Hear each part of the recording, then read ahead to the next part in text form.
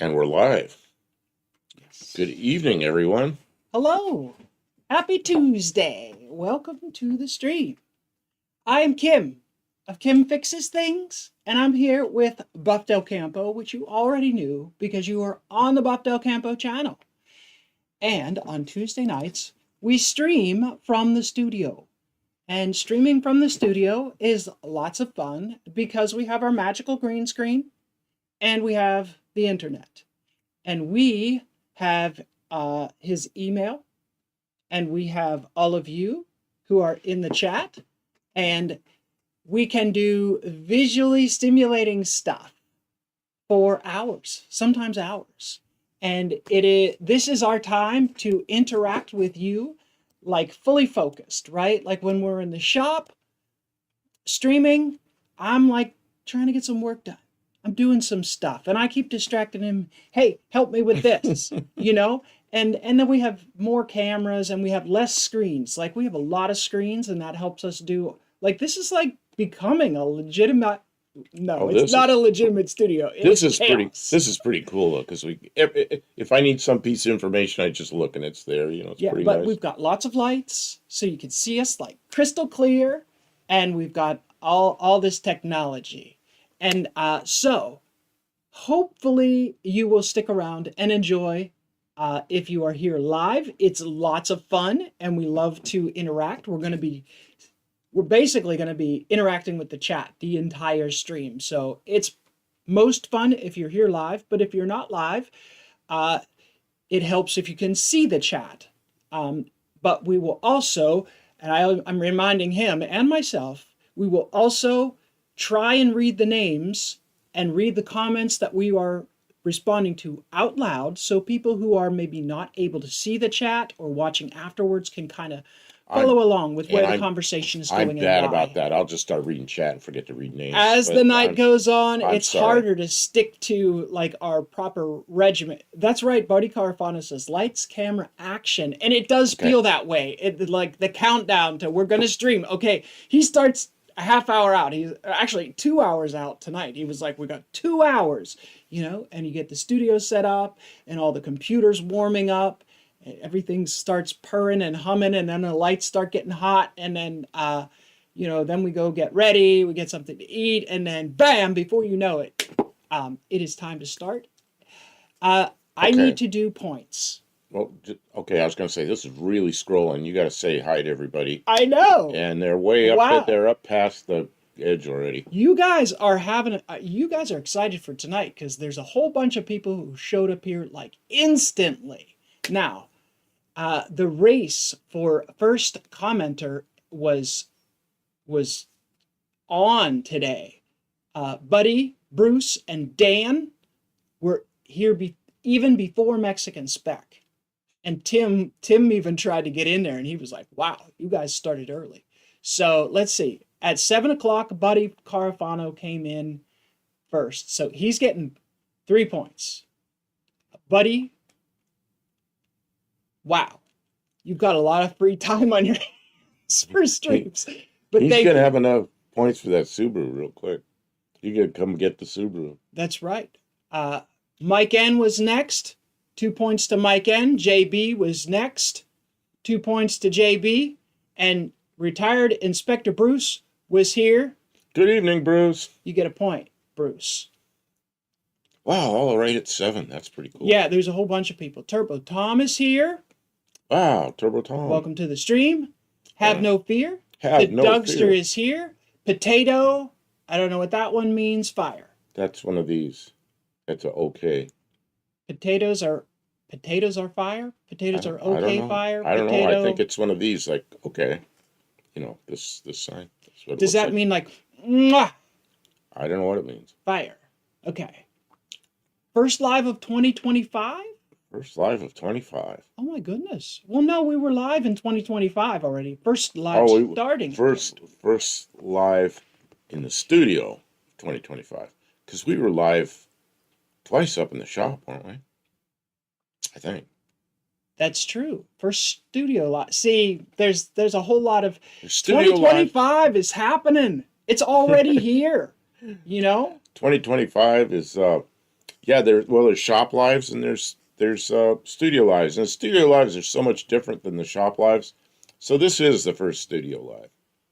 Tommy Hanlon is here. He says hello from Dublin. It's 1:02 a.m. Man, he gets up early, or stays up late, Or stays up late. Or maybe he's a night person like just us. yeah, like us. We just We are night owls. we just work in the shop. There's all a lot night. there's days where we don't really even get out of bed until 4 in the afternoon. Up in the shop. It's like you think we should go home. It's starting to get light out. But this morning I couldn't fall asleep till about 9 a.m. I don't know why that is. Because you were up editing videos all night. You know, it's easier to get a lot of things done during daylight bankers hours, though. So sometimes we really have to shake ourselves out of that routine. But it works for you because we are like bright-eyed and bushy-tailed to do this stream for several hours. So we are glad. There's a bunch of people here already, and I am not keeping up with the chat. So we will try and keep up with the chat. But we're going to try and get through. Okay. Rob's Rods and Streetcars is here.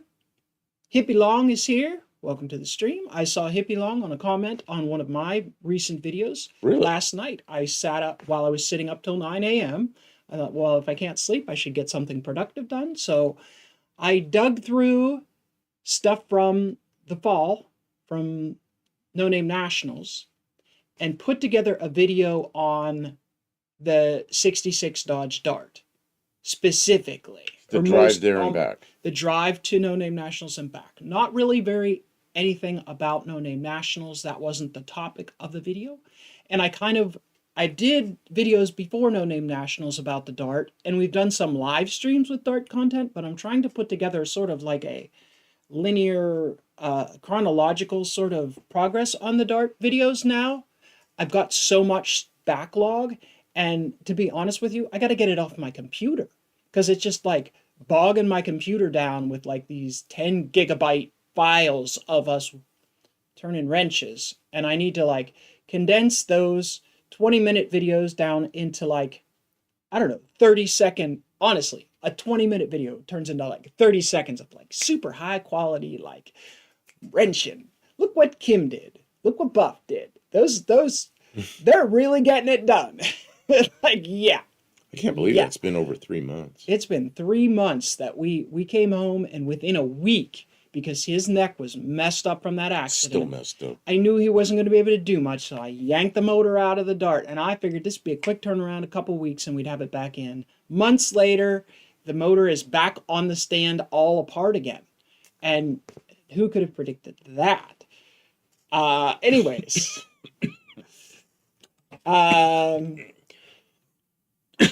Excuse me.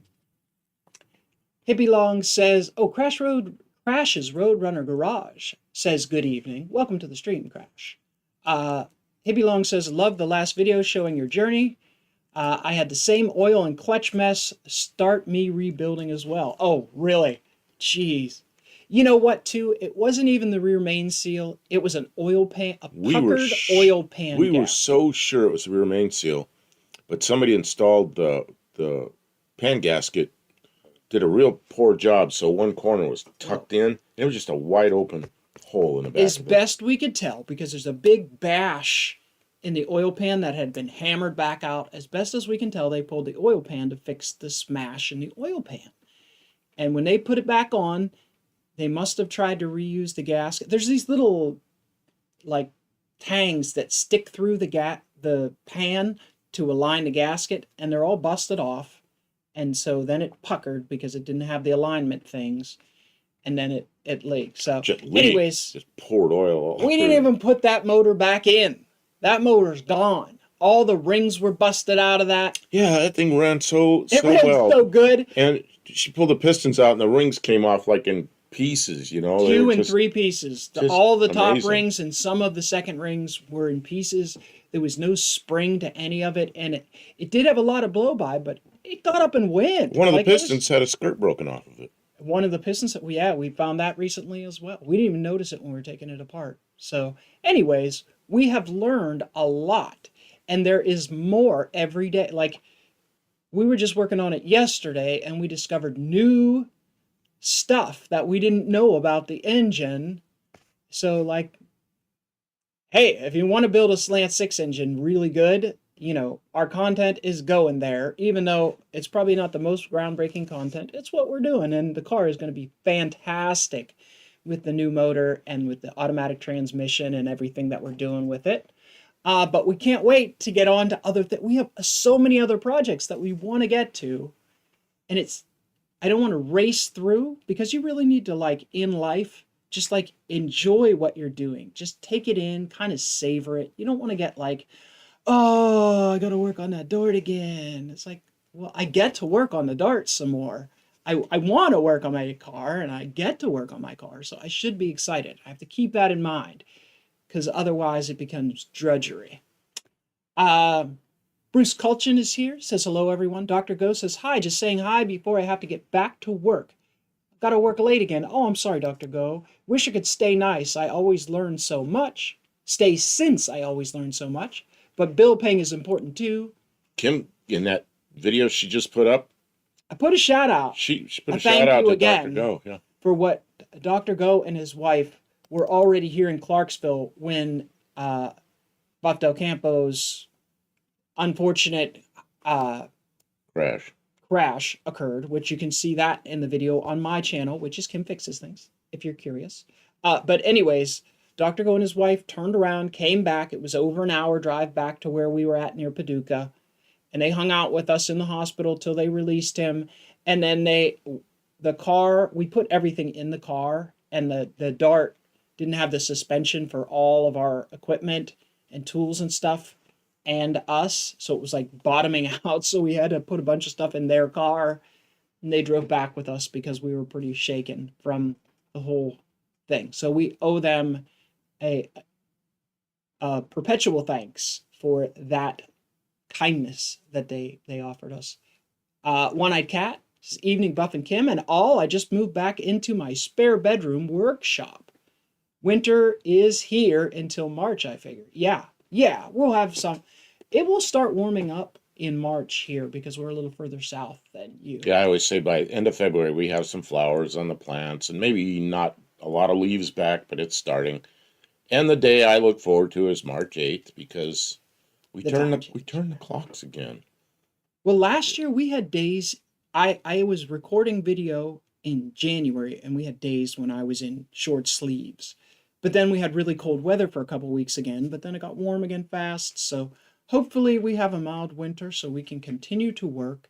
We have heat in the shop, but it's marginal. It takes a while to get a wood stove going and heat up the space.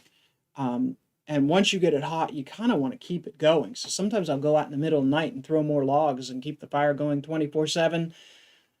But that gets to be a lot of... Yeah, because once it gets cold, it takes a while to warm it back up. The tools get cold, there's equipment and supplies, it all freezes, and then cold radiates back from it. Oh, it's like putting... It's like ice cubes in the shop, it just keeps everything, even the warm air gets cold again very quickly unless you keep it that way. Who sent this stuff in? JB sent these pictures in, so I've been putting them up, and they're 1955 stuff. The significance of some of these pictures is the year 1955. And so originally, some of the format of our stream was send us pictures of your projects, and we just talked about random cars that people thought were cool. And that was great, but it was a little bit, sometimes it was hard to follow. It wasn't a very easy format to plan for. And so what we've been doing, and seems to be working really well, I mean, you guys let us know, do you like it or do you not like this format? Every week, Buddy Carafano picks a year. Yeah, it's supposed to be, everybody in here is supposed to get together and pick a year. And Buddy Carafano He's the one that always picks the year. He just shouts it out. He's got one in mind every week, so that's cool. But we pick a year. This is the oldest year we've ever done. Not a decade, a year. And then we specifically try and talk about cars and racing news and developments and automotive adjacent things that are about that year. And we ask viewers to send us pictures of maybe the car they like the most, or the car they like the least, or one that they used to own, or one that their dad owned, or their uncle had hot rodded up, or whatever. Could be a new picture, old picture, something that they like and we can look at and talk about and sort of stirs the memories, and it's a good time. We turn on the Wayback Machine and we use our green screen. So 1955 is the year that we're going to keep coming back to. That doesn't mean we still want to see pictures of your projects and your rides and that kind of thing. But if there's ever a lull in the conversation, we're going to circle back to 1955 and we're going to try and look through because we got how many emails did we get so far? Lot.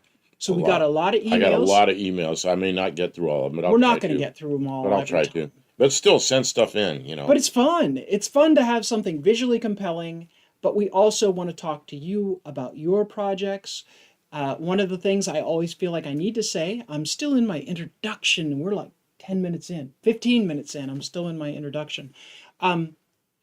We like to say that this is a community stream. So a lot of people who are in our community are making content, or, you know, they're artists, they're creative people, and they want to share that.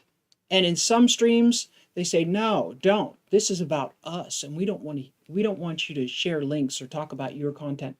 That's not how it is here. We want to hear about what you're doing. Are you having success? Do you need help? Do you have questions?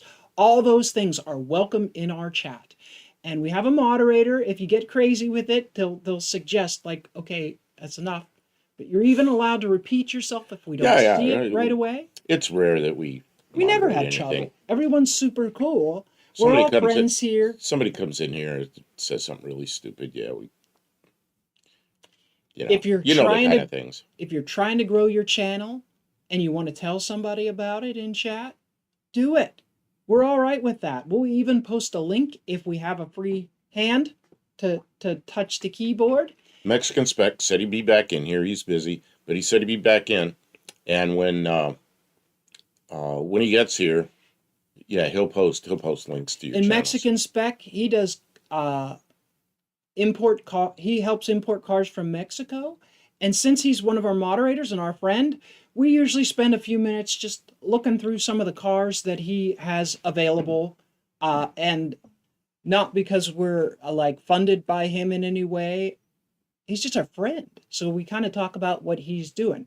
But, you know, we'd like to talk about any of you. And usually if we get a new person, we greet them and we talk about No Name Nationals, which is an annual event that we like to participate in. And a lot of people who are in our chat are familiar with it. And a lot are also involved with, if they are regionally able to do that. I mean, not everybody can make it to Sikeston, Missouri. But Mexican Spec's here. Good evening. He said he'd be late, but he's here already. That's good. Okay. But just because our moderator is in chat, moderating does not always mean they have fingers available to type in your link, but we'll try. So anyways, let's see. I don't want to ignore the chat.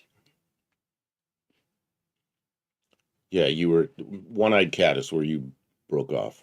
Oh wait. No, yeah. One-Eyed Cat. Oh, Guns and Gears says, Buff, hope you're doing good.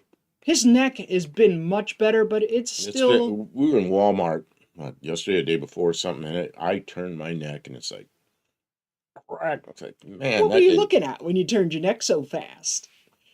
Yeah, we had to turn the desk in the shop around a little bit. Hot-looking Walmart girls, yeah. Well, why didn't you point her out to me? I was looking down an aisle, and it's just like, whoops. Man, that hurt. Okay, so, but yeah, we had to turn the desk in the shop a little bit, so when we're streaming, he doesn't have to turn his neck so far to see what's going on, because it was bothering him. But all in all, he's come through it pretty well. And it's been a while. It's been since October. It's been since September. It's end of September, beginning of October. It's like 3.5 months. So he's had some time. And it was difficult watching the replay of what happened. He was really. I just saw it and it was like, man, I kind of missed that. It's really upsetting what happened. I missed that car, but I'm glad I got a Fox body again. Because it was not his fault at all, and you know, he still had to eat some of the loss there. Yep. It's never easy. Okay. Hippie Long says, I would prefer an era over a year. because Tri 5 goes together. Oh. Yeah. Well, I don't know. and you know what? Generally, if we start talking about a car from that year, well, you're allowed to talk about other cars that are similar, but we keep circling back to a year because a decade is a long time. An era makes sense. So I'm with you on that. You know, So, but so go ahead. I need to break in for a second. You need to break in. He's going to Okay. break in. Normally, I do some kind of whoop-de-doo thing up in the shop with the flashing lights on the Studebaker or something with a super chat. But I see yes. something in here that needs the flashing lights, and they're up in the shop, not here. But Turbo Tom, 7 days into a smoke-free year, man. Yeah, woo, yeah. That's great, and there is yeah, no bad congratulations. time to make a decision to on a path to better health. And I know that when I was younger, I smoked. You know, it was the cool thing the cool kids did. But then at some point, I realized like this is horrible for me and expensive, and I need to quit. And it was very difficult. So you have my sympathies, Turbo Tom. Don't try not to shout at anyone or say anything that you regrettably can't take back, because sometimes irritability is one of the side effects of stopping smoking. So I hope that you are doing well with that. And, you know, other things like improving your diet based on your health, like Buff has Oh man, I've diabetes, and we are very diligent about making meals at home that are within his guidelines and limitations so that he can be with us in a healthy way for as long as possible. Because just being here is not nearly as good as being healthy and being here.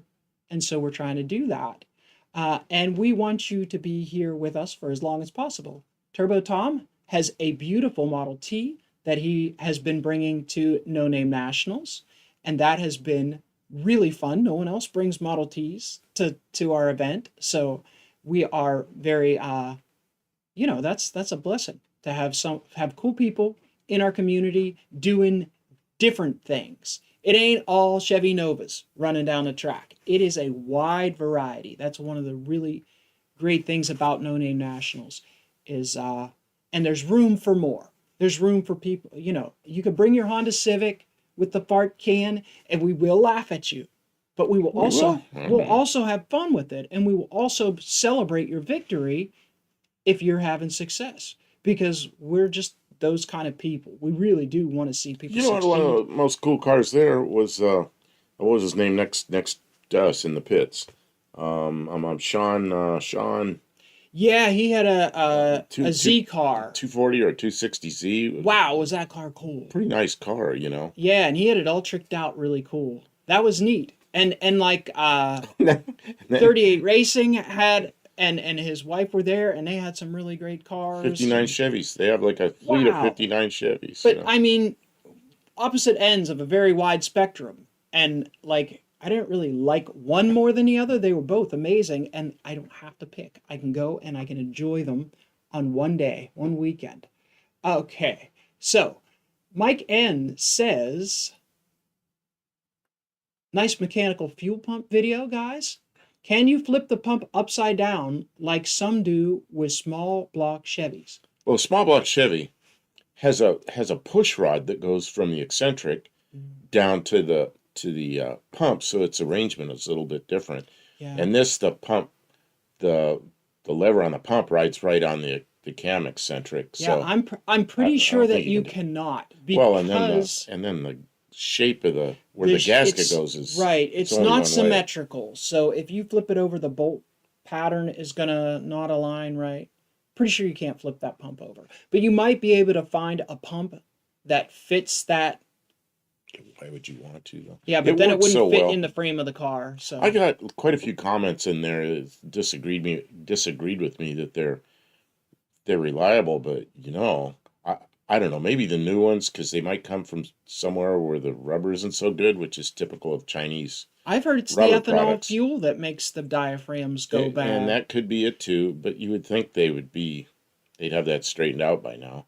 But because ethanol fuel's been around for so long.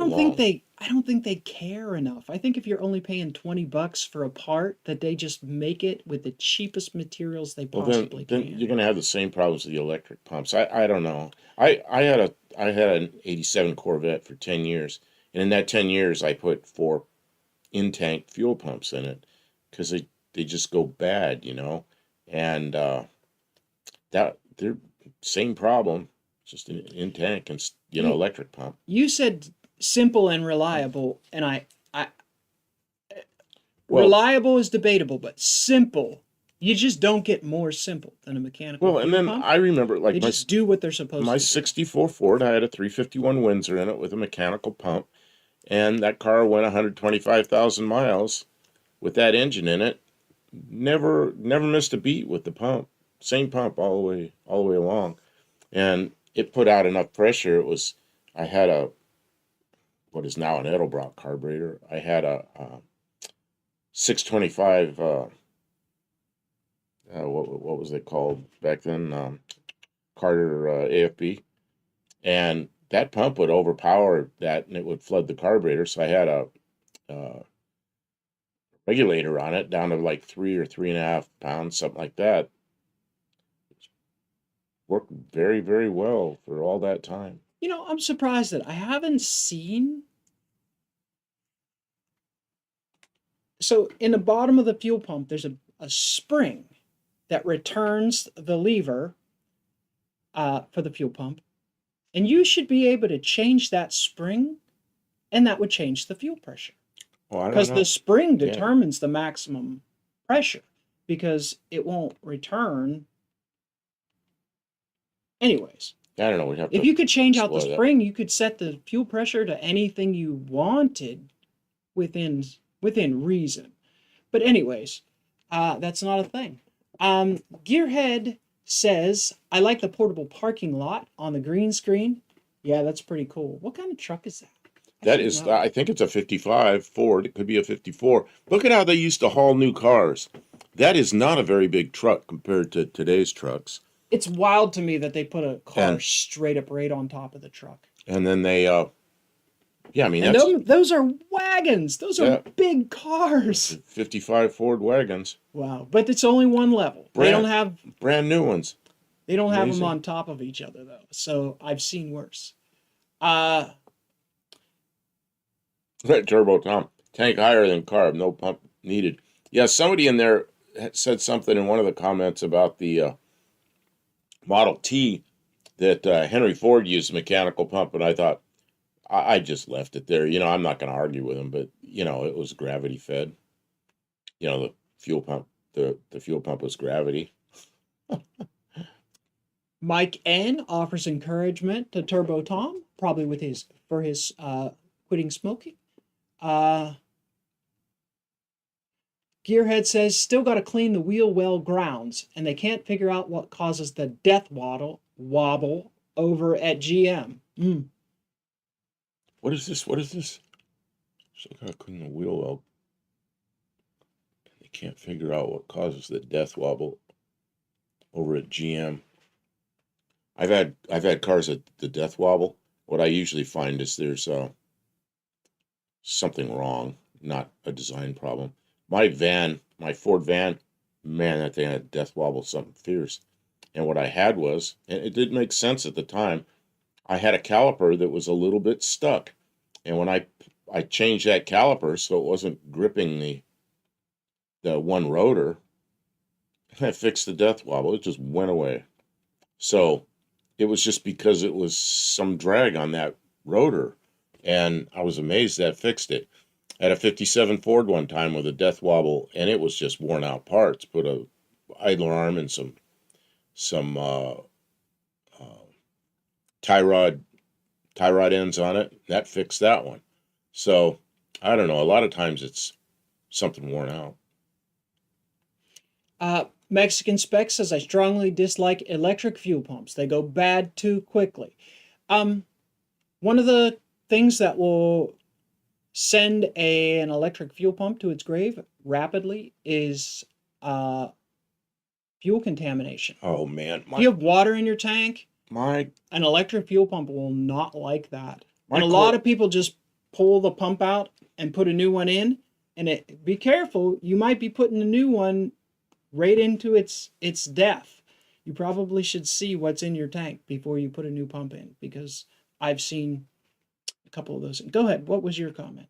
Well, my Corvette was in Arizona, and I was working in Maryland and Arizona. So it's like every time I went back out to Arizona and started up the Corvette, the fuel pump would fail.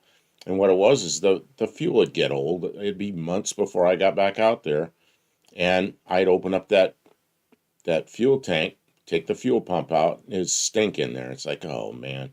Then I have to drain all the fuel out, put a new fuel pump in there, it worked fine for quite a while, and then I'd make the trip again, sometime sitting there without without being used, and same problem again. As soon as I start that thing up, the fuel pump would take a dump.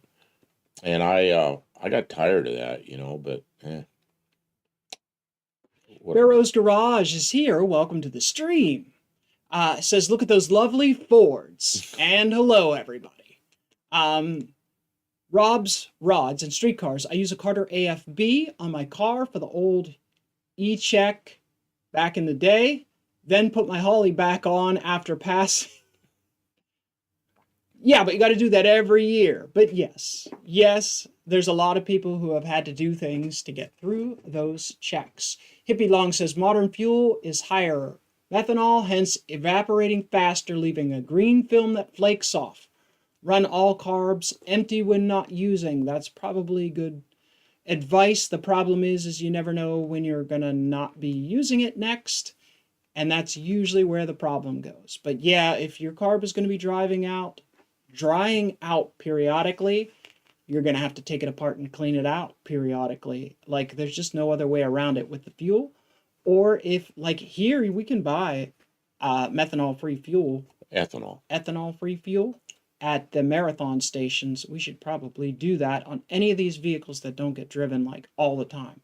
Now, vehicles that have fuel injection are a lot less likely to have problems with that because the fuel is pressurized in the system and it doesn't evaporate out. Barrow says that's a 53 F100 doing a holiday. F500. F500. My mistake. Look at how big the wheels are. Yeah. I knew but it wasn't a 100. They're still 5 lug wheels, but they're.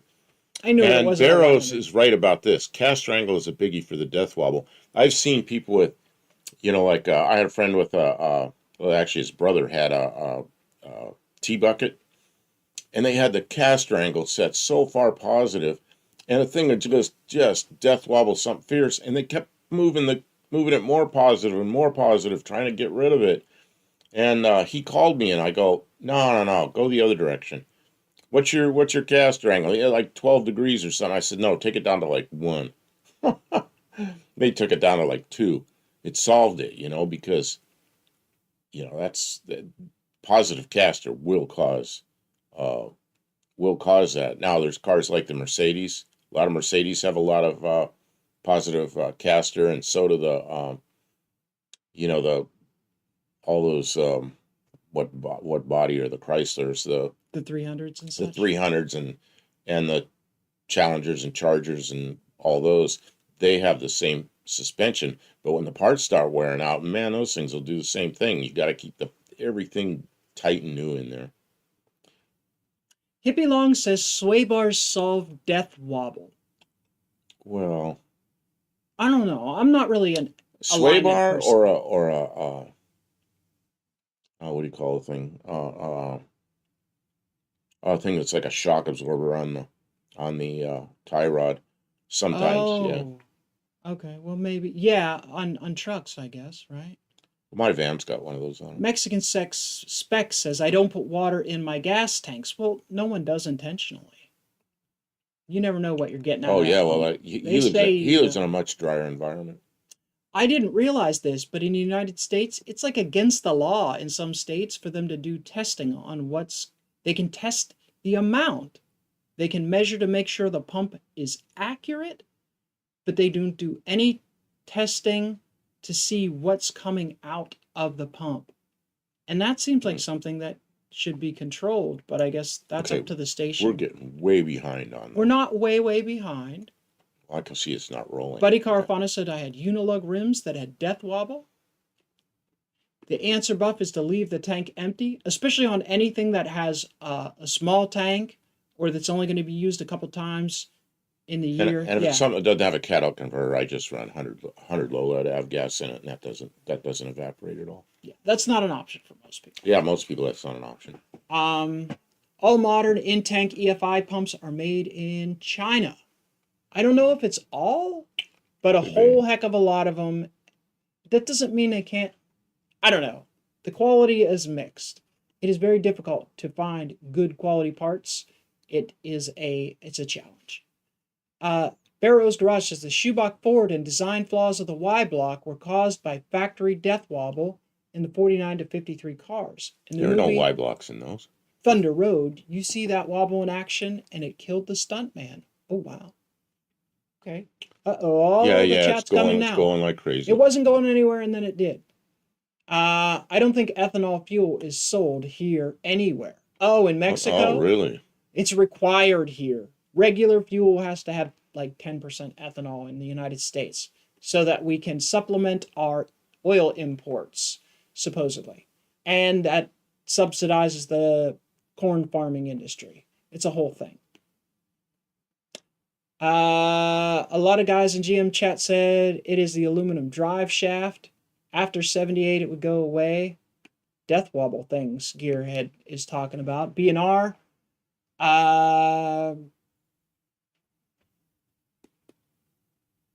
B&R went with true drag racing fuel cell and a huge vintage mount. Yeah, he just overrode the factory stuff because he had multiple failures, and unfortunately sometimes you have to go big to get out of the cheap Chinese garbage.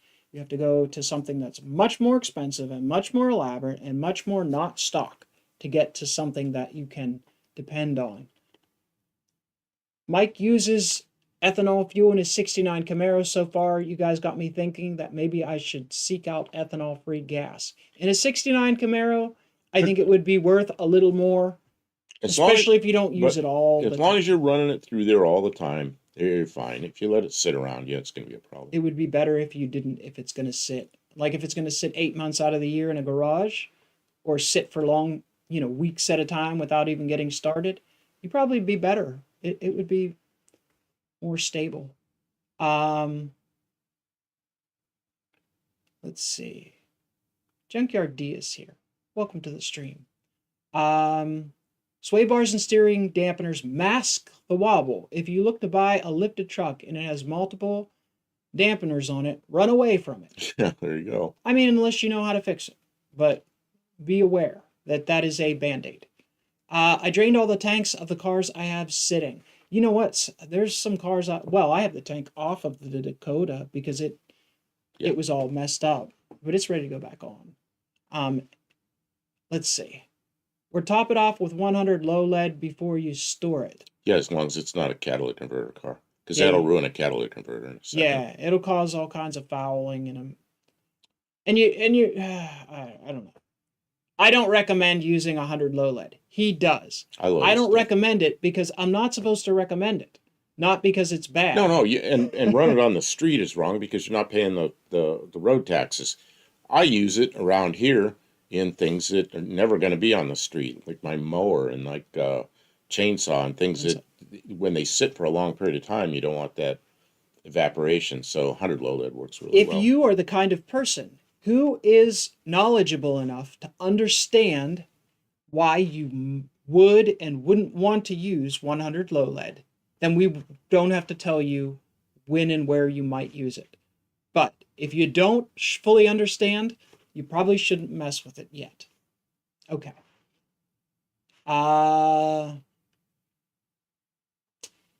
Now if there's an electric fuel pump issue, I can drop the Mallory fuel pump and make repairs. It's been a 100 reliable, true race drag on street return fuel system.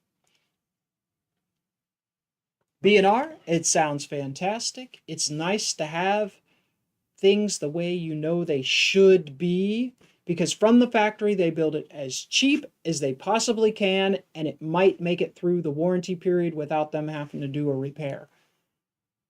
So when I go into a an older factory style car, I kind of know that's what I'm up against. And then the aftermarket parts people, their warranties are generally less than the new manufacturer's warranties, so the parts are even cheaper still.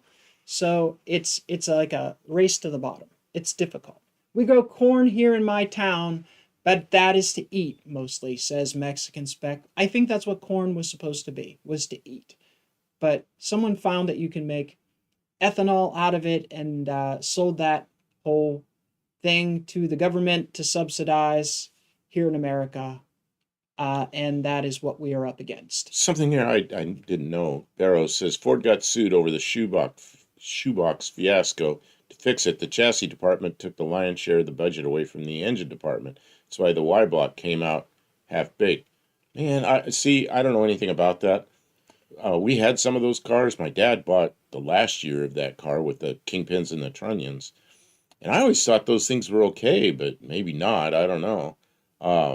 And I had a lot of friends had those cars. In 54, of course, the car looked the same, but underneath it was completely different. And that was the first year of the ball joints. And the Y block, I don't know. See, I always liked the Y block. Yeah, the only problem I ever had with the Y block is everybody badmouthed him. And of course, by the time I had Y blocks, the FE was around, and that was the engine to have at the time. And so, the Y block was kind of a small engine. But I had a bunch of them.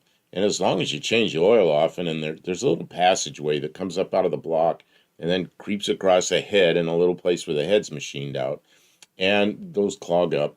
And, you just got to change the oil so that doesn't happen. I don't know. I didn't have problems with either one, but I didn't know there was a lawsuit or anything there.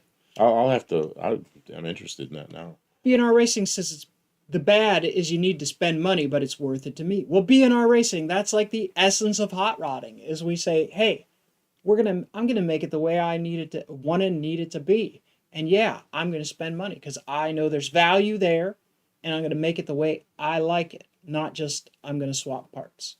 We understand what we're doing, and we make it our own. Gearhead says, Mex, wasn't there just a story about not buying U.S. grown corn because of Trump's tariffs? Oh, Trump's tariffs. They're fully enforced right now, right? That's the end of my political statement, because obviously Trump is nothing he wants has happened yet. There's a lot of propaganda about what's going to happen, and I guess we're just... the internet is so full of what Trump has already done. Everybody loves to speculate. Just relax, people. Anyway. Best fuel pumps are mechanical, belt drive, or spud drive. Racing pumps can be used on street, too. Yeah.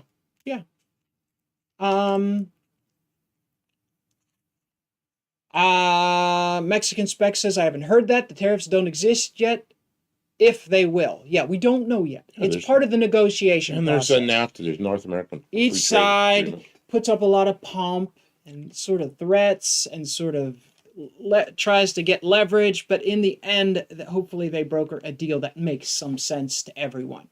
Hippie Long says, Buff, I saw your press break in videos. It really wants to build a ute. Oh, the brake. Yeah, well, the brake would really be used in the aluminum car that we want to do. And I'm not sure which one I'm going to do first, because I'm really getting a lot of interest in the ute. So I may do that one first. Although we kind of made a commitment to do the aluminum car. But if I do the aluminum car, that brake will be used probably every day until it's done. We were really, really working on the designs and thinking about the ute. And this is a couple months back, he was knee deep in like raring to go about that. And then Pole Barn Garage did his thing where he just like lops the top off a car, hacks it off, and turns it into a convertible or a truck or something like that. Bonded over the door and he handles. was like, I don't want to even look like anything like the way that they did that. He had a real plan that he wanted to, and he's like, Talk about a bunch of hackery. I don't want to do it now because They I don't want to just- look like we're trying to copy just that. put mud over the door handles. I mean, the whole thing was like that. It's like, people are going to think I copied that crap, you know? The guy destroyed a car. If I do one, I want to make a nice car. I mean, and also in his defense, though, that car was pretty destroyed. But anyways, the whole Ute thing is it is a back burner project that we have slowly been we've collected some parts, we've done some research, and we've dimensions and thought about it. Whoa, and that's a small pick. Okay. Oh, I can't go any higher with that. BNR Racing says every time I had a failure since 2008, it's been China-made parts. We've had a lot of that. Well, a lot of parts are made in China. Yeah, a lot of parts are made in China. A lot of cheap replacement parts are made in China, and I don't really like that picture a lot. even still, a lot of manufacturers outsourced their parts departments to Chinese manufacturers. So in a lot of cases, that's where you get parts. It's all Chinese. And I think the Chinese could make good stuff, but they don't. They make the cheapest stuff you can get. The problem is trying to find something good in that pile of. And I think a lot of times people buy stuff, it doesn't work, and they return it, and then they just resell it because they don't want to be stuck holding the bag.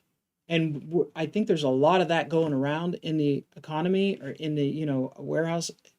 There's a lot of people just don't want to be left holding the bag. That happens a lot on Facebook Marketplace. Cars get passed around. Nobody wants to be stuck with it. Everybody's lying. Misrepresenting, we'll say. That's like lying, but less accusational.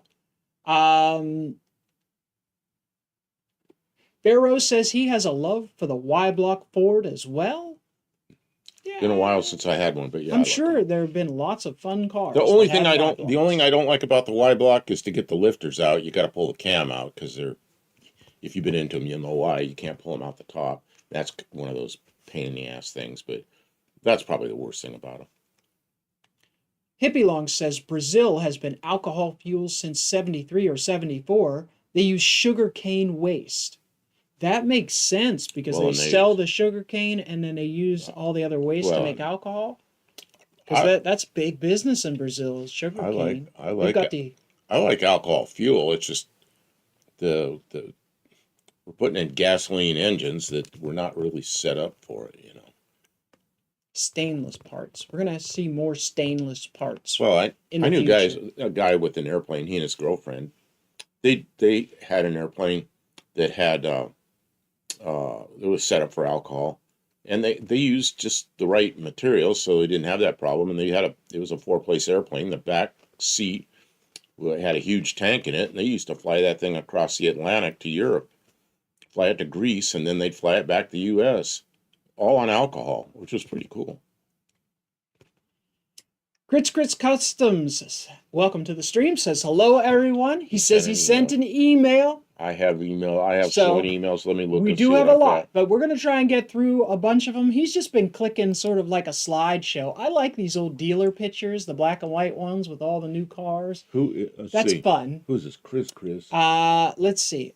Mexican Spec says Pole Barn should be banned from YouTube. He does not like Pole Barn. Pole Barn, he's an okay guy. I guess I know him, but he can be entertaining. I don't like the mess he makes out of stuff, But and then he had nice like a 10-year-old kid driving down the street in some car they built. It's like, what happens when they get in an accident? Yeah. Okay, let's see. I hope he's being more careful than he lets on, and I don't know. Okay, he's very successful, and if you were in that position, wouldn't you just like hammer away and do whatever it takes to keep making money? He's paying the bills, and he's building something good. And so I hope that he continues to I don't think he should be banned from YouTube, but some of those videos are cringe. Who is this? I got people send stuff in with no name on it. I don't want to put their real name out over it's an email with somebody's real name. Oh, okay, we'll get to it shortly. Okay. Blancalero did a video on the recent RV10 crash with a guy and his 16-year-old daughter. It was heartbreaking. Oh, Yeah, I'm sorry, Mike. I watched that. He watches all that stuff. Anything Blancalerio does, I probably watch it. He was in the industry for so long. It was such an interest that he hasn't, even though he's retired, he still follows Here's the very thing. closely. If you're going to mess around with sport type aviation and small airplanes, things are going to happen. And I did that for many, many, many years. And I got 22 friends who have been killed in airplane accidents. And at some point, I just said, I'm not going to do this anymore. I'm going to go back to doing cars, which is what I did when I was young. And I kind of enjoy the cars, and I'm kind of glad I'm not flying anymore. BNR says, Barrows, I want a flathead Ford V8. I saw one on Marketplace recently, but I also saw a video of why the Ford flathead V8 was the worst engine ever. Like, I don't know. I don't have anything to put that I kind don't of know. motor. It came out in 1932, which means all the engineering was done before that. And they ran that thing all the way up. My dad bought a brand new 53 Ford with a flathead in it. It's the last year Ford. So they produced them all those years. They put them in Fords and Mercurys and trucks and then Lincolns. They were in everything for all those years. And you think about when it was designed, that was a heck of an engine, That was really something. So, Doesn't if you're stand up to modern if you're going to standards. compare it to a 302 Ford or a LS Chevy, yeah, it's not a very good engine. Yeah, they had a couple more decades of research and development to improve, and it showed. Barrow says, I've always said that I don't have a favorite make and model of cars, but the 57 Studebaker Golden Hawk is dang close to checking all the boxes. Who is this? Where's this? Barrow's Garage. He's at the top of the screen. Oh, yeah, that's what ran over me. Got run over by a 57 I got run Studebaker. over by it. I broke 4 ribs and 5 vertebrae and poked a hole in my lung, but it was my fault. Don't lay under one unless you have the wheels chalked properly. I didn't have the wheels chalked. And he was fussing with the transmission linkage. We were going to pull an engine out. I've told this story before. My friend's doing stuff up above. I slide underneath. I put a wrench on the trans linkage. It had an automatic in it.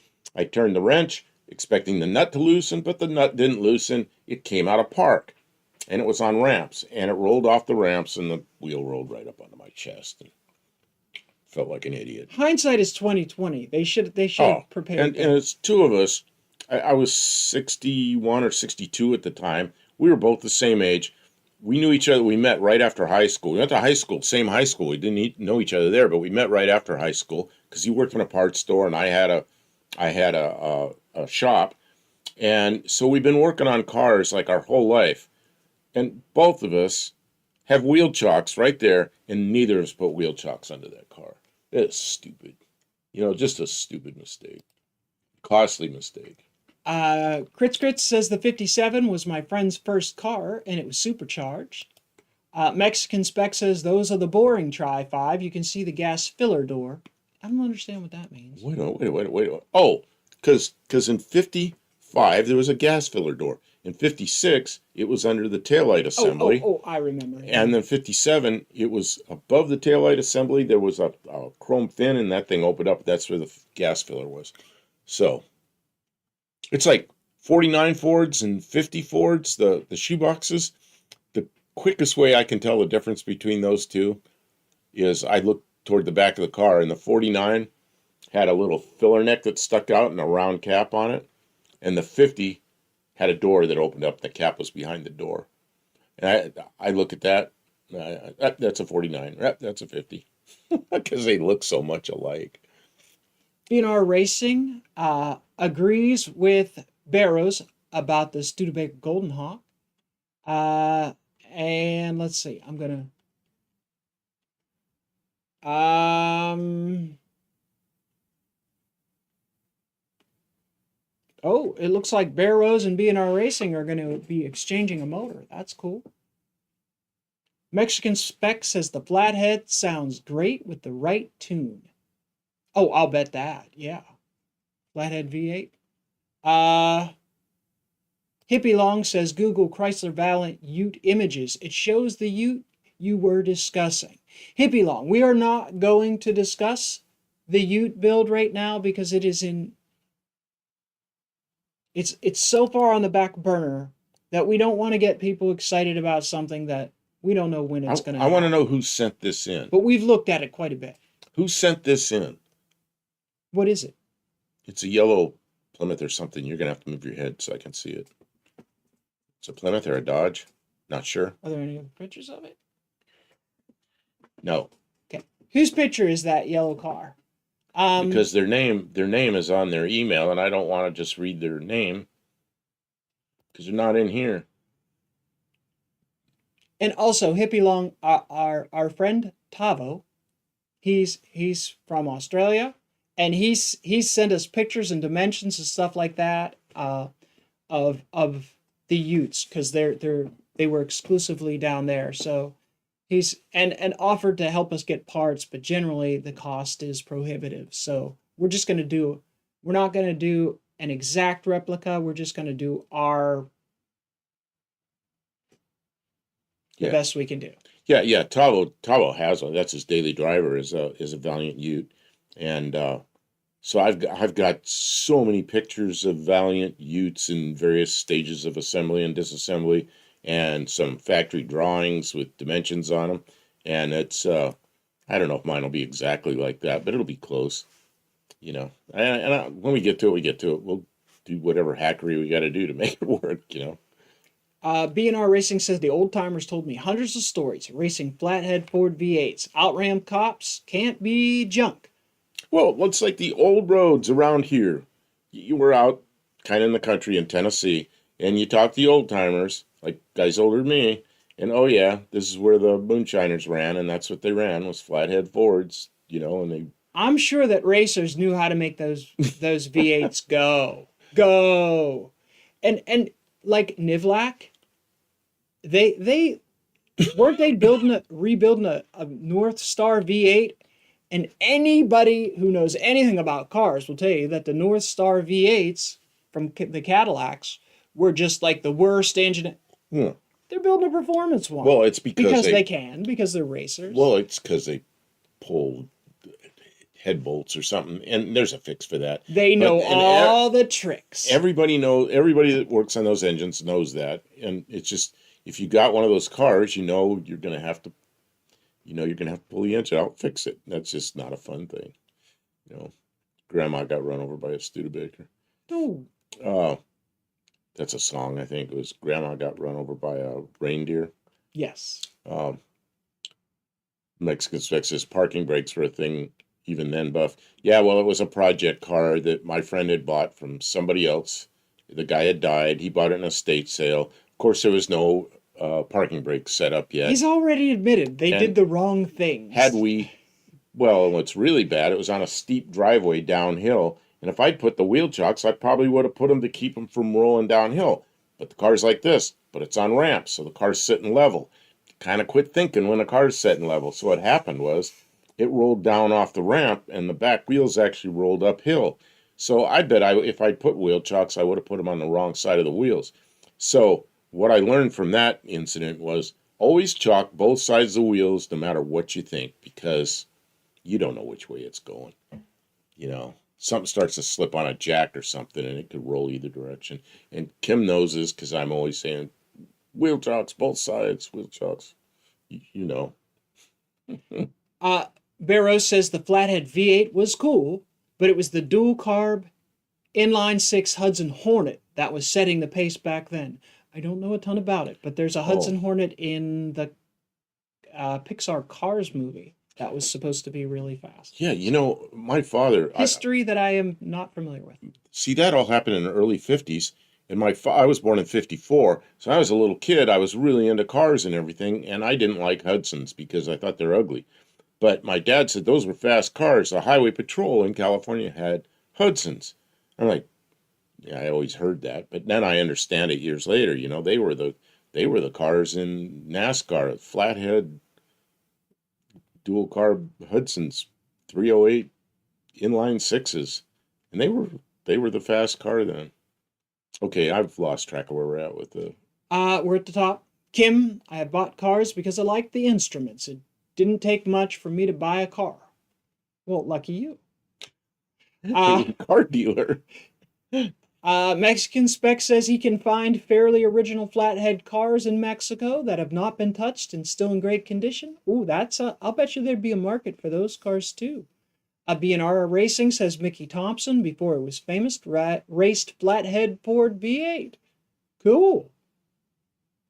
So do we That's ever? like a 51 or 52 Plymouth business coupe. Yeah. So who sent that in? Did anybody ever say who sent that in? Because I got a name here, but I don't want to read it because it's Well, not. move on. Yeah. Maybe somebody will do a call back to it. Sometimes it's difficult with emails and screen names and personal names, keeping it all together It's and the making the same person connections. that sent Sometimes me. you would think that we would know, It's the but we same don't know what's going person that left a comment on my. Oops, let's see here. On my one of my videos that said we had inspired them to take out the toys and wash them. And on. here's the toys. I gotta find them. Here's the toys, Oh, yeah, nice. and let's see if I can make it work. Is it a 64? 64 Dart and a Maverick. And I asked him what year the Maverick was. He goes, "Well, I sent you pictures." Okay, now I see the pictures. There's the Maverick, and there's the Barracuda, and something else in the background. Barracuda, Maverick. What else? Pretty cars. Oh, there you go. Yeah, Oh, and he's got something hidden around the corner there. that's what I said. There's something hitting around the corner. It sure looks like is that a Volkswagen Squareback or something? I don't know It what might that is. be, I have yeah. no idea what that is. Tommy Hanlon says, "Oh yeah, just made my hot water bottle and having a cup of tea and a Tunnocks tea cake. Life is good." That does sound good. Now I want my snacks. Uh, Mexican Spec says my dad ran a North Star 150 miles an hour from LA to Vegas the whole way. A Grand Marquis was on his tail the whole time. My Camaro could not keep up. Oh, the North Stars had some excellent Oh, qualities, but they did not, from the factory, did not have good longevity. There was some problems that took a couple and what generations to work and what out. was it? Up to like '05 or '06, they had problems, and somewhere in Big there they problems. GM straightened it out. Well, yeah, eventually. Well, every couple years, the auto manufacturers seem like they have to reinvent the wheel. They have to start all their new engineers from scratch. No one can learn anything from anyone because Oh, Barrow says engineering. 356 was like growing up in the '80s. Compression was king. Bounce up from 7 to 1, and you dominate. 7 to 1, and you dominated. Yeah, I remember there were cars back then that, like the what was the flathead Chryslers? They were like 4 or 5 to 1 compression, something like, were really low. Gearhead says before he was famous, he was probably racing his trike. Barrow says Smokey started with Hudson's. Is that Smokey unit? I'll bet. Could be. Okay. Let's see. Sweet cake. They're talking about cakes. Hockey 97. Hockey 97 said, had my torque converter rebuilt and it doesn't line up with the flex plate. Oh, what is that? We A might be able to Chrysler? help. Give us more information. What is Is the it car is it a Chrysler product? and what year? What year is the engine? What kind of transmission? Those kinds of things, and maybe we can help you sort out where things went wrong, or like in some cases, you just need to Index it. re-drill a hole Well, what I'm or thinking is if it's a Chrysler product, there's 4 bolts, oh, you got to spin it and until you you got it, find the and right the 4 holes are not. They look like symmetrical. they look like Yeah. they're straight across from each other, but they're not. They have to be in the right position. Give us more information, and we will take a moment to try and tech through your problem and get you a solution. We got a moth flying around here again. They just come out for the live. Mickey Thompson's first twin engine, B&R Racing says, Mickey Thompson's first twin engine car had a 392 Hemi coupled to a flathead Ford V8. Oh, that's crazy. That is wild. Barrow says Ralph Earnhardt drove a hot pink supercharged 56 Ford 300 in NASCAR, and he was number 8. Mexican Spec says, I just got my haircut. How does it look? Oh, man, I know if you show us what it looks like, we'll just see a green splotch because that's all you ever show because he covers his face. It's just a permanent green screen. Mexican spec says 1995 STS was his dad's car with the Cadillac North Star. JB, they're talking about Irish movies, and I don't know nothing about them, but you guys go. Anybody in chat who's looking for a fun Irish movie, ask JB, Tommy, and some other people in chat. Mike N asks, who's mid 60s Cuda is that? I need to know who sent that picture in. Who sent that picture in? Hockey says Chrysler 318. Chrysler 318. Okay, the flex plate has 4 bolts. The converter has 4 bolts, and they look like they're all straight across from each other, but they're not. They're offset a little bit, so you got to get it in the right position. And if you didn't mark that, you're going to have to figure out what the right position is, and that could very well be the problem, is that it just isn't positioned right. Yeah. And if you I don't know if I'm explaining that very well. Yeah. You got 4 bolts. It looks like there's 2 across, and it looks like there's 2 across. But one of them's not straight across. It's off a little bit. So you can only put it together one way. So could that be the problem? They could absolutely. So, the other thing is it depends on what year the 318 is. If it's an LA 318, so before 1992, it will have the offset, not symmetrical bolt pattern on the flex plate. If it is a Magnum 318, so after 1992-93 when they brought the Magnum into production, they don't match, and you actually just want to file one of the holes out so it fits. And that's just the way that people fix them. Okay, so this is Chris. Doesn't line up. They probably put the wrong part. Well, what we're saying, Hacky, is that turn the torque converter and check again. And if that doesn't work, turn the torque converter and check again. Hockey says, I tried spinning it and it does not line up. You tried spinning it like in all 4 positions? Yeah, there's 4 possible positions. You have to figure out which one is right. And if none of them are right, then they probably sent you the torque converter for a Magnum. I'm about ready to get that. The moth was a moth. That moth keeps flying in front of me, flying. As it gets close to me, I'm going to grab it. It would fit perfect before the rebuilt. Well, they didn't send the same one back. They just sent you another torque converter. It wasn't the same one, though. Okay, so the gearhead says so there's 2 possible bolt patterns on the torque converters, and you probably have either, and you didn't say you tried them all. Okay, so you need to tell them if you have an LA style 318 or if you have a Magnum style 318. And then you need to find, they probably sent you the wrong torque converter, but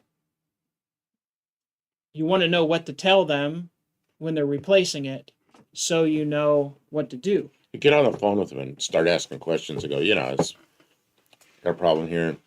Can you help me with it? And Magnum crank in an LA. And if they build torque converters, they probably run into this before, So let's see. Somebody up there said, describe this picture. So I put it up. Now I've lost. It's probably way up there. Oh, you don't know whose it is. Well, they've scrolled way past where we are, so. Oh, Hippie Long sent you the pics. Oh, okay, that's Hippie Long. Hippie Long is, okay, now I know. Hippie Long says, such the bug. I'm Phineas. Okay, so let me see. Heike says it's a 71 318, so it's an LA 318. I'm taking it tomorrow with the flex plate. Okay, they'll be able to sort it out then. If So, you've already got it out, you're well ahead of the game. so this, let me see if I can find it. I Again. thought you were trying to fight it while it was in the car assembled and you can't see all the bolts and you don't know what's going on. Yeah, they sent So you this the wrong came one. from Hippie Long, right? I am so confused now. Oh, okay. There's so many. Oh, and Hippie Long also sent the Barracuda and the Maverick and all that stuff, and then the little station wagon that was in the background. Did John Cope just show? Oh no, somebody's just saying John Cope from Mopar Suggesting Help. that Well, John Cope I'd would go be to the more. person that you bought the converter from first, and It sounds like they have a plan, a good yeah. plan that will get it worked out. Just make sure the transmission that you're putting it in, that if it is a if the transmission is from a 71, you won't have any problems. As long as it's not a mix and match combination. There's a lot to know. There's a lot of questions that need answered to get the right parts. Communication is critical. And this was it's 57. That's kind of a fuzzy picture. Oh, I like this. Yeah, Is a it's pretty very truck. fuzzy. I would really like to have a truck like that. That's a Oh, really cool looking just one. as he says, if the flex plate was off, if it's the flat one, it might be bolted on backwards, which then it would never line up. Well, yeah, but he was saying the problem was um, bolt pattern, not the. Oh, it might be on backwards if it was. Then it would never line up. Oh, oh. Okay, well that's a consideration too. Make sure you're holding your flex plate in the right direction. Yeah, this is Hippie Long. Scrolling through some pictures. Oh, okay, that's their cars. Mm-hmm. Nice. That is a heck of a cool. I like that Maverick. Oh, the Maverick doesn't have an engine in it, does it? Oh no, yeah, it's sitting up pretty high. There's your 64 Dart. What engine's on the stand? That looks like a 273, or it's an LA. I don't know which one it is. It's red to match the car. Let's see.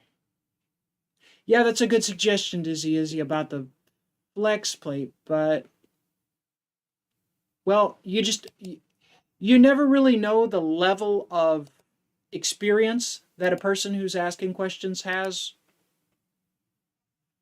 or you have to know that level of experience they have before you can know which questions to ask. But that's something that someone could overlook, especially if they're fooling with stuff on the bench, or if something's already bolted in and they didn't do it. You don't know how far they had it apart.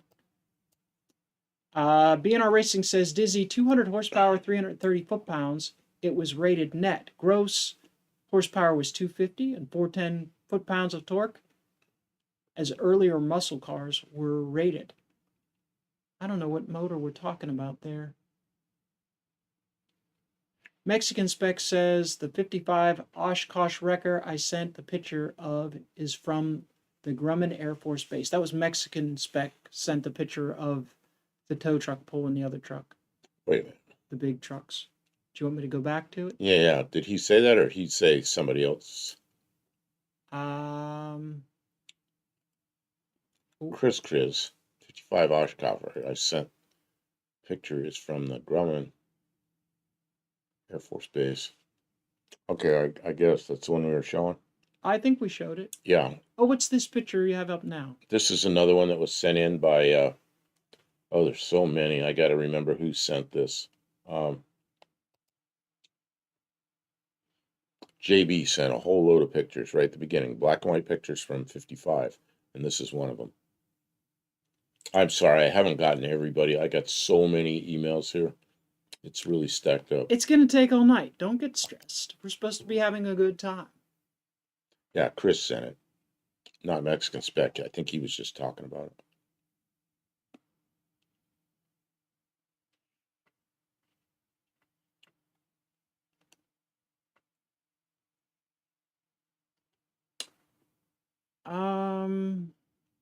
Oh yeah, it might be a torque converter pilot nose issue too. Yeah, we've had that problem too. No, not in 71. That would be earlier. Yeah. The pilots were small until Man, 67. we thought we had that problem on mine, and Kim ended Yeah. up pulling the engine back out while I wasn't there. And what she found, she measured it, and it was just a little bit of corrosion, tiny bit of corrosion on that pilot nose, that nub on the torque converter. She sanded that, and then Polished it with a little emery cloth, and and it then went it went right together. in. So Well, we thought we had the wrong we had torque it fixed converter. in a day. That Thought was we had the good. wrong torque converter, and all we had was a little corrosion on that nub.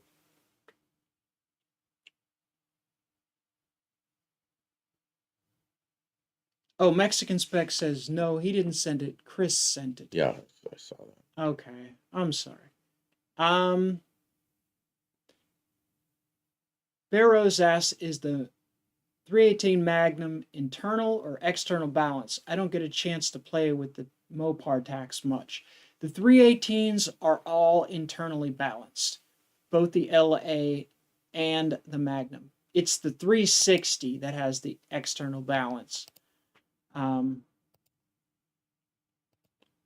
my I understanding. think I've looked at most In of my those. understanding, I'm by no means an expert Yeah. on the variety of engines that Mopar has made over the years, but I have dabbled enough that I have answers, and some of them are correct answers. Here we go. Brand new 55 Fords, trucks and cars. Oh, beautiful. I like that cab over. I don't know if I would want a car carrier behind it, but it's a cool truck. Man, that's the way it used to be too. Now they're all huge trucks. I mean, that's a large truck. Or they're small trucks. If you notice how many people had like F-350s or 1-ton trucks with one of those car carriers, they got one car on top of the cab and then two like on a big long ramp going down the highway like that. Back of the truck sitting way down, like maxed out. They put those trucks to work. They put the diesel engines in them, and then they work them. I think they're overloaded, but yeah, I don't know. Thunderbirds. New or slightly used Thunderbirds. Oops. Oh.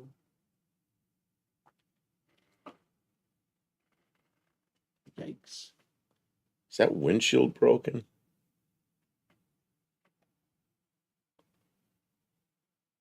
No. No, it's just reflection. 1955 Nashes. So like stacked up in that car for transport? No, I think it looks to me like it fell. I don't know. Okay. Don't know. Okay, now we're back to that. Okay, so now I'll close this. Well, somebody said what that was, but let's move on. I know there's so many here I've got. Let's see. Oops. Okay, now I gotta go. I haven't looked anything up yet tonight. We've just been going through pictures. I'm sorry, I just There's a 55 Ford. You can tell by the I'll V dip in the grill. It was a one-off grill. there's a 55 Ford. Oh, Oh, that's the truck. Okay. Oh, okay, I see. And 56s, you could tell because they did the vent window was not triangle like this. It was the window wrapped around further, so the 1 year had this straight up and down vent window. Okay. I'm looking for pictures here. I got to download some, so you're gonna have to go along. Let's see. Buddy Carfano sent so many pictures. Okay, I'm gonna grab a few of them.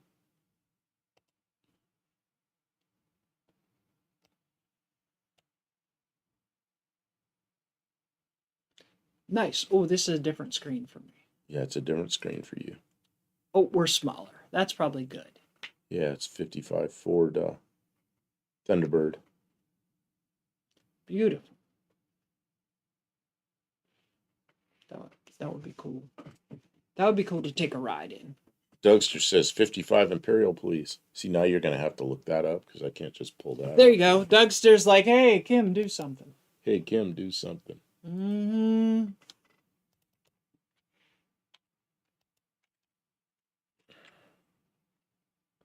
Okay, and then here's another. There's another one that's I can't. We're not centered very well on that 55 DeSoto. Oh, that's a really unique.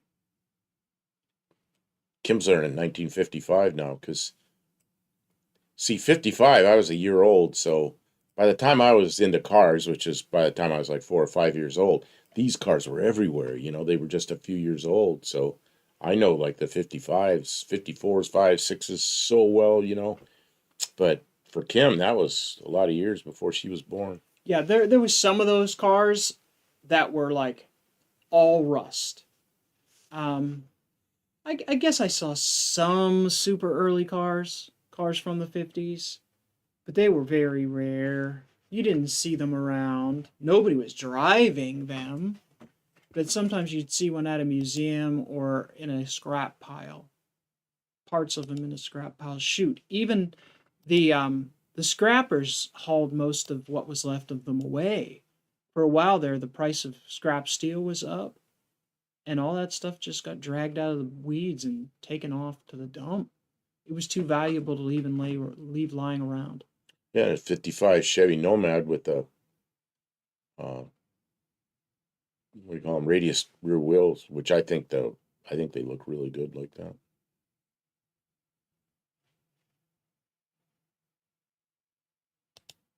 I'll go with that. Yeah. The chrome is beautiful. It looks good in white walls. Color match, just a little bitty ring of color match around the hubcaps. I mean that the detail Oh yeah, of it's that is just lovely. then this is a 55 Hudson, which is the first year that Hudson, I think it's a 55.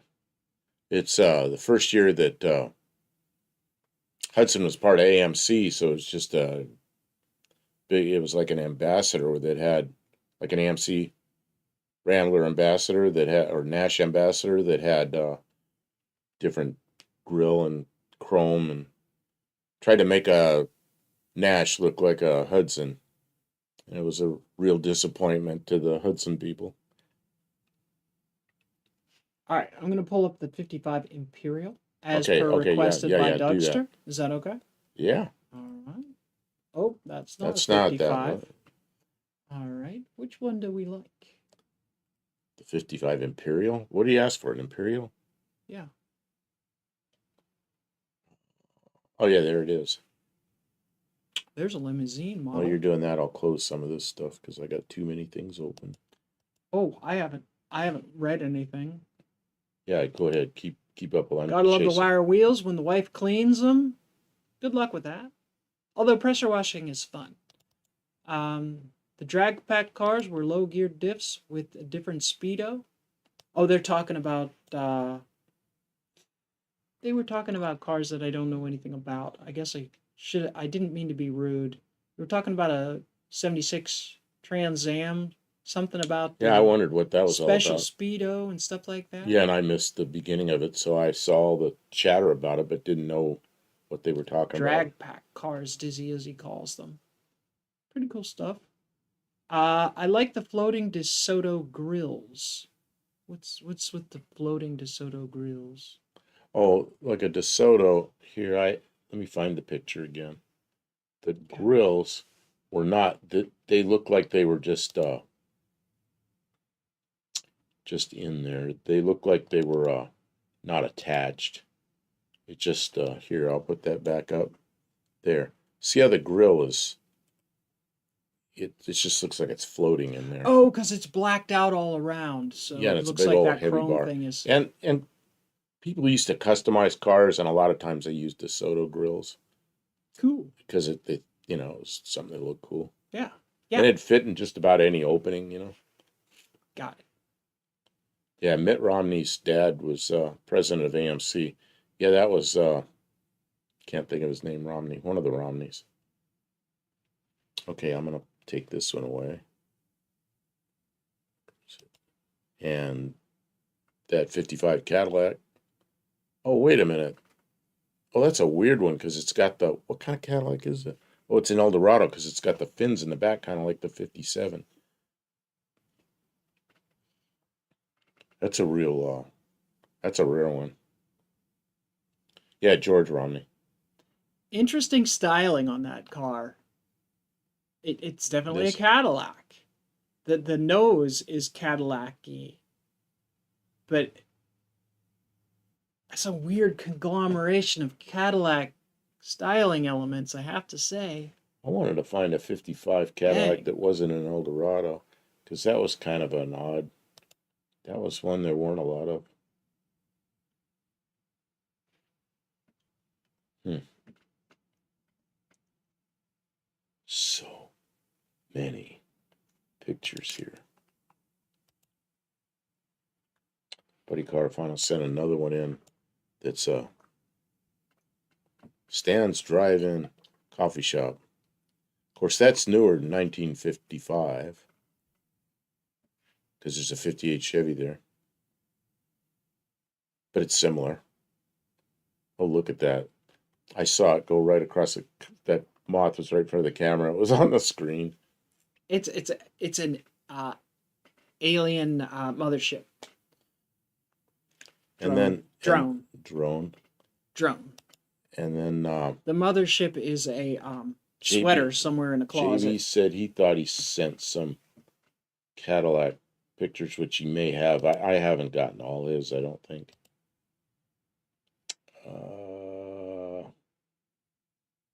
What's this?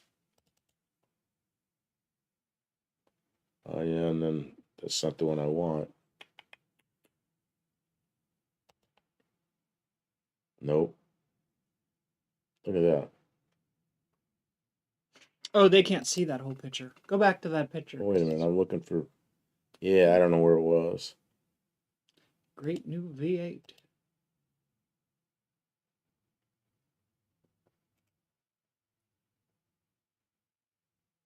Is that a front clip in the factory? Yeah, is that an assembly line? Sure looks like it. Look at the tracks up above. Yeah. Wild. I like the pictures like that. I think that's cool. Okay, you can go on. I don't know what's under this. Oh, the Stan's Drive-In. Mm-hmm. Here's a Cadillac. I like the old pictures. Thank you guys for sending them. I mean, when we're doing 55, yeah, you're gonna expect. Here's a a lot of 55 old Cadillac pictures too. with the normal tail fins. Yeah. Oh, I see. Yeah. Yeah, 55 through 56, and 57 started that slim one, but I guess the Eldorados had the slim fin earlier than that. What is this? Might blink what for super chats? That is a lot of neon. Oh, Olive was saying they might blink the lights on that front end. Oh. Front end. They had the idea before we did. Who did? It's all the people in that image. Oh. They were all already doing the blinking lights for super chats back in 55. Yeah, back. It's all been done. We're just rehashing for the super things. chats in 55. Yes, we stole their idea. Dizzy Izzy 55. Kaiser Darren is 54. Look up. Well, I've had that up here on our because I got a friend in California. Vern has a Kaiser Darren. In fact, he has a one only Kaiser Darren that was owned by Dutch Darren. But if you look up Kaiser Darren, and it's not going to be 55, it's going to be 54. Well, they're going to show it, but it's, yeah, they're not, they were only 1 year, it was 54. But yeah, that's it. You got to swap something there. Yep. No, dinosaurs. There's the Kaiser Darrens. We made it. We got there. Yeah, and his is that color right there, but it's got a different grill and it's a little different. It's just something that Darren built himself. Putting nickels in payphones in 55. I don't remember that. The earliest I remember was dimes. Putting dimes. There was a hole for a nickel. Excuse me. There was a hole for a nickel, but you had to put two of them in there to make the phone call. Do you remember payphones? Ching, ching, ching, ching, ching. It made a noise when you put it in. So when you call the operator, make a long distance call, and they'd say put in however much. Each coin made a different sound, and the operator could tell how much money you put in by the ching, ching noise. I remember like when payphones got absurd. Like I remember when you had to put in like $2 to make a call in a payphone. Like it was over the course of maybe 4 or 5 years. It went from like you put a quarter in and you only got like a minute or two, and then you had to put more in, to where you had to put $2 in to even make a phone call, right? And then it got to be where they wanted you to give them your credit card number to make a call, period. And then you had to go to, then they had the things where you had to go to the convenience store and buy like a calling card with minutes on it. Mm-hmm. And then you had to dial that number and then dial the number that you wanted to call into their system. And then they would make a call and then it would use your minutes. It was just like, this is stupid. Everybody has cell phones now. So, like, then payphones were gone like that. It was just a thing of the past. They couldn't make enough money off I of them remember because people abused those phones. Long distance was so expensive, and now on the cell phone, like I had international for a while, I just took it off, but it was $5 a month, and I could call all over the world for nothing really. Kim, can you look through that and find one of those Kaiser Darens with the door open? Oh yeah, yeah, I remember the doors thing.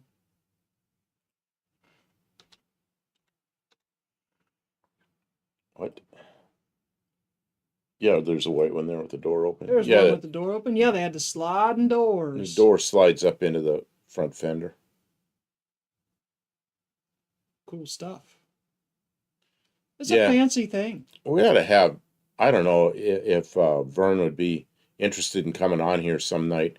Vern is like the ultimate Kaiser person, you know. His father was a Kaiser dealer when he was a little kid. They had their family car was a 51 Fraser.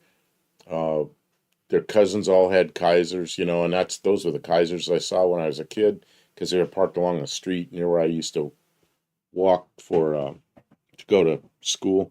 So and Vern is my age, and he's a Kaiser guy all the way, and he's had just about every kind of Kaiser or Fraser there was, and he currently has a Kaiser Darren, but he's had for a long time. Mexican Spec says that was in 1999. Yeah, that makes sense because I was like in college, and so when I was like, it was a long drive to the campus, but if I had to call home from the campus, it was like you couldn't. It was insane. First of all, finding a phone that worked, but then the cost, and then all those cards and stuff. Younger people aren't going to remember this. Mike N says, geez, $2 for a call. You know, when I had friends in Russia back after the Soviet Union broke up and we were all friends for a while. Man, it was like, I think it was $3.71 a minute. So I'd get on there and be timing myself. Like I'd give myself like 3 minutes, 4 minutes, and then bam, you know, I had to get off the phone because it got so expensive. And when I was in England in 2009, they had payphones there, and you'd make a call, and you had to pay for the call, no matter where it was. And they had these 2 pound coins, little coins. They're a little bigger than a quarter, 2 pounds, which at the time was about $3. And it took 2 of those to make a call, and you put it in there. You couldn't get through the call; it was shutting off. They wanted more money, you know. And I'd get on a phone call and just like, this is where I am. Come get me, please. Okay, thanks, and get off the phone before the time ran out because it ran out so quickly. So basically, it was about $5 a call from a payphone. It's terrible.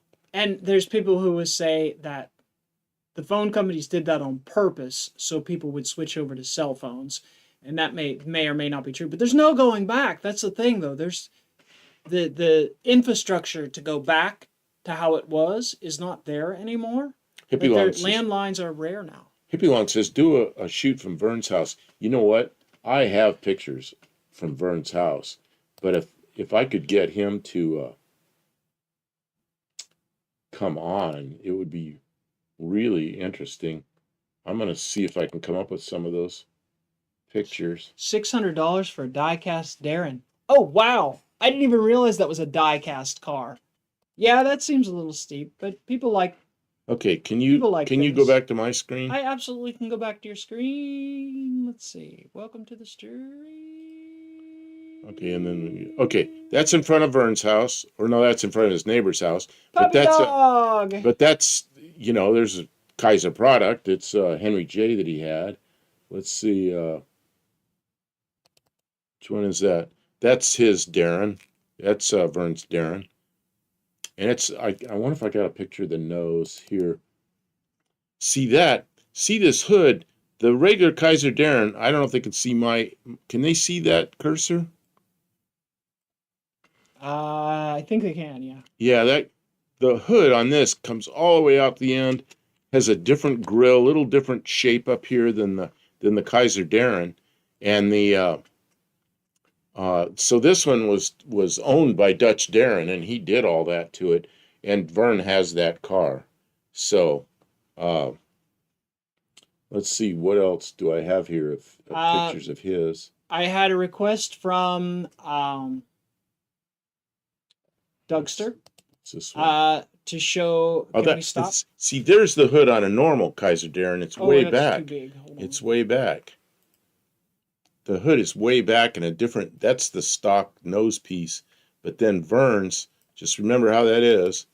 Vern's, see how the grill is a little smaller and the hood comes way up forward.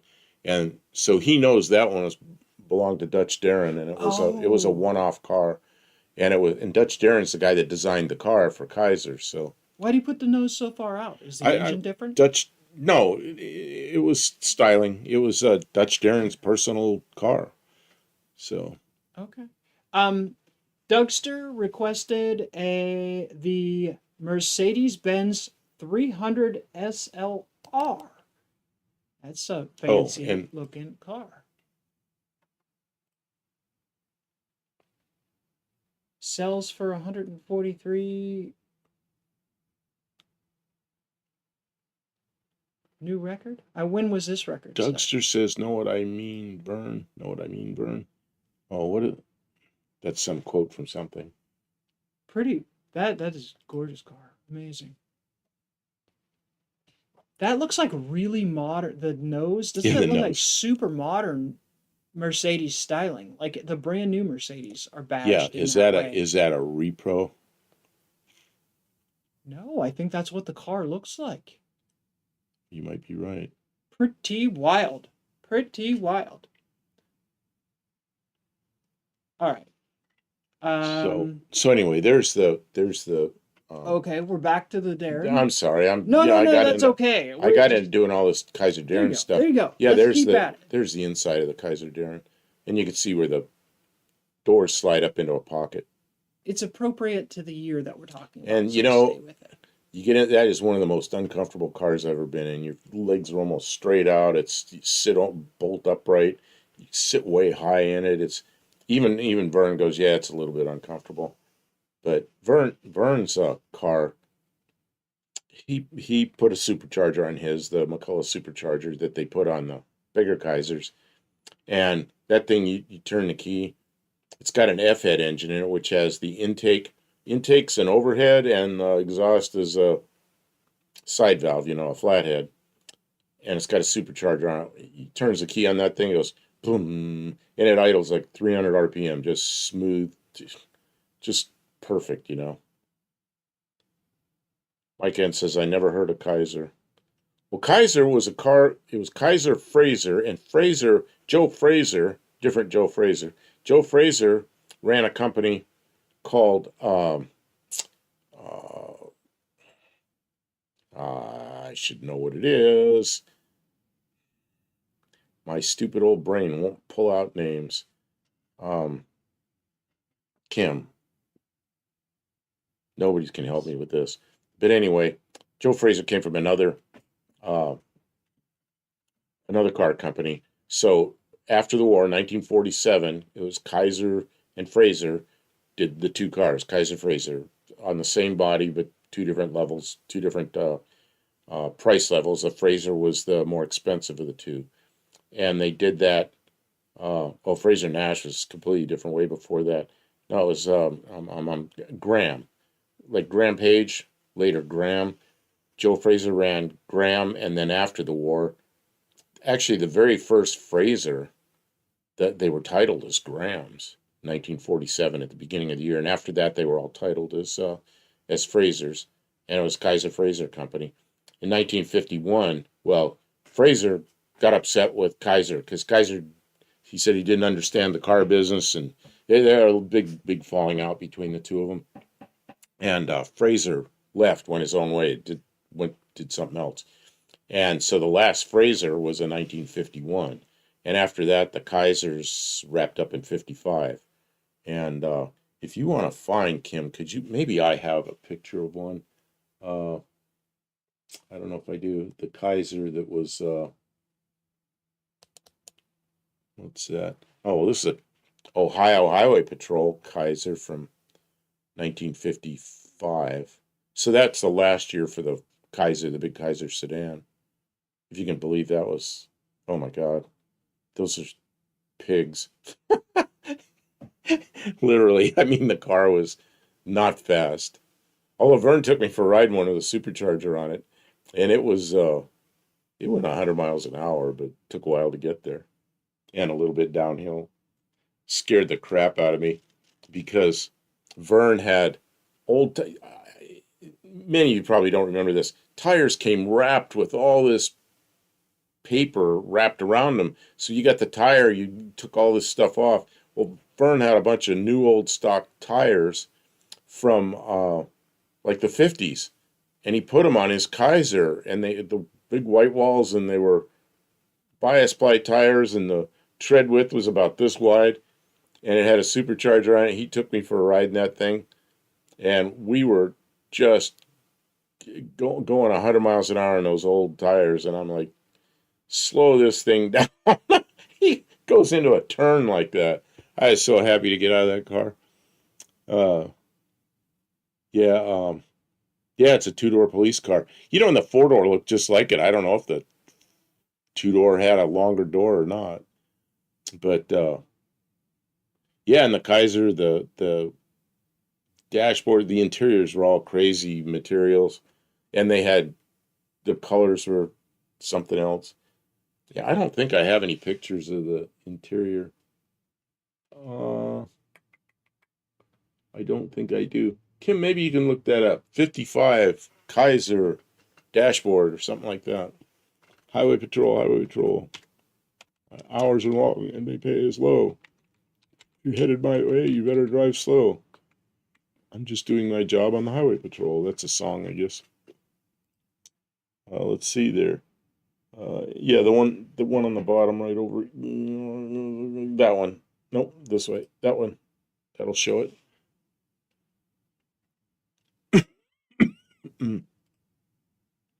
Oops.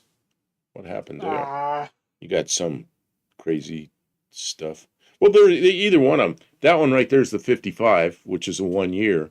Had that green dashboard there, but they had this funny fuzzy stuff on the dash, and the interiors are really strange. Yeah, that shows the last year. Vern had one of those, but all the other ones were the early dash.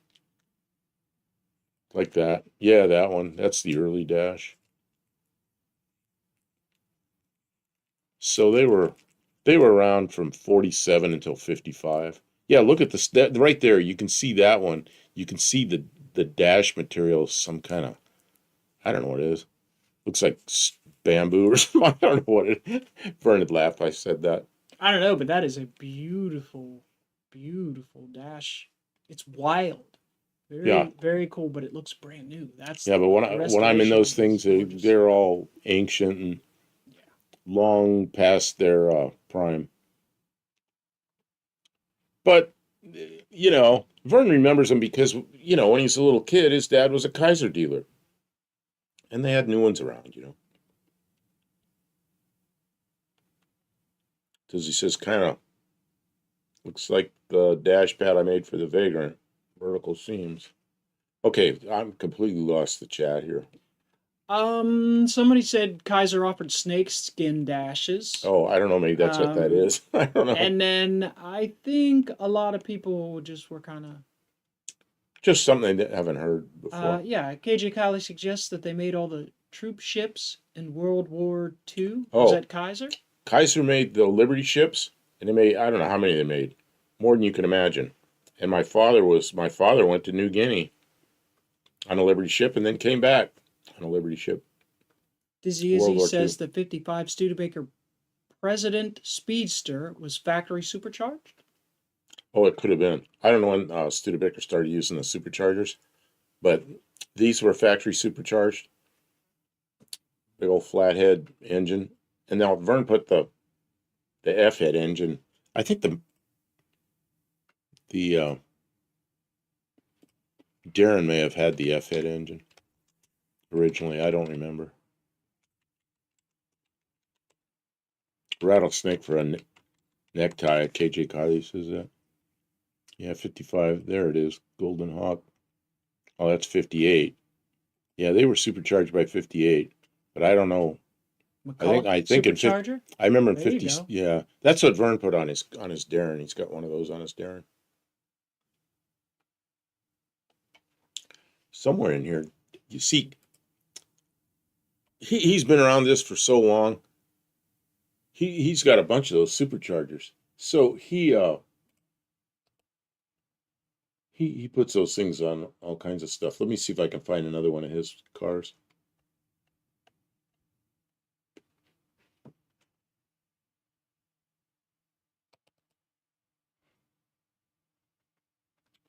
Maybe I can find one. Who do you love, Dougster?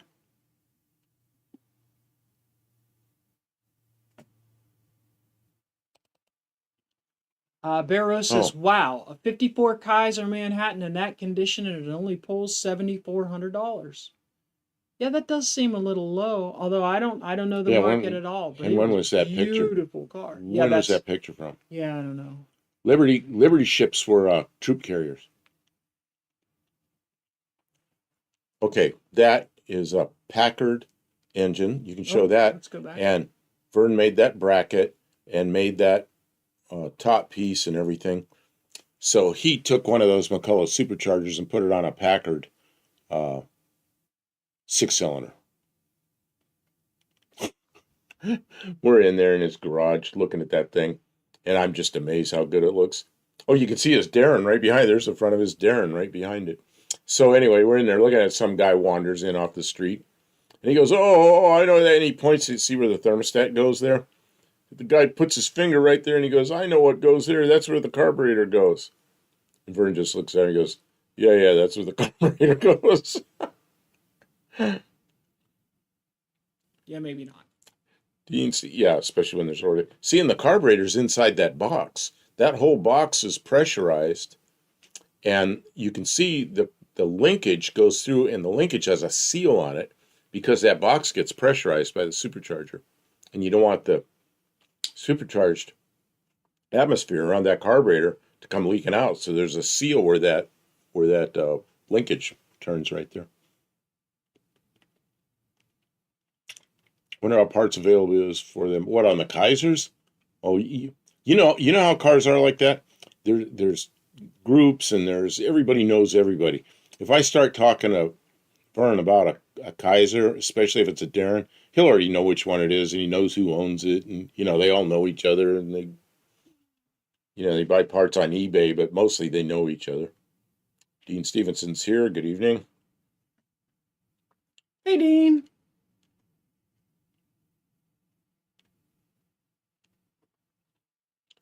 Cylindrical superchargers and air raid suspension. Yeah, we did that decades ago. It's nothing new. Yep. No, there's nothing new. Yeah, it's just it was, and then because Vern, he does stuff like this, and he says, he goes, I want that Packard engine to look factory, and that box, if you were to walk around the other side, the top of the box, he machined out a Packard emblem that says Packard like in the old script, and it's bonded on there, and then he painted it, and it looks like that box says Packard on it. It looks factory. So, yeah, that was a pretty cool engine. I don't know if he still has that. If he doesn't, I'm sure he kept the supercharger. He's got quite a few of those. He's a oh, here's an old Packard. You want to see old police car? Look at that dude. Packard. I don't know what year that is. Somebody put a blue light on it. There were no blue lights on police cars back then. I don't know why they did that. Blue lights didn't come till late 60s, early 70s. Anyway.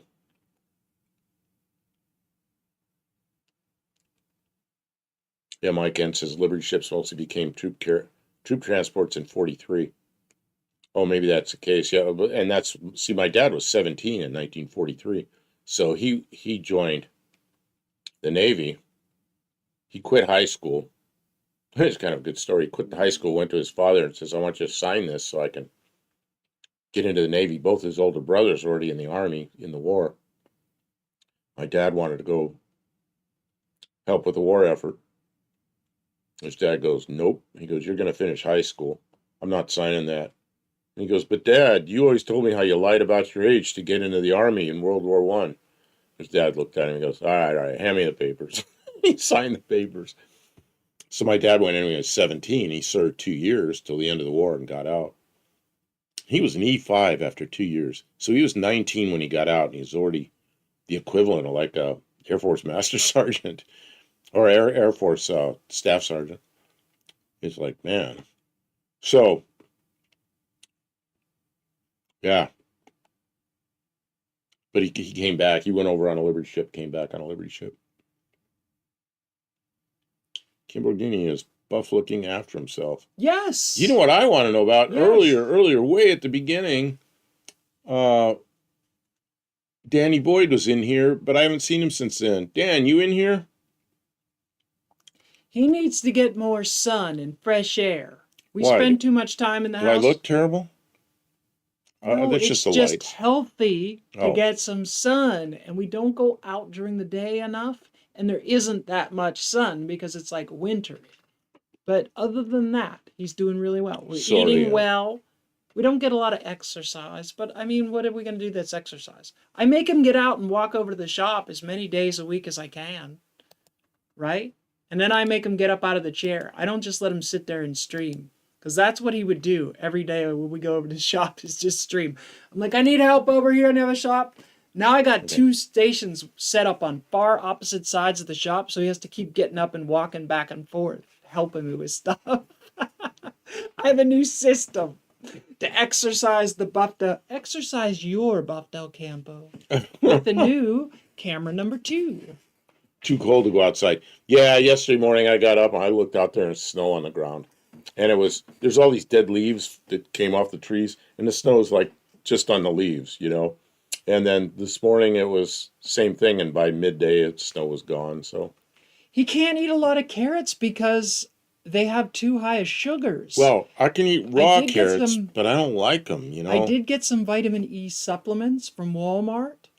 They're like the gel things. I've been giving those to him, and selenium is supposed to be good. I give him selenium and vitamin like Citrical. It's supposed to be better quality vitamin D and vitamin and calcium and vitamin D supplements. We're doing all the best we can. The other thing though is somebody said, Buddy Carfano said, too cold to go outside. No. It's not too cold to go outside. We absolutely can go outside. It's too warm and comfortable on the inside for us to be bothered to go outside. Mexican Spec says nobody likes raw carrots. When I was a little kid, my dad had a garden. And every spring he'd plant stuff, and he always had some corn. And we didn't have a lot of room. It was small. But he had corn, and he had carrots, and little onions, scallions, and I don't know, a few other things. Radishes. So I used to like to go, and he'd pull the carrots up, and they weren't very big. They're only about like this. He'd pull those carrots up out, and we'd go over the water faucet and wash the dirt off them and eat them, and they were so good. They were just so good. And but big hefty carrots, nah, I don't like those so much. They're all right, I guess. I like them when they're cooked. I love stew, with cooked carrots and potatoes and onions and all the stuff I'm not supposed to eat. So, KJ Kylie, you can come shovel my driveway. That's right, Pittsburgh got snow. How much snow do you have there, KJ Kylie? You know, Bear Rose says it was 6 degrees this morning when he headed out to work. Bear Rose, I don't want to do that. That's why I'm here. Like that's why I was moving south. It was not. He did not have that. He was like, "You want to move down here to Clarksville, Tennessee? I have a room and we'll work on cars and do YouTube." And I was like, "Ow, ow, okay, okay, you convinced me." and then the first 2 years she's here, it's 3 or 4 degrees below zero. It's It was like terrible the I'm first couple like winters. I'm like it was never like He's like, this "It's before. never this way." I'm like, "You're lying to me. Men are liars." I'm going to grind some water. You're gonna go grind some water. Yeah, do you have the right picture? You I don't guys know. behave. I won't be long. Behave, beehive. We're almost 2 hours in. You guys are great. We're having a good time. I don't know. I've probably got emails I haven't looked at yet. Well, when I've I got a get lot. back, I've got a lot. I'll round it back up and we'll get back on target. Oh yeah, there's Have we stuff. been on target? Have we been off target? I don't know. There's Guys, are we doing okay? Is I'm this gonna- entertaining? Oh, here's some 55 Ford custom line gasser that Buddy Carfano sent in. I'll put that up on the screen. See how it does. It's kind of small, but I guess it'll work. Yeah, it's 55 Fords. Oh, excuse me. That came up quick. Didn't even feel it coming on. Just all of a sudden I had to sneeze. Usually I have some advance warning. It says being in the South made me wimpy about chili after all this time, possibly also getting older. Oh yeah, it all adds up. Dizzy Izzy, we got 3 inches of ice, 3 inches of hail with freezing rain, 4 inches of snow. Hard as hell to shovel. Yep. Oh. So, Buddy Carfano, leave those carrots for Bugs Bunny. Uncle Brian loves carrots. Trolls are infatuated with them. KJ Kylie, 4 inches. See, I lived in Northeast Ohio for 15 years. That was enough snow for a lifetime. Never again. Oh, it says, I heard there was a major lake effect dump in New York. Yeah, I was right there in Northeast Ohio, but I was not far from. It's just quick trip up the lake from where I was to Erie, Pennsylvania to Buffalo, New York. And that whole section in there just gets buried in snow.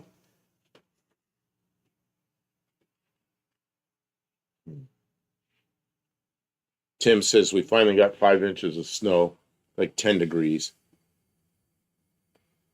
Mexican Spec says you're doing great, Cam. Dean says because for once in his life he's behaving.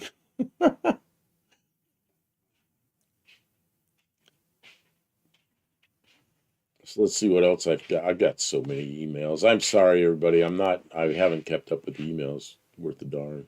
Oh, and John Cope. If John Cope is in here, I haven't seen him, but he sent me an email, and it's going to require probably a phone call and some. Wants to know about the green screens and stuff. I didn't see him make any comments, and he Yeah, always says hello right. when he gets here. So, but he might be listening. Oh, So yeah, Kim, we're gonna have to get on the phone, get Kim on there because she's the one that knows all this stuff. Let's see here. Barrows, is that a Fairlane or a 300? Well, it looks to me like, that one's kind of modified. If it's a Fairlane, the chrome's been removed. If it's a 300, there wasn't any. So who knows? Hey, you know what I want to do next? I'm gonna get in here before Buddy Carfano does. Can we do 57? We haven't done 57 yet, have we? 1957.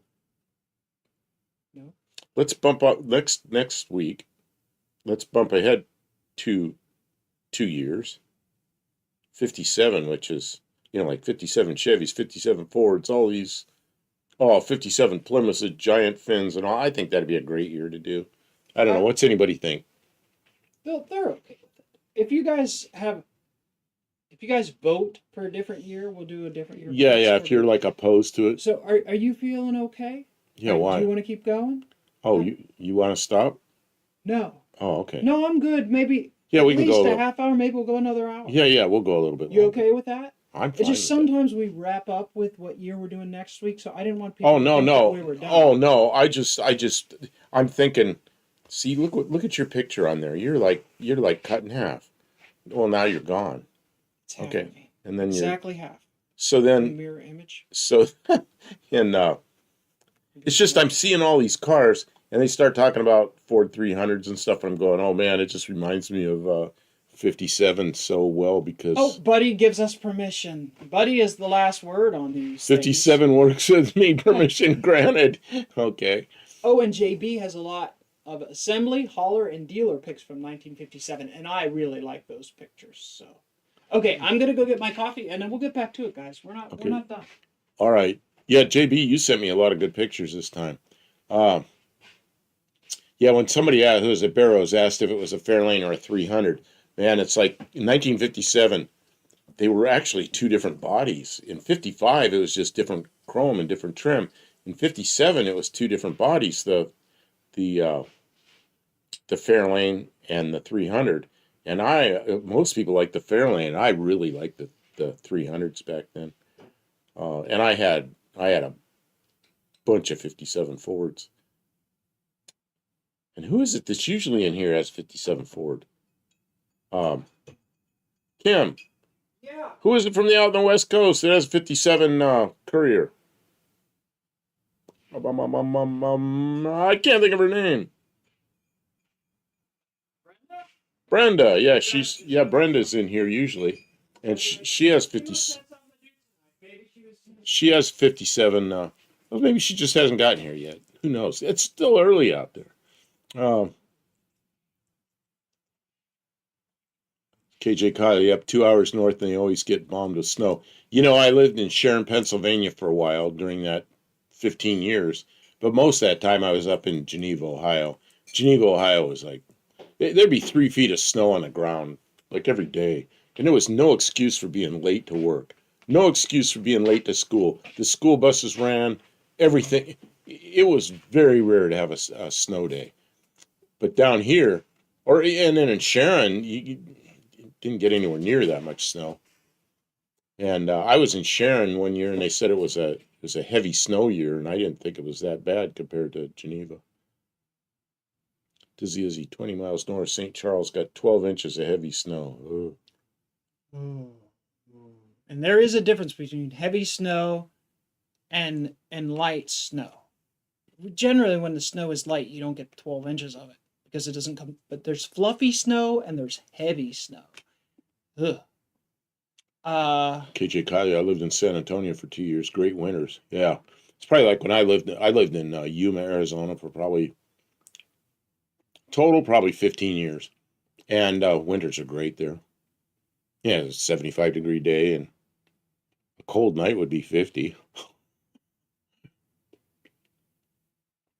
Oh, the picture says custom line. Oh, it's custom line. So normally a custom line would have one strip of chrome from front to back in 55, and it's been removed.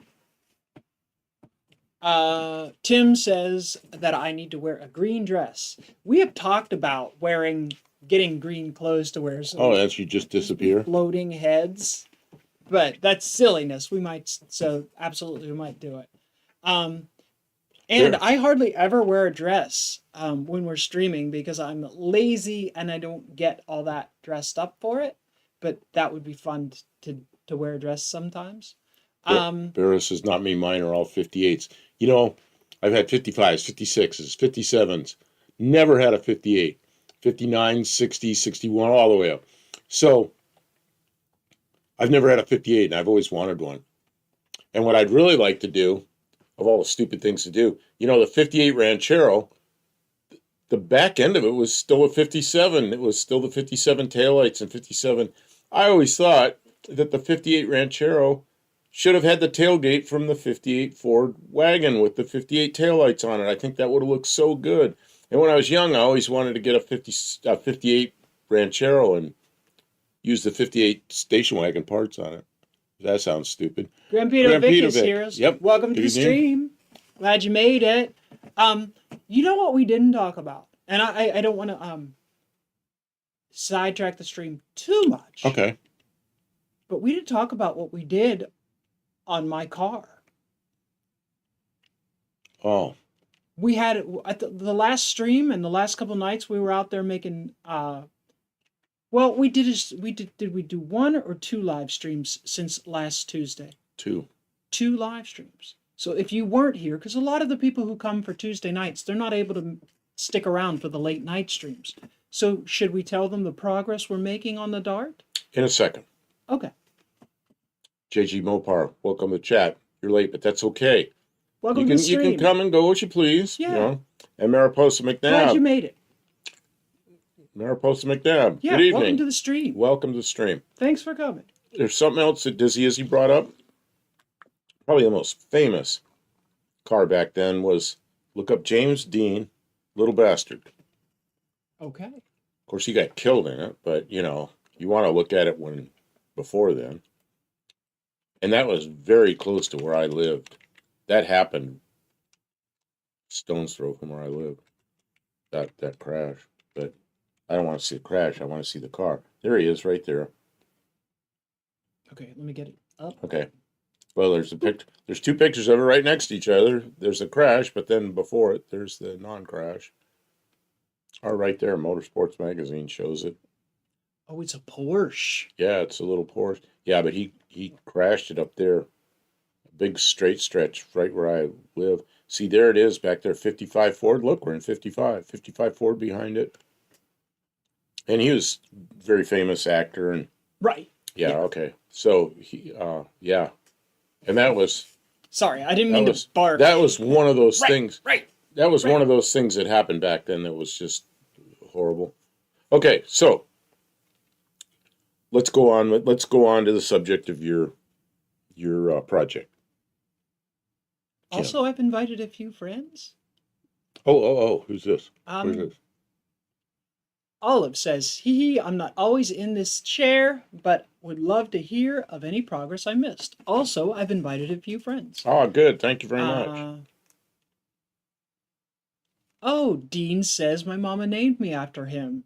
She was worried when at 2.5 years and 4 years old, I'd almost bitten the dust in cars. Oh, the curse. Nope, you lived past it. Buff, just a minor point. Uh-oh, what did I say wrong? Hippie Long says he got hit.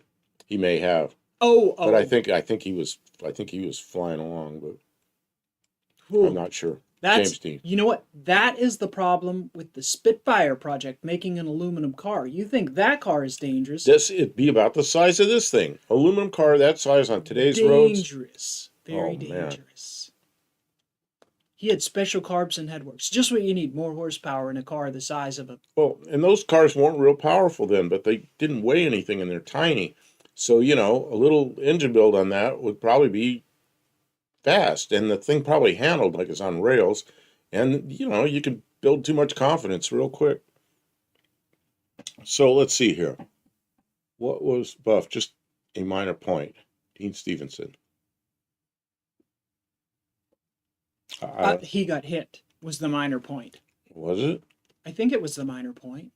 He says he got hit and busted. I don't know. Yeah, I'd have it's to just read a minor point. I'd have to read the I don't know the details of that crash, but it was a long straight stretch, kind of downhill, right near where I lived, and KJ Kiley says even the remaining engine and parts of Dean's Porsche are cursed. Ooh. wasn't he going to Sears Point to race? Sears Point was quite a bit north of there, so I don't really know where he was going. It's Highway 46. It comes over from Bakersfield over to the coast, over to Paso Robles, and it's in a place called Chelam. It was probably 2 miles from Chelam, which is a little town. Barrow says the power to weight ratio will be off the charts. Yeah, I believe it. Yeah, little Porsche. They knew how to make a motor. Okay, so let's get Man. rid of the crash. Oh, okay. Yes. Had enough of the crash. Okay. Well, And what do what you we got on really your need to screen? do, what we really need to do is, I don't have any current pictures of your car here. Oh, oh. But let's see what I do have. None? Oh, We didn't I bring any. don't know. I probably on my We didn't bring any. probably. Where'd that come from? I'm in the wrong spot. What did I do? I don't even know where I am on my computer here. Um, what is that thing? It's a Dodge.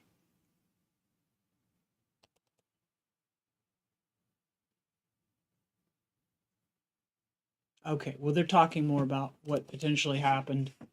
I saw something about a really bad crash back a long time ago in like uh the racing where they go around curves on a track, and the car What a road one race. car yeah one car hit another car, and it exploded and crashed and killed a bunch of people.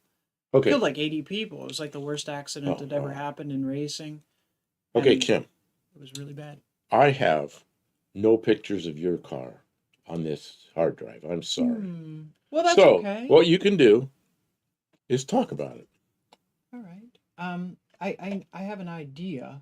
Leave that up there, and I will go to. Unless, just a second, I may have, oh, I have a folder here. It says Dodge. I have another one that says Kim's.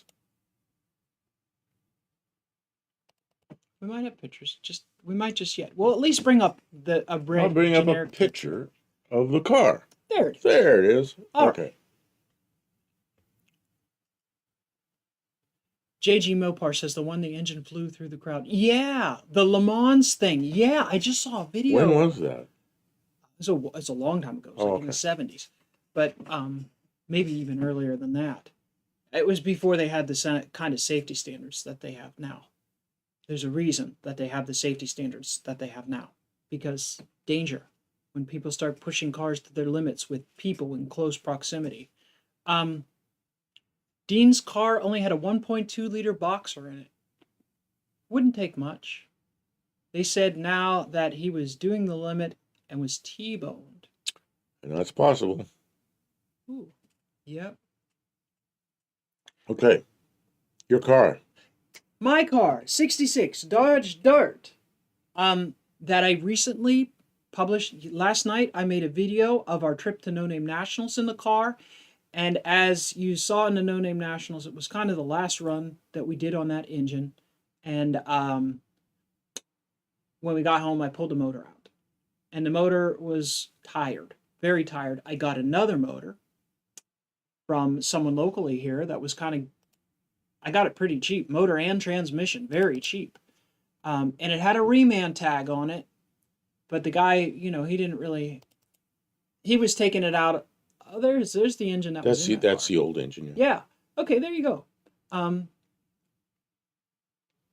That is a Dodge Dart, in case somebody doesn't know. Yeah. Oh, KJ Kylie, this story sounds horrendous.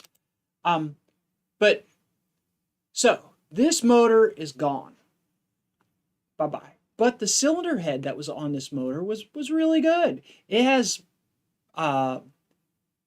replacement valve guides put in it, and it was good. So I pulled the valves out, ported the cylinder head. And then the other motor, for some reason, the head was all gummed up, and it was a bunch of like carbon and stuff. So I took the pistons out to clean the top rings and everything, make sure it wasn't, and it was very tight. It was very much in spec, recent rebuild kind of thing. Seemed good. So we put it all back together, put it in the car. It was a race to get it done. I said I was going to have it in the car and running by New Year's. So we put the automatic transmission in instead of the manual transmission in, put the engine in, got it all hooked up, got it started. Well, when I took the pistons out, I flipped the engine over, I took the lifters out because I didn't want them to fall out and get disorganized. So I put them in order and marked them so I knew how to put them back in properly. And when I was putting them back in, I'm cleaning them And it's because they had been sitting around the shop for a couple weeks. So I cleaned them. I'm looking at them, and they didn't look so great. Some of them had really notable like wear patterns. Like usually a lifter that's going right, it has a nice like spiral pattern, or not spiral, but like circular pattern. It looks very consistent. Well, some of these lifters had like um, geometric patterns, like they were turning some and then stopping and then turning and stopping and turning and stopping, and a couple of them looked very flat. And I was like, wow. And I had the engine upside down. I'm looking at the cam. It didn't look so bad, but it's up in the engine. But I didn't want to take it out because the bottom end, I thought the whole bottom end was rebuilt and was good. Put it back together, put it in the car, but we were watching. I questioned if it was okay. Super sanitary installation. Yes, a lovely installation. Then push rods didn't spin. We got it started. It was a couple days. It was like, was it before Christmas? It was a week before New Year's. Yeah, it was we did before get it Christmas. started. It was before Christmas. We didn't run it 5 minutes. It had like 3 or 4 or 5 push rods that weren't spinning at all. 5 minutes. It was like, nope. It's warm enough. It was hot enough that the warmth of the engine should have been spinning, or if they were going to spin. And they went in freely. They weren't like damaged. They went back in the right holes. I had swabbed the holes out with a nylon brush to make sure, there was no crud in them or nothing like that. No dice before. So we pulled the engine back out. It's on the stand in the shop now. Last night at the end of the stream, so it was late. A lot of people wouldn't have seen it. Or Sunday night at the end of the stream. We finally got the timing cover off and the oil pump out and everything, and pulled the cam. The cam visibly, now we didn't measure it, but visibly and looking at the wear pattern on the cam, there is no taper in that cam at all. It's a roller cam. Well, it's ground like a roller cam. It's ground like a roller cam. I did not know this. We had no idea where that cam came from. There's no markings on it. It's just a cheap jobber cam. So we don't know who to blame, but it is one of those cams that's ground wrong. And it was never going to spin those lifters. I'm amazed that any of the lifters spun. So we absolutely needed a new cam and lifters. It wasn't like there was nothing that I did wrong with the installation that was going to make it work. All the zinc in the world don't make the lifters spin. They were going to grind down to nubs and burn up the motor. So, man, keep your eyes open, because you could be buying a used engine that's good. A good used engine that looks recently rebuilt. And they did a nice job. The machine work seemed really nice. The ring gaps were excellent, And it wasn't like a brand new rebuild. We're like, oh, it's an older rebuild. It's probably good parts before this whole problem. Nope. This was like the problem. Let's see. What does... JG says it was Le Mans in 1955. I award you a point for answering my... Oh, LeSabre said the same thing. So I award you both a point because I don't retract points. 55 Le Mans was that really awful accident. When Tim says we got to see a preview of one of show. Oh, that's what we were doing that night. We were videoing shorts during the live. Yeah, and I haven't put those up yet, but I will. Oh yeah, they're in the they're in the queue for tonight. They'll come tonight up. Probably. Well, I put them up at night and they come on at 6 o'clock in the morning Central Time. So I put them up the night before, and they just sit there and go live at 6 a.m. Anyway, go ahead, because a lot of people already heard all this. So what is the current status? Well, I'm going to start reading comments. Okay. BNR ask, you get your cam and lifters in yet? Yes and no. We have a Melling factory style cam from Rock Auto.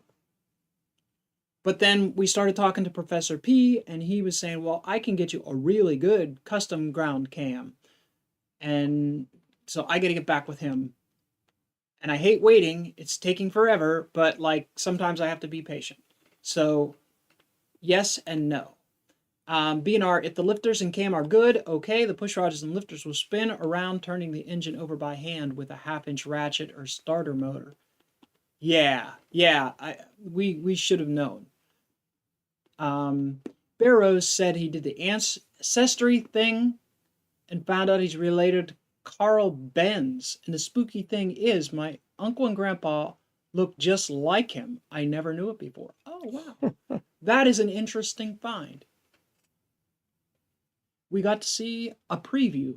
Tim says we got to see a preview of one of Buff's shorts. Yeah, we do that sometimes on the live stream. I think we did 2 of them on live. Well, I think, I'm not so sure. for a long time, he was doing tool shorts every day. If you don't watch shorts very often, you probably don't know. But every day he publishes a new short about a different tool in the shop or in his collection because he likes some to collect vintage tools as well. Because it's good for channel growth or engagement. We get new people in here and they're like, yeah, we saw your short. That's great. New people join our community because of something that he's been doing very consistently. I'm proud of him. But yeah, we're running out of tools. Sometimes it's a little like, sometimes he'll be like, I can do one on this tool. And I'm like, no, you have to show it in an example. It's a terrible short to just say, this is a tool. But to say, this is a tool and you use it for this is something different. But I said, well, let's just do car parts. This is a car part. People relate to that. Or maybe people can learn. And so now, while we're working, I keep saying, I'm like, okay, show them this part. Show up doing this. So we've been doing that during streams. Mexican Spec says I did 12 shorts at one time to cover me for 2 weeks almost. Yeah, it's good.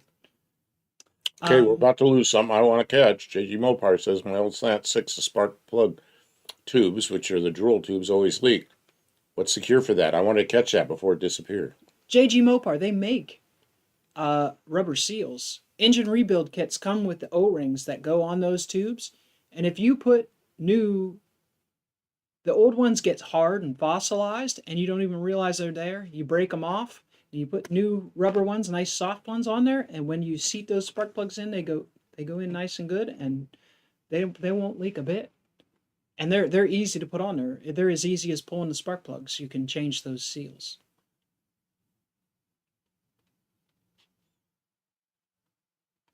KJ Kylie Buff got me hooked on Kinepix tools. Yeah, those are something, aren't they? Yeah, the high quality stuff. Hosan's here. Good evening. Good day where you are. Okay, I'm sorry. Silicone is a cure-all. No, you don't need silicone. Just get the new O-rings. They're really cheap. Yeah, and they work good. They're really thick and they squeeze down when you put the spark plugs in, and they'll last, I don't know, 10 years or something. Yeah, another 10 or 12, 15 years. Not forever. They're a replacement kind of item. Like when you change the spark plugs, you can change the seals. They're cheap. Okay, 38 Racing says, sometimes a step backwards turns out to be a good thing. I hope this one is one of those times. Yes, we did not damage the engine. There wasn't a bunch of metal filings that ended up in the system that's going to foul and corrode, mess everything up. A new cam and lifters will solve this problem entirely. We are going to take measurements. We're going to kind of document it because there's a lot of people that are really interested and curious about like what's going on. And I think we'd like to show people like, well, how do we measure this? How do we look for this problem and know how not to have it? Okay. I'm sorry. That's okay. Going on, and I want to catch a couple of things here. Okay. But this is important. Okay. That's what I wanted to find. Professor P last Friday night on Wilburn's Live. Professor P is a smart guy. Yes, he is. He was great to talk to. Said those DLC lifters tested at 10 million wear cycles, inspected and found no wear. Yeah, here's the downside of it. The ones that they're not going to be available for the Slant 6 until April. Well, we're not waiting to April to put an engine together. So I don't know. I've got to talk to him. We got to figure out what we're going to do. Figure out what we're doing. Are we going to temporarily put the melling cam in and run regular lifters and that? Are we going to put his new cam in with different lifters, which seems to be the email he wrote to me. That's kind of what he suggested. I got to get on the phone with him. And we haven't made a decision. Once we do, we'll tell you about it. But yeah, there's some parts availability things that may be happening, and we're just gonna. Ozon says, "This is my favorite classic car from 80s and 90s." Hello, everyone. Hello, how you doing? Okay, it's on 38 Racing's here. Man, a whole bunch of people came in and it's going like crazy. So we missed a bunch of chats. I'm sorry. I'm sorry if we missed your chat. You are welcome to repeat yourself. If you see that we overlooked you, it is not a personal thing. We just need to get caught up and get moving on with the discussion again because I got to talking about my stuff. And yeah, time to refocus. So that's the story with the Dart and the engine. And if you watch our live streams later in the week, you'll be able to watch like ahead of everyone else. Because as I've been doing this work, I have been making recordings and I'm going to make full length, long form video content about the car. That's why I put out that recent video about the No Name Nationals, because I want people to understand like why we took the engine out. It's like the next step in the story. But now I'm going to be able to more rapidly make videos and get people up to current with it. We got really distracted. After his accident, it was difficult to record and there was just a lot of distraction. So now we're sort of back into the rhythm of things. At new year, new me, I'm going to be diligent and keep up with my content creation. Wait for the Slant 6 diamond like carbon lifters. Yeah.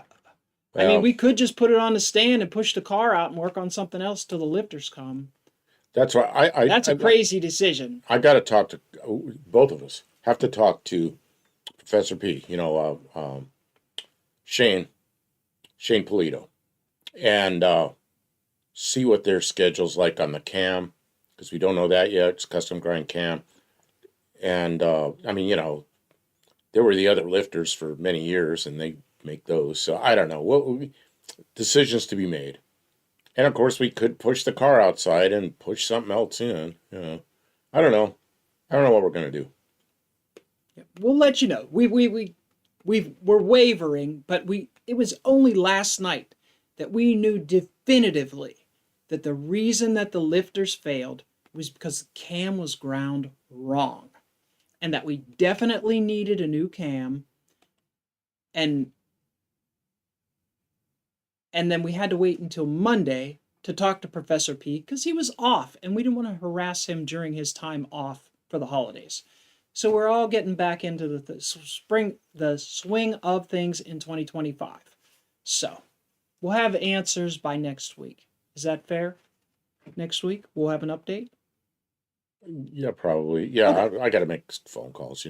I'm trying to read chats, and they're like, Mexican Spec says something about you have to promote other lives. Kim, tell people to come see what is going on with the Dart on the other lives.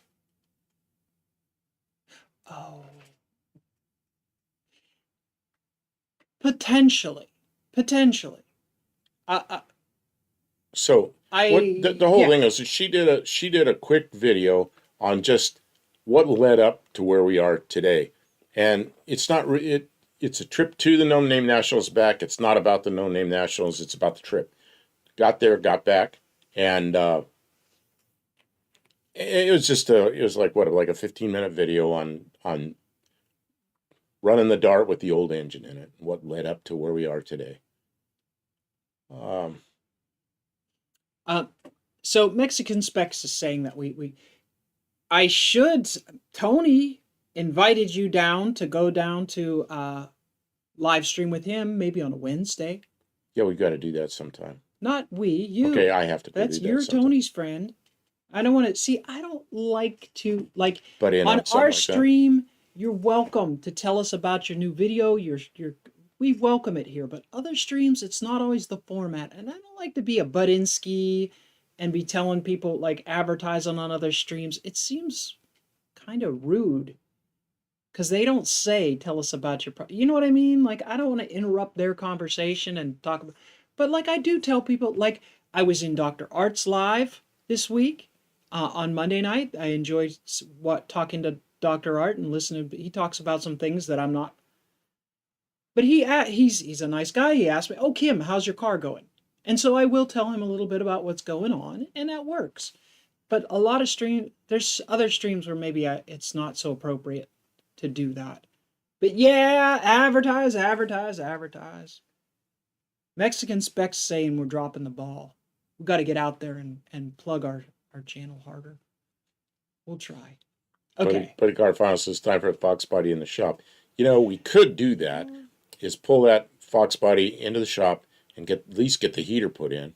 I could be working on the heater and you could put the window in, and we, of course, then we're both like, oh, I forgot about the window. we're like flies on shit on one car. But I don't know, we could probably do that. That would be a good idea, because that would give us time to just like. And then I got a daily driver again, because right now it's just too cold to get in that car and drive somewhere. So we've both been kind of sharing the Jeep, which has a really nice heater in it. The Jeep is excellent in the Jeep's winter. such a nice It doesn't car. have AC, so the summer is, but it's great in the winter. Compare availability is huge. I hate comp cams. See, I don't have a problem with comp cams at all, because comp cams is now part of the Edelbrock group, and it's Professor P he's the guy running that show, and you know, they're well aware of the problems of the past, and they got that under control, and he's going to grind. You know, he's a Slant 6 guy. Slant Daily Garage is his channel, you know, so he's got a grind he wants to do for us. So I don't have any problem with that at all. B&R Racing says they probably do large batch production run of DLC coated lifters with Professor P. Have his backing at Edelbrock. Well, yeah, and that's the thing. They have the Chevy ones. Yeah, they're not and going to they have the Ford ones. They're not going to go out and do Slant 6s first.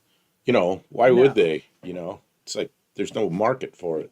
I mean, but they did do prototypes. So like it's there, but I think they did the Chevy ones first, which makes sense because the Chevy's a big market. So they're going for the money first. Can you blame them?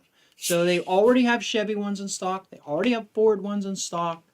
So it's just the Mopar ones they're catching up with getting, and they have a date that, and I don't think he would tell us April unless he believed that to be sort of an accurate timeline. So that really isn't that long to wait for something like super special. Then again, I don't know what the price is like. I want to get on the phone with him and learn something. I can't buy a $600 set of lifters. See, I don't know if that's so people know what I'm drinking. Oh, it's Dr. Thunder. Dr. Thunder. The Thunder.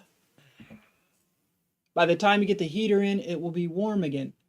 I mean, that's a big job putting a heater in those cars. You have to disassemble the entire car.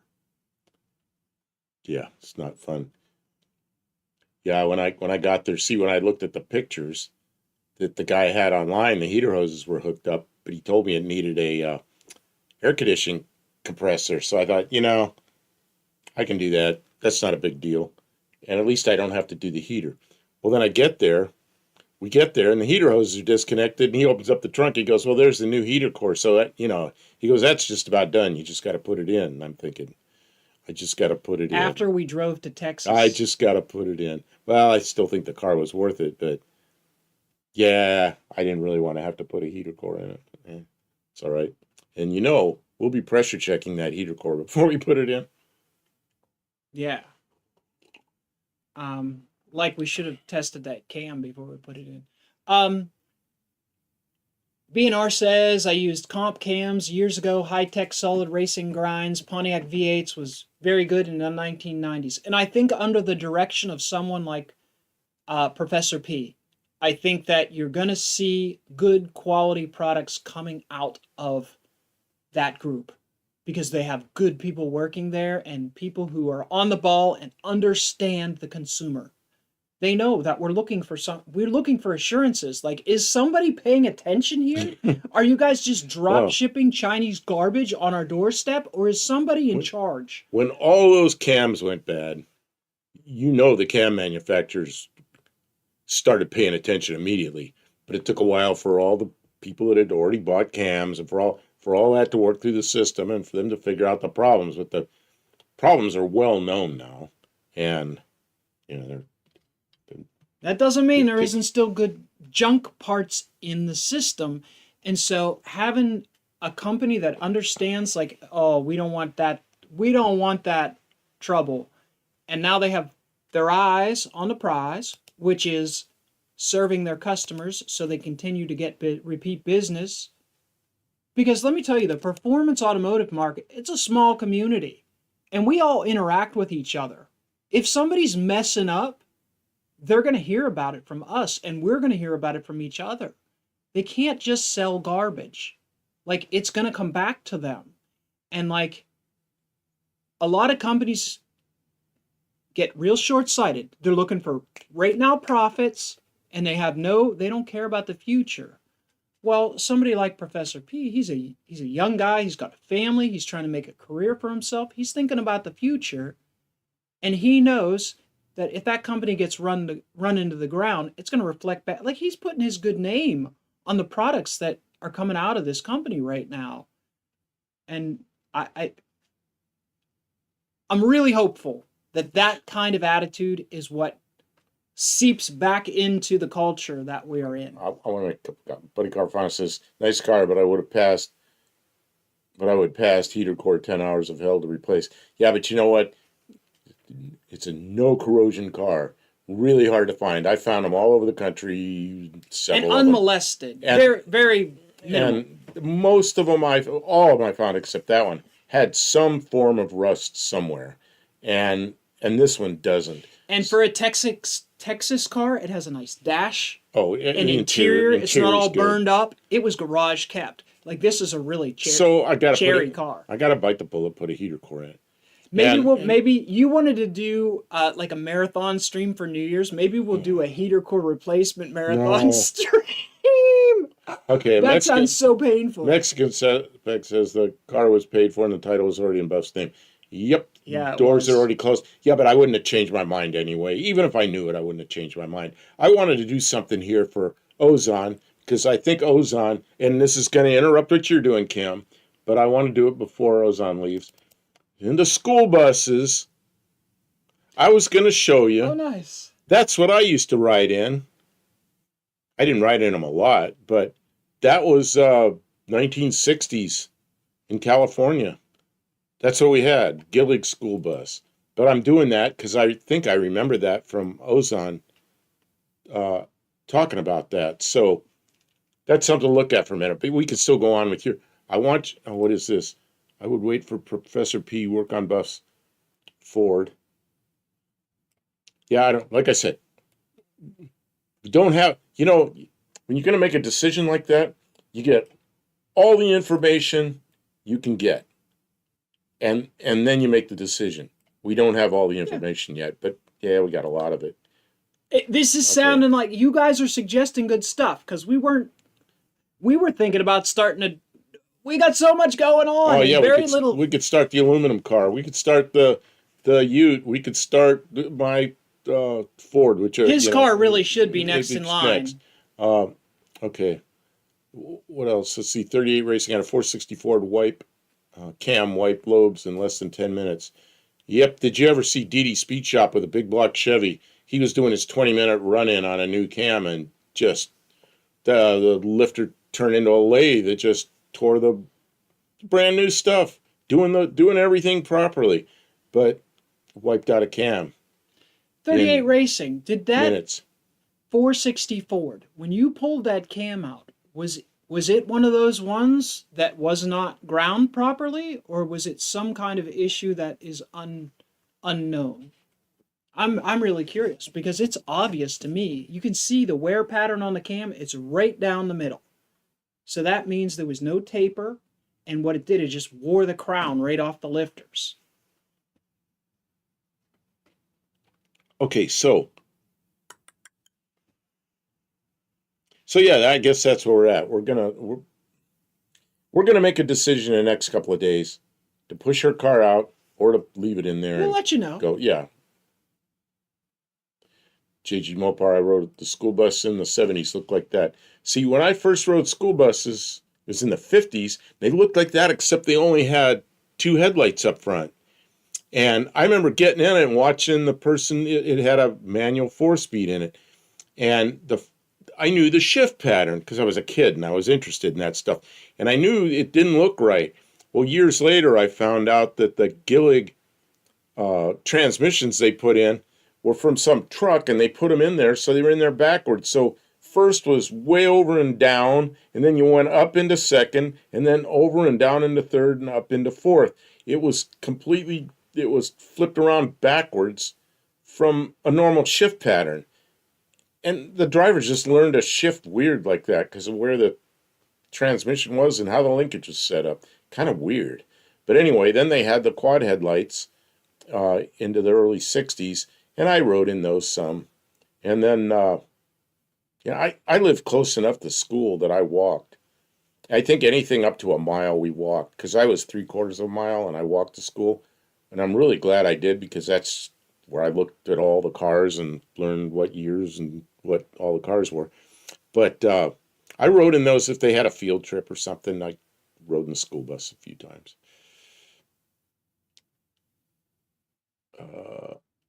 It's inspected, flips out to stop kids from walking in front of the bus. It's to remind kids walk far enough away from the bus so the bus driver can see them down below. And they didn't have any of that stuff when I was a kid. Okay. Yeah, that's an update. That's a newer thing. 38 Racing is addressing you, Kim. I never checked after. I didn't want to go find it after it went flying out the door. turned into a spear. The used one that came out went back in. The engine needed to be done. Yeah, and see, Kim's getting she's like, let's just put that other cam in there and get it running. And then I'm feeling real impatient. And then the next day it's like, well, now let's wait for the right cam. And then it's like, let's just get it done. And I want to see what the price on the cam. See, I got to get a cam and the lifters and the springs to make the special thing. And like, if it's like twice as much as a stock cam, that's like more than I have invested in the whole rest of the engine. And I understand it's a really good upgrade, but like, we have other projects and priorities, and so Ozan, I don't know what's going to happen. Ozan, were you in Ukraine when you were in school, young person in school? Was that Soviet times? Were you in Soviet Union then? That would have been really different kind of bus. Okay, I'm sorry. I'm talking about buses. We got two different things. That's okay. We're having fun. Is everybody enjoying the conversation? We didn't see Ozan like for 2 weeks, and it's like, I thought, no, he's not coming back. And then he came back. And he's a year older. He was 44. Now he's 45. Oh, okay. He had a birthday. Fantastic. He had a birthday, yeah. Let's see here. Here's another one. Oh, that's old Gillig. Woohoo! Oh, I made discreet. That's World War II. That is a World War II bus. That's a tank. Wow. What? Hold on, let me get the front here because it's really cool. Well, I bet that was used for a prison or something, because look at the mesh on the windows. Oh my God! What kind of school was that? That is so. Look at the windshield on the driver's side. That is Mad Max's hell. Okay, I'm getting rid of that one. That is so cool. I want that bus. And then, are you going to drive that? No, everybody will be waving to you then. And there's the shed. There's an old Gillig from way back. That's super cool, but I like the prison bus better. Jack is here. Welcome to the stream. Yeah, he says prison bus. Yeah. That bus would be awesome to have. Looks like a Russian bus. Oh man, my favorite story. Did I tell that story in here already about the Russian bus? I probably did. Yes, you've told it like 6 times. Okay, I won't tell it again. Because it's pretty good story. I've been, every once in a while, I see an old RV or bus that's got all the seats out of it's all hauled out, and I think, man, that would make a nice shed. Like we just parked that down below. Oh, and the neighbors would love that. An old deteriorating, rusty bus full of crap. That's the thing that keeps me from doing it. That's what keeps me from doing it. We've got enough junk around here. Oh, this is what I was talking about. Isn't this it? The weird shift pattern for No, this is something else. That's something else. Pharaoh says that looked like the prison bus from Cool Hand Luke. It might have even been. I don't know. I don't remember the prison bus from the movie, but that one looked really, really bad. Really bad. Mad Max. Oh God. I remember riding in those things when I was a kid. Yeah. That Not one with the that round that grill. What's that one with the round, really round grill? That's what a cab over grill. what this thing? Yeah. Who made those? That's What wow. is that thing? It's a 1940 Gillig. Gillig. I've never seen a grill like that on a bus. That's wild. Yeah, 38 Racing. So that's normal Road Ranger transmission pattern. Yeah, I and never I learned don't to know why I drive a had that. bus. I don't know I why I know had that. that they have all kinds of things you got to learn back in the day, and now most of them are automatic because it's hard to find bus drivers. Battle Truck, aka Warriors of the 21st Century, with starring Michael Beck, Annie, a bunch of names, starring a whole bunch of people. Can you look at something? Search. Sure, So I don't, because it would be really hard for me to do that over here. I've got fingers, and I can do the search. What are we Look looking up Soviet uh, school bus, and then put maybe like 1980. See what you come up with.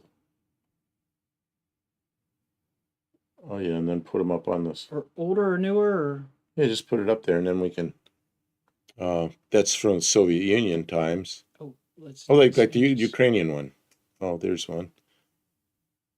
Well, where's the Ukraine? You had one there a second ago, and then you went like to a new page. I don't know Oh, what okay. happened. Well, I'll go back to the different page. Where's the one that says there? This one?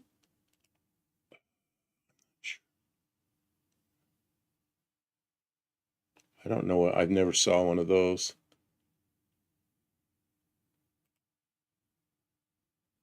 What's the one that's right behind my head? Yeah, riding buzz. What's behind your head? Oh, I don't know.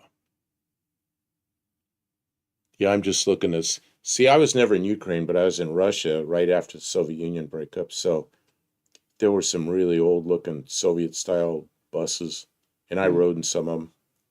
I remember riding in one, and underneath I could hear the exhaust pipe going bang, bang, bang, bang, bang, because you could. I knew it was an exhaust pipe loose, and it didn't have. Well, those are models. It didn't have um, positive crankcase ventilation PCV system, and I could smell the smell from the road draft tube, and I hadn't smelled that since I'd been a little kid. It'd been like 30 years before, and I knew that smell as soon as I smelled it. It's like, oh, I know what that is. You know, you're getting the American ones. Oh, there's Soviet bus graveyard. Oh, that's in Lithuania. Yeah, I don't know. I was just wondering.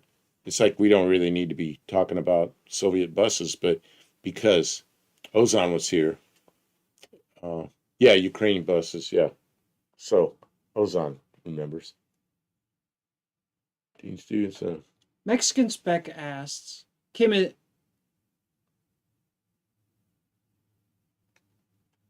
There was more stuff. Oh wow. Mexican Spec. How much is a gasket set for a slant six? It's like $60 delivered. Is a $250 a good price for a cam and lifter? And rocker arms? Lifters and rocker arms, no. But for a cam and lifters, $250 is about right. For a stock, regular, no frills replacement cam and lifter set. And you don't have to replace the rocker arms.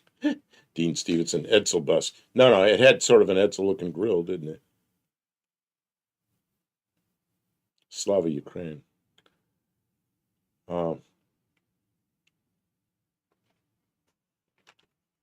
Speaking of buses, I saw my childhood church bus on Marketplace last month, the 57 Chevy. Wow. If it's still on there, grab those pictures and send them for next week. Yeah. Next week we're doing 57. Grab those 1957 Chevy. Oh, you know what we got to do next week? What's that? The '57 Chevy ambulance that's down Oh yeah, we need to go over there and take a couple photos I might have over at pictures the of. funeral home Yeah, over at the in funeral town. home. Yeah, they have a It's like a '57 landmark Chevy. here in town. Yeah, it's a '57 Chevy ambulance out in front of a funeral home. Barrow says we converted a 1993 Bluebird into a ramp truck live-in hauler for our monster truck and traveled all over the U.S. in that thing for years. That's cool. That Bluebird, did it have a? Man, I used to drive a Bluebird motorhome around. It was like a bus, but it was a motorhome, and it had a cat, like a V8 cat engine in it. That was a pretty decent engine from what I remember. I drove it back and forth to Oshkosh a couple of times, pulling a trailer. So what a huge rig that was. I don't even know if I was supposed to be driving that. I guess it was an RV, so license didn't matter. I don't know. Kim, how much is a gasket set? Did you? I already answered that question. Yeah? Okay. Yeah, just lifters and rocker arms. You wouldn't want to buy rocker arms. They don't need replaced. Like they're reusable.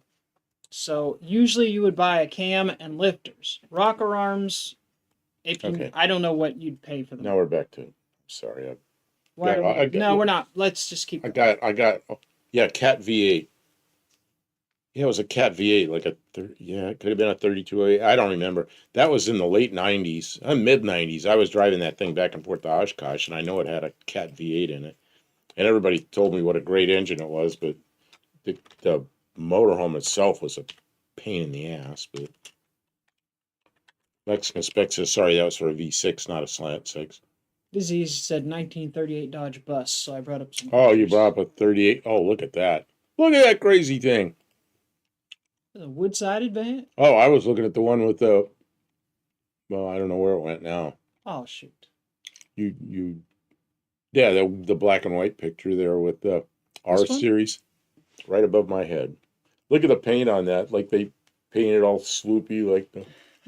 Oh, like it has a fender on the back. And you know what? You know what engine's in that?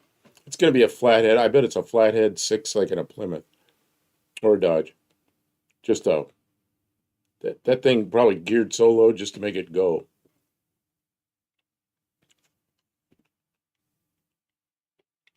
BNR says 38 Racing 3208. Barrows 5.9 12 valve Cummins with the Allison automatic. Maybe a true believer in the 12 valve because we worked the butter out of that biscuit and never skipped a beat. Max expect a new set of pistons here for the 225 or $170. You know, they're not real expensive. I bought a set of pistons for mine, and they weren't real expensive. And then I ruined one piston. I bought one more. The last piston available from it was standard at the time from Rock Auto, and it was perfect. So now that's what's in mine. But mine was a standard engine, and I had about 8,000 piston to cylinder wall clearance, so it's a pretty loose engine. But Kim's is like, it's like just under 1,000 piston to cylinder wall clearance, and it's 40 over, so it's like a pretty new, tight engine, you know. Mexican Spec says the gasket set here is about $35 delivered.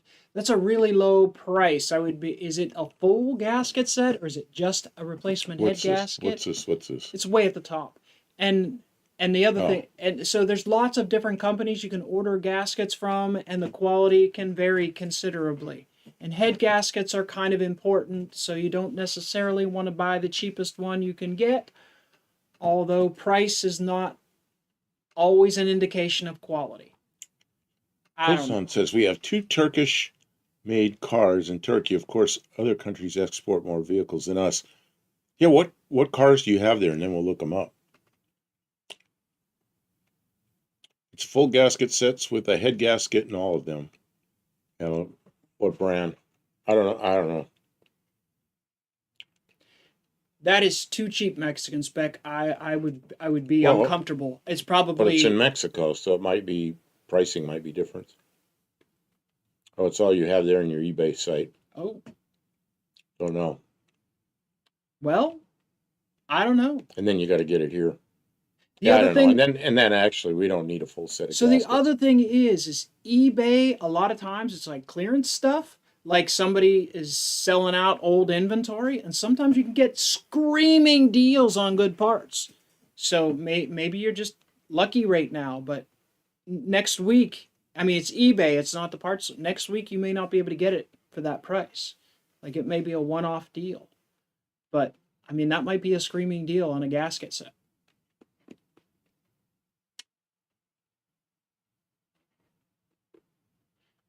Dizzy Izzy says the 38 Dodge panel truck is cooler. You'd have to look that up. All right. Oh, maybe they're talking about this one down here? I don't know. That's still a bus. Yeah, these are all buses. That's a different bus, though. This has got 4 or 5 windows, Man, I 5 windows. I Oh, was yeah, I almost guess it is able the to same. grab that moth. He came up just out of my reach. Mexican Spec says it's for me, not you guys. I have more Oh, 36s here than you do. It might be a screaming deal. What does it say the brand name is on it? Because there's some brand names I wouldn't buy because my experience is marginal. Um, there's one that's a multi-layer metal gasket. It's like two super thin metals with like it's like a sandwich gasket, and I got one once and it was old and bent and it was garbage, so it was a waste of money, and I couldn't return it because of I think I bought it and it sat around for a while before I realized it was junk. It doesn't list a brand name because the Felpro gaskets are nice, but they're thick, and then there's a couple of jobber. I mean, it's probably okay. The other thing is even if you only use part of it, a lot of times for $35, it's worth it. You get all the O-rings and the gaskets and the front seal, and if you buy all that stuff separately, it's absurdly expensive. For $35, it might be worthy to have something like that to have on the shelf. But I have made the commitment to try not to stockpile parts that I am not ready to use because I am trying to focus all my money and energy on the project I am on right now. And it is very difficult because I see stuff I want to buy, but it's just going to sit on the shelf for an untold ages until I get to it. It's tough. God, barrows. eBay is one of my go-to for parts anymore. Lots of great deals, especially just before Christmas. Landed a couple of tunnel rams for under 300 $300 each. tunnel You know rams. what? I was on there looking, and Kim didn't even know I was looking at this stuff. But the Edelbrock, and it's an XC8, and it's the dual quad that's a cross ram, and the tubes go down, the runners go down between each other like this, and yeah, I've been looking at those because I got that small block Chevy, and I'm thinking, man, I could take that Chevy and put it in my Ford, and I'd have it be like my old Cougar, I'm just starting to think about all this, and I'm thinking, no, I shouldn't do that, you know, because my Cougar had one of those cross ram manifolds, but there were several of them on eBay, and made me think. Mexican Spec says, I don't see lifters for sale here if they are not hydraulic. The hydraulic lifters new are $40 for 4 of them. Yeah, and you can't use the hydraulic lifters unless you have the hydraulic motor because the oiling comes from the top end and it has to be set up that way, which that Mexican Spec. So, solid lifters, the companies that were producing them, the quality dropped so far off the map that they all had to be destroyed. They were junk. Companies couldn't sell them. It wasn't safe. So the aftermarket for those parts became exhausted. It's actually when the new lifters become available, they're going to be more expensive because it costs more than that to actually make a product that's any good. So but they're still available, but maybe you can't find them on eBay. Maybe you have to go through you have to shop around to find them, and you better check them before you install them to make sure they have the proper crown. But yeah, they're a little harder to find. The listings, a lot of them are not available or sold out or whatever. There is some lag between when people see that that they need them to when they actually arrive. Hey, I could put this up on the screen, but I can't scroll in on it. But it's a little bit pricey, but it has all the linkage. Yeah, that's one of those manifolds like I had. Oh yeah, it was. I had two 650 double Oh, pump. it's even got the linkage. Yep, that one had the linkage. And mine had the linkage. It had two 650 double pumpers on it, so it was too much. So, anyway, I'm just thinking, oh look, there's other, I can't find my cursor. Yeah, man, I remember that manifold so well. Ooh, that's a pricey one. Actually, that's not crazy. A lot of times you find these used manifolds, you find broken, broken ears and things in it, and yeah, I don't know. Anyway, yeah, just me dreaming. Back to yours.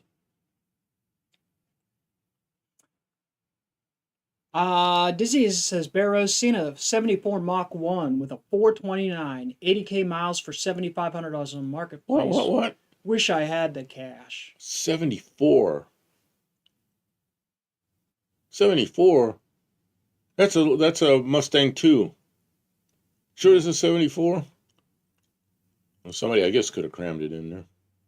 That's what There weren't Mexican any Spec says. How'd they make it fit? Yeah, there weren't any 74s. In Mexico, you get a 302 and 74, but not here. 73 they had them. 73 they had Mach 1s with 429s. Can you imagine that? That was a big car, too. Mexican Spec says we have a lot of mom and pop shops here that probably have new old stock lifters. If you can find some, that's probably the way to go. But so when the aftermarket new junk lifters dried up, they were so bad that they all had to be destroyed because they weren't even worth trying to run. It wasn't safe to run them. So that's when people started shopping for the new old stock stuff. And there's probably still a lot of them out there, but it's harder to get. And, the people who are really searching for them are trying to get a deal, so there's not a lot of money in it. People are just like, whatever. Nobody's taking new old stock lifter sales to the bank. Like, wow, I'm really making a lot of... If somebody listed a set of new old stock flat tappet lifters for $600, no one's going to buy them. No one's going to buy them. You don't think so? No. People are just, if it's expensive, just pay the money and get roller lifters, which is a big job too. But what I'm saying is, if you're going to spend the money, then get the really good stuff, not old stock regular stuff. I don't know. The diamond-like coating or diamond-like carbon or whatever it is, lifters will be here in April. So I guess hold on to your chair, work on a different project. That's why you need multiple projects, because you can't just stall the whole channel and wait for lifters to show up. Well, we're either going to have to work on something else, or we're going to have a different plan. So, can you make that so it's more the size that fits? No. No, you can't? Yes, I came back to 55. Yes, I can. Because 55 was what we're supposed to be doing tonight. Well, I just decided to do that. Yeah, lift it up a little bit. We're all over the map. Yeah, I know, but that's okay to be all over the map. We're having a good time. I hope you guys are enjoying our disjointed and misguided Buddy Carfano discussion. Sent in a lot of pictures, and I'm trying to get to at least a few more of his. But that one was one of them, and I really like 55 Mercuries. I think that's a nice looking car. You know what? That is a really sharp, and it's a nice restoration. I wish we had some better pictures of that. Yeah. My father had a 56 Ford, which is basically the same body, it's the same exact windshield and vent windows and everything. 56 Ford wagon, and his brother bought a 56 Mercury wagon. And I remember the two of those cars parked right one behind the other. And the 56 Mercury wagon looked just like this. I remember that so well. I was a little kid. And they were both new cars then. Look at that one. Got an old Tennessee license plate on it. The shape of Tennessee. That's pretty cool. Hey buddy, where'd you find that? Tennessee license plate. Back when you had to have a front license plate in Tennessee. Mexican Spec says if you wait for the lifters, you only have 5 months to get the car ready for No Name Nationals 25, Kim. Yeah, but I can work on the other projects that have to get ready. 38 Racing says that's kind of like Freon R12 market. It isn't worth that much anymore. You have some of that? I'd love to have some of that because I still have my old gauges somewhere. And my new car, is an R12 car. And I'm thinking I'm going to have to swap it over to R134, which I really don't want to do. But, I guess that's like the forbidden. Yeah, but as far as like a lot, you wouldn't pay a lot of money for the R12. No, but R12, I was buying 50 pounders of R12. It was under $50. And then the small ones, which are what, 35 pounds? Those, all of a sudden, those things were like $900. And there I am in the air conditioning business, And then I was in California and they made it illegal for me to even have this stuff. So it was like, okay, that's the end of my air conditioning business. There was no R134 yet. He just screwed. He just put us out of business. It's like, thanks, guys.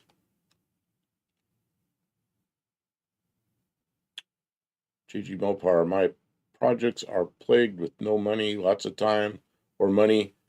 Hey, that's the story of my life. I was either working, and I had money for projects, or I had some crappy job working part-time, had time for the projects and no money. It was always like that. Always like that. 38 Racing, disjointed live. That's how mine works anyway. Mexican Spec's taken off for a few minutes, I guess. He looks a lot like the Packard. Olive, we can rebuild them, Barrows. Now I have the technology. BNR, it's better, stronger, faster. That's the beginning to the $6 million man or something like that. I don't know. Oh, I'm sure the medical system could spend a lot more than $6 million now. All says R134 systems really aren't a downgrade. Well, here's where it's a problem. Is because if you run R134 in a system that was supposed to have R12, it's going to run at a higher pressure. It'll work fine. But what happens then is the seals in the compressors almost surely will blow out. And then you put a new compressor in, then that's okay, but you ran the price up. And the pressures run quite a bit higher. So the way around that, and what they did with the newer cars, is they put bigger condensers with a higher capacity to bring the pressures back down. But there are problems with the conversions, and then the conversion's a hassle. So you got to get all the old stuff out of there. You got to make sure all the oil's out. You got to put different oil in. It's one of those tear your hair out jobs. And if I had R12, I'd just put it in there. But I'll probably end up putting R134 in it. We're going to have to, rent a vacuum pump and drain the system down? I have a vacuum pump for R12, but not, it was one I used. Oh, you have a pump for R12? R12. I don't ever remember seeing it. Yeah, it's probably kind of worn out, but it'd work. I mean, we can be patient with it. And then I have both sets of gauges, although I can't. Where was the pump at? I don't know. It's kind of a chrome looking thing. It's about this big. It's in that shit up there somewhere, or in here somewhere. I think it's out there in a bin or gone. Yeah, it's in one of those bins. And I've got a set of gauges. I know I have the R134. Hey, a super chat. I know I have the R134. That's too generous of me. I don't have my flashing lights here, but I told Kim, what would I do? I'd fly a drone around. There's the drone. Got to fly the drone around. This is the thank you for the Is that a UFO? Super chat a drone. UAV? This is a super chat drone. and we'll just put it up here. I can't tell if that's a plane or a UFO. Are the aliens invading? Is that the mothership? Someone help us. Yeah, you can buy R12 in a lot of places, Olive, but you got to have a license. I do not have a license for that. I'm not going to go. You got to have two things. You got to have a license for yourself, and you got to have a license for your station. Well, if I'm we, not going to do. No, I'm not doing don't that. you think we could take the car somewhere, have them drain it down, and then once we're done doing the work, have them. Well, my guess is fill it because back it's up? got a bad compressor. Yeah. It's probably all leaked out. So I'm already. Well, I'm already. that'll be easy enough to figure out. We'll Yeah. just see if That there's means I pressure in it. gotta pull a vacuum on it, evacuate it, and then I gotta put the whatever I can get, which will probably end up being it'll probably end up being 134. I'll probably have to convert it. I mean, at its age, we probably need to put new seals in it anyways. Well, and it needs a compressor, which means yeah, man, I'm gonna have to. I don't know what I'm gonna do. you're there. gonna need a new dryer with a new compressor. Maybe. I don't know. We'll just see what We'll happens. make it work. The good thing is it's sealed up. It was serviced. If it leaked out, it leaked out, but at least all the lines are still in place. Everything's sealed up. So I know it's not like full of. When people take the lines off and leave them open, you find bugs living in there and dirt and Mud wasps, mud daubers are in there. You can clean and clean and clean and clean till you're sick of cleaning, and then you think it's all good and you run it and it's working for a minute or two, and then it clogs up again. The orifice will be clogged up again. You take it apart, and you find mud daubers crap in there or something, and you do it over and over and over. And I don't ever want to do one of those systems. It's once it's apart and left that way, it's just nothing but trouble. You just got to start taking everything apart and replacing it. Barrows asks, "Is the drone 7 or 9?" It's the size of a small SUV. Well, you know what that is. That's a Predator. I was working for a while. You know that's what I did, and like the last 15 years of my work was worked on military kind of, we called them UAS, unmanned aerial systems, basically big ass drones. And these guys were, at one time, I worked in a hangar where they were in one side of the hangar and we were in the other side of the hangar. So we worked really close together and knew everybody. That was a fun time. And we were flying a different one that was quite large. And we were test flying off the same runway and everything. So, what it's like. Hey, how you doing? Welcome to the stream. You know who that is? I do. Dad. You never called him back yet. I did call him back. Oh, you didn't tell me about the phone call. Yeah, but he was in the car and he's on his way to some store. And he only had a couple of minutes. So we talked for a couple of minutes and then, yeah, it's Jay. That's cool. So check out the What It's Like channel. Jay from What It's Like makes really good content about different kinds of cars. Maybe he does deep dives. I was going to say Mexican Spec. If you could find What It's Like and put up a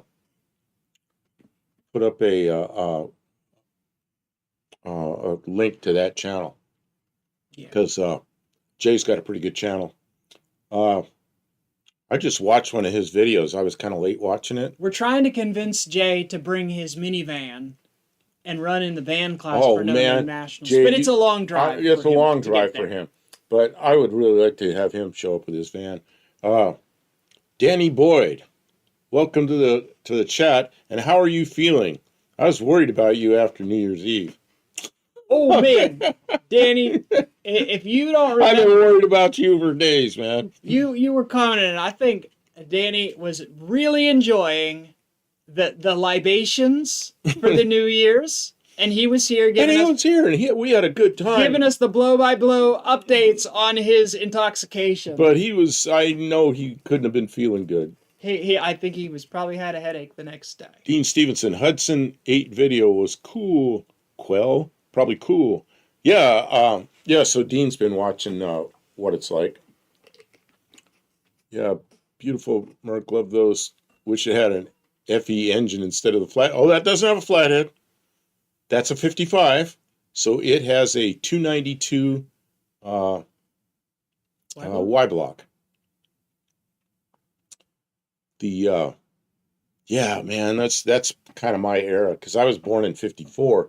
So you can imagine I really got interested in cars by the time I was 4 or 5 years old, 4 years old. By the time I was five, I knew what every car every year was. So those cars were on the road. I mean, those were just a few years old.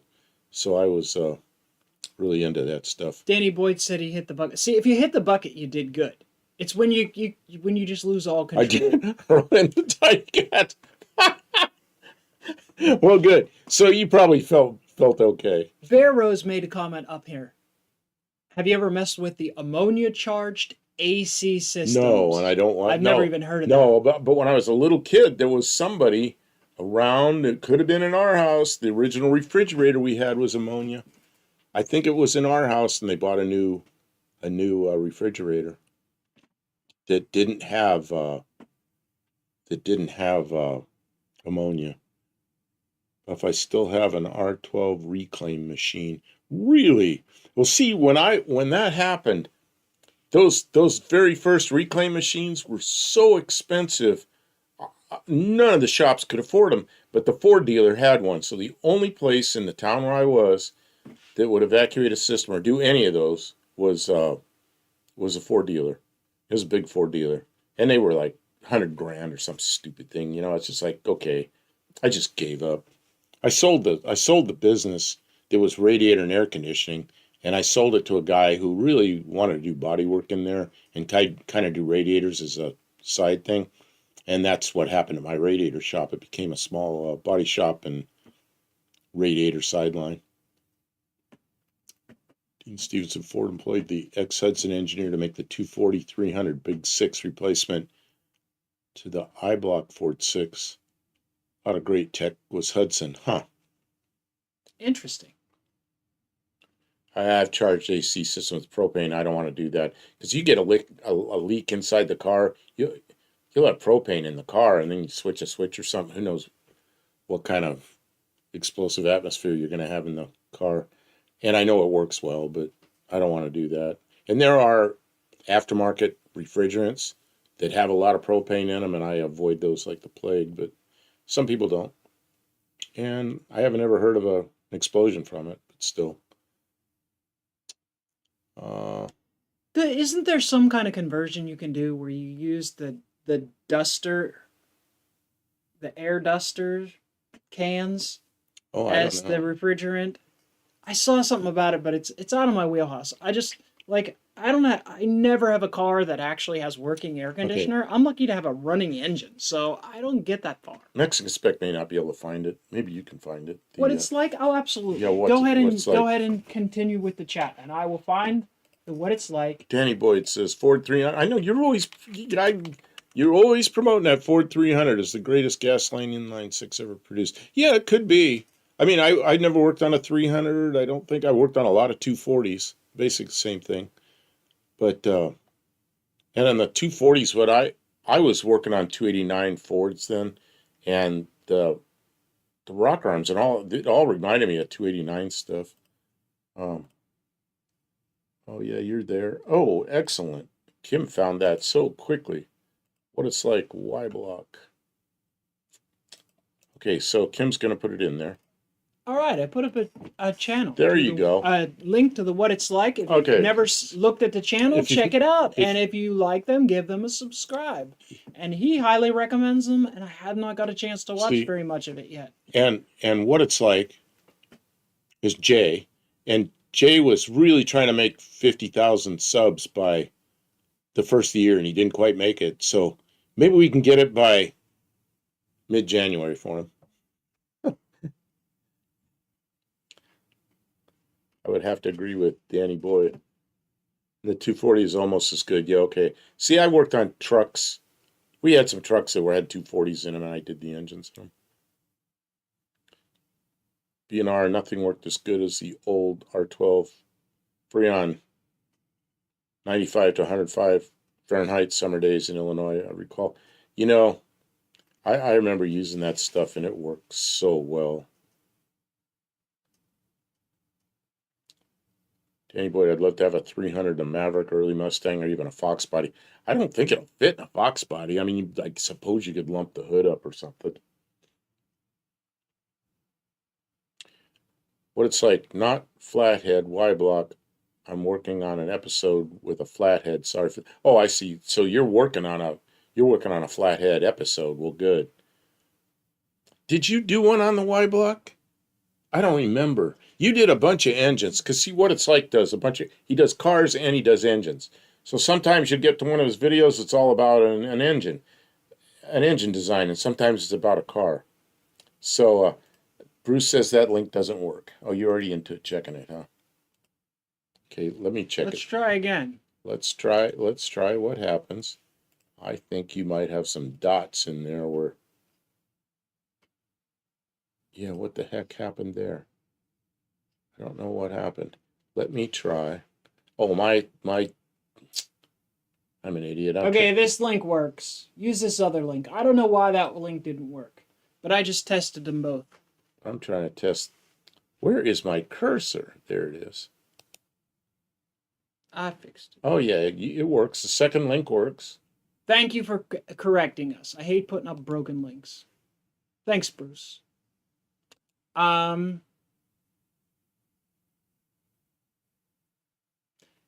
BNR says, I think R22 has been banned now for sale for old home AC central air.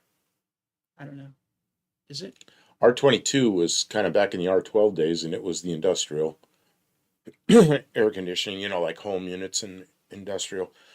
Uh-oh. I didn't get this soon enough. I think they just do that so you have to buy new stuff. Oh, it was an environmental problem. Was it? And because they said that's what caused the ozone hole and all that was the CFCs. I don't know. I never know if it's real or if they're just getting jerked around or what, but it happened. That's what they. I mean, hopefully they're making less toxic stuff. I don't know. Every couple years, they come up with something new that's less toxic, supposedly. But it doesn't work as well, and it costs more, and you have to buy all new equipment. Danny Boyd says, I vacked and recharged a 93 Corolla with R134 retrofit kit. They were great for years. But what I was saying, the problem with that is they run a little higher pressure. Actually, quite a bit higher pressure on the high side. And a lot of times the seals on the old pumps will start to blow out. So a lot of times when I've done conversions, you do the conversion and a week later customer shows up and it's empty again and it's the seal on the main seal on the compressor's gone, and then you stand there looking like a fool because you've done the recharge, you've done the conversion, and now you caused them problems. So I don't know. I used to do it. Yeah, never mind how much CFC went in the air when the space shuttle launched, or when we don't talk about it, or when the volcano in the, or was it the Philippines? Right. Yeah. More went in the air there than the whole since the Industrial Revolution, but I guess can't do anything about that. I don't know. Okay, here's one that. Who sent this in? Buddy Carfano. Oh, we started talking about buses, and now. Yeah, that's a. Is it a 55? That could be. I don't know. Hot rod school bus. Flames, yeah, I think it is a 55 actually. Flames, man.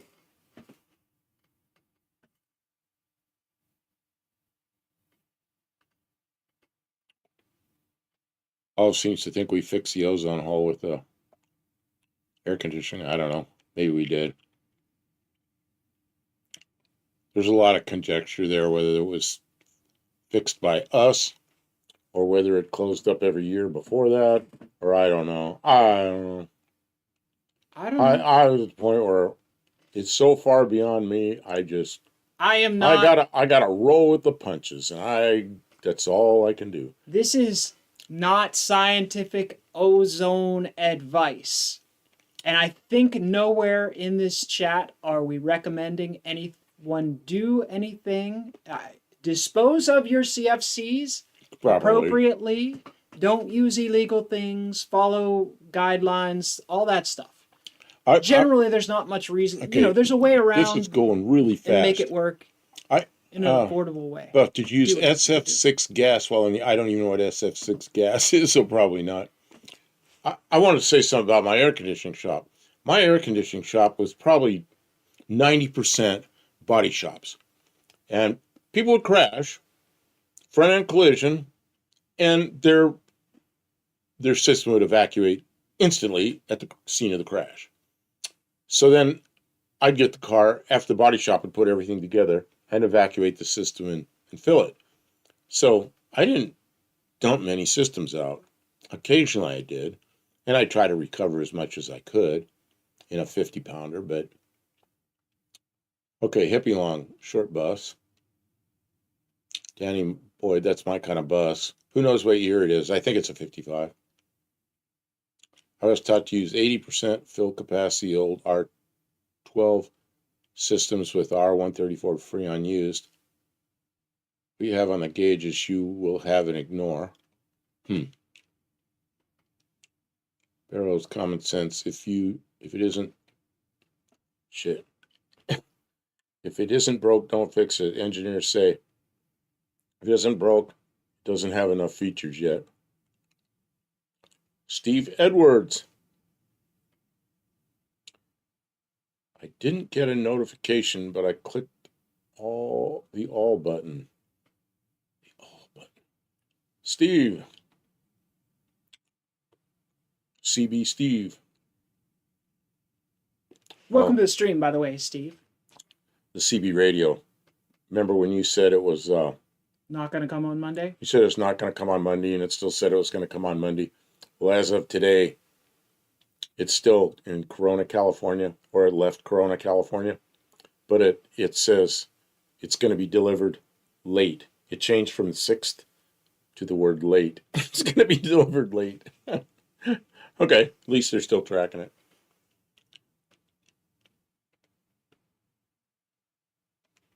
.38 Racing, 80% fill was good guideline for R134A. Really? Anyone see the price of R134 Freon lately? Oh, I don't know. I guess I'm going to find out. KJ Kylie says, come on, Kim, it's fun to break the rules. There's rules that are more fun to break. And there are rules that, and I will break rules. I am a rule breaker. But there are some things that we don't discuss on the internet. Well, and when we are on the internet, we encourage you to follow. Well, if I've got air conditioning rules, I don't even care. Follow the rules. Or if you're going to, I don't need to know about it. Is that 1, 2, 3, 4 YF that expensive? Really? That's the new stuff. Ho, $75 for 12-ounce can. Woo! Highway robbery. But what it's like, 3 Mile Island. Yeah, you remember that? How close do you live? Oh, no, you live a long ways from there. That was nothing. Okay. Should I get into it? No. No. It's too late in the stream. Sort of political. It's like one of the stupidest thing I think I ever saw was 3 Mile Island. Jimmy Carter was president. Oh. Right in the middle of that, he visits 3 Mile Island. I don't know if you've ever been anywhere where a president's been, but the security is enormous. What they have to do to sweeping the area where a president's going to be and the number of Secret Service people and all that. I can't believe they took a president to the middle of that disaster while they're trying to fix a problem like that. They bring a president of the United States in the middle of it. Just one of the stupidest things I ever saw. Visit Mexican Spec in Mexico and get a refill. Yeah, try to carry that across the border. Oh, no, I haven't looked. R134A was maybe $20 a can last time I got some. Yep, that's what I thought. If you want to break rules, look at the AHRA rules for the racing. They say don't break the rules, but look at what the rules don't say and skirt around them and see what you can do. It's like, yeah, that's kind of interesting. Even the people that wrote the rules say that. Have fun with it. They want you to have fun with it, but they want you to be in the spirit of competition. And honestly, I mean, there's not big prizes or anything like that. It's just for sport, so have a good time with Steve it. said, I just sold a Cobra 2000 GTL, so now I have to send it to Illinois. I didn't know you had a Cobra 2000. I would have been all over that. You just bought a radio. No, but if I'd known he had a for? Cobra 2000, I wouldn't have bought that other one. Well, Okay. that's why I didn't tell you about it, because then you would have. How's he supposed to sell that other one? That's like the radio I wanted for a long time.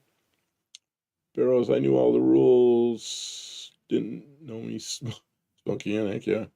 Hippie Long, I live 30 miles from 3 Mile Island. Junior was actually a nuclear engineer. Yeah, he was, but he's also the president. So, they got. Yeah, he was a nuclear engineer in the Navy, but that doesn't mean as president he should go into a place like that with all this security. It's like, oh my God, really? Then again, I mean, the facility was already a secure facility. It probably wasn't that hard. I guess. I don't know. Plus, it's kind of old news. It kind of happened a long time I know. ago. It's just something that I think about sometimes. Okay. It's like I worked at a nuclear power plant, and I know security, Twisted Mopar Garage says, Dart Sport. Welcome to the stream. What it's like, Buff. What is your favorite no object car? Then what is your guilty pleasure car? What does that mean? No, money is no object. Money is no object. If money was no object, what car? Oh, I don't know. Or my favorite car would be probably what I have. I like the little Mustang notchbacks, the little Fox bodies, but I've got the Fox body coupe Mercury, which is almost as good. Oh, the no money. I don't know. De Tomaso Mangusta. Not the best car in the world, but sure look cool. De Tomaso Mangusta. Oh yeah, he says money no object. I see. Artsec Jack. The first Bush president came here to our little town. It was crazy for days. My cousin was in town. He went up. They made him go back and leave his belt knife. See, and the reason I know about this is because Jay Leno was talking about when he had Barack Obama on, and he was president at the time, and Jay Leno talked about the sweep of the place ahead of time, told people to go home and not to come back until after the president had been there, and it was just, the security was crazy. I can't imagine doing that in a nuclear power plant that's in the middle of an emergency.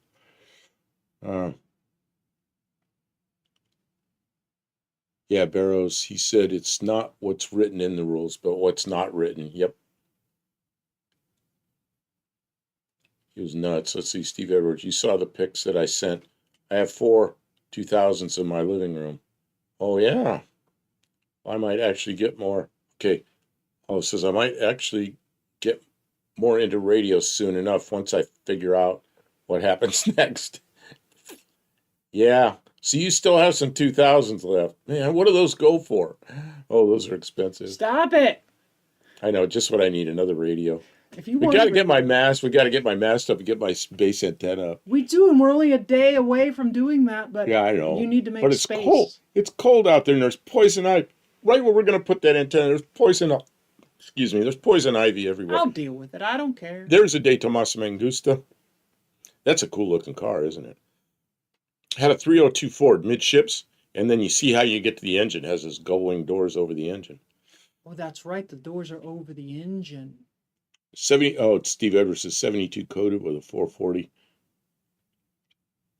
I don't know, 62. I'll tell you what I'd like. A 1960 Ford with a double or with a single overhead cam Ford 427. Now that's too crazy. I love 1960 Fords. I don't know why. Twisted Mopar Performance had issues years back with cams failed. They knew it. Still put them out. Danny Boyd, Z7 almost looks better than a Fox Mustang.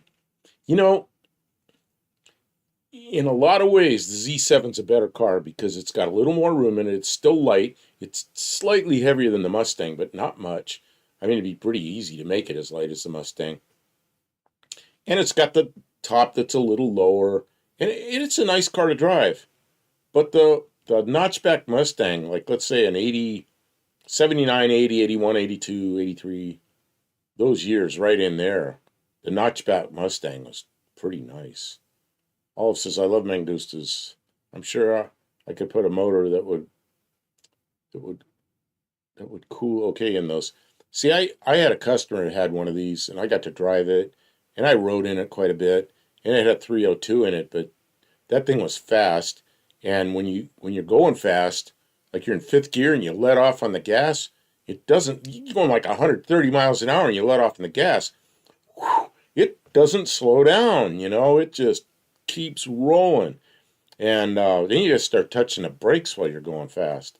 And it's not the best body in the world. It's a unibody that's aluminum and it's kind of not very good. The car that was after this, which was the Pantera, was a much more substantial car. But I think this one looked better. And I like just being in it. I like these things.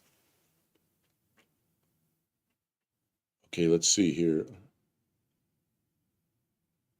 Okay, where are we? Danny Boyd, I love 1960 Fords too. See, I had a 1964 two-door wagon. I traded it for a 67 Mustang Fastback, so that wasn't a bad deal, but kind of wish I had that wagon. I have no transmitter yet or antenna anyways.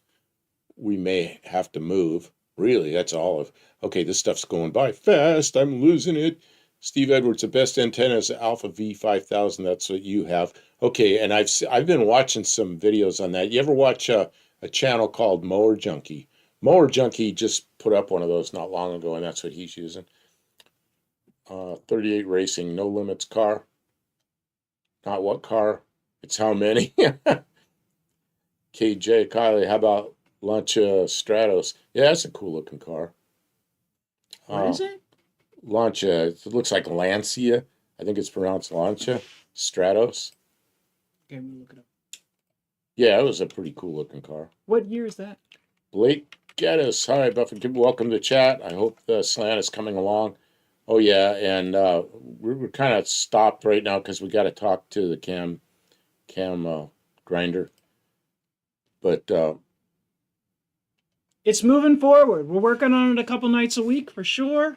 Oh, that isn't what I thought it was. Making progress. That isn't what I thought it was. Okay. That's a silly looking car. I was thinking it was something else. Kim, it's the chat got away from me. What do you want? Just back just a little bit.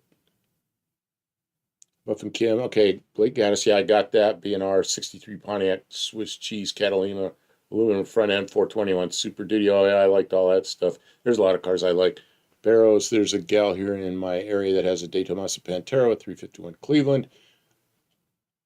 It went past. Okay. Yep, one cool car for sure. But the transaxle is weak link. And then yeah, the Pantera had a ZF 5-speed. Yep, he says ZF transaxle.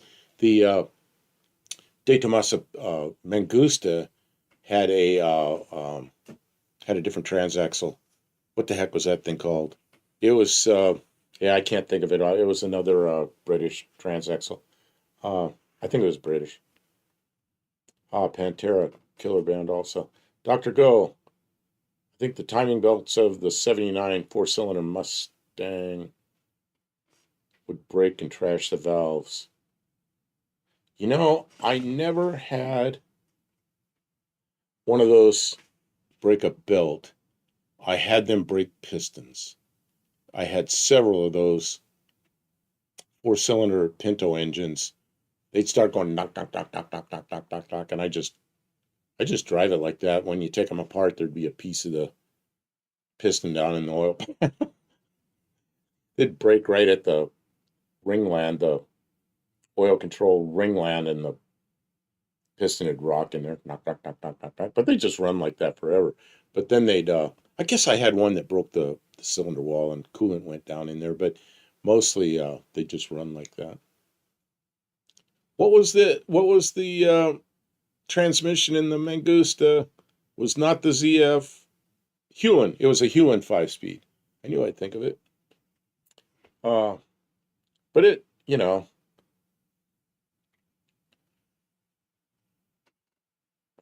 or maybe usually not hard on gearboxes or transaxles. Yeah, when I drove other people's cars, I was pretty easy on them. Although, man, one time I went for a ride in that Mangusta and we were flying. I was riding in it though.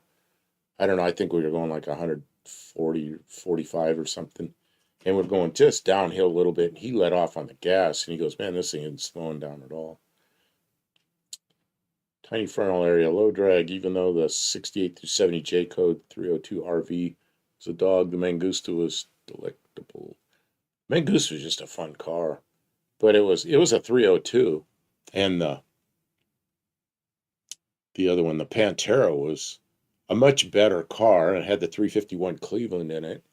And I had two customers that had those. I used to service the cooling systems on them, which is all the tubes that ran up front for the coolant was all these little 90-degree hoses. Uh, yeah, it's a funky car. That's not what I thought it was. The Stratus, huh? What's the one I was thinking of? It wasn't the Lancia Stratus? It was. Oh, there's the one I was thinking of. See where it says 1970 Stratus?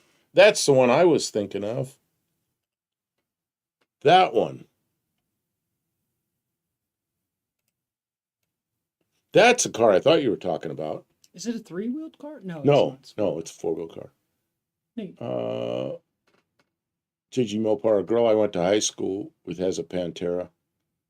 And they're getting old now, but most of them I see are, they've been well taken care of.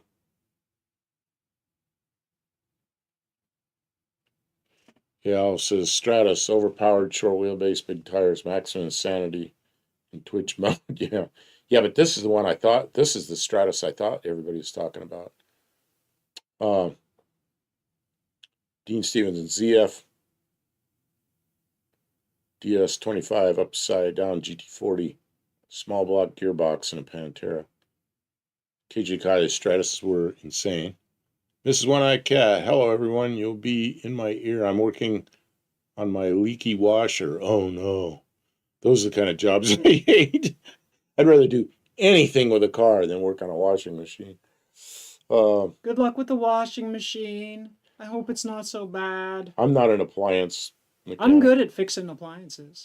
Steve Usually. Edwards, you're going Older to ones. change the bore and stroke in the slant 6. Oh, are you going to change? No.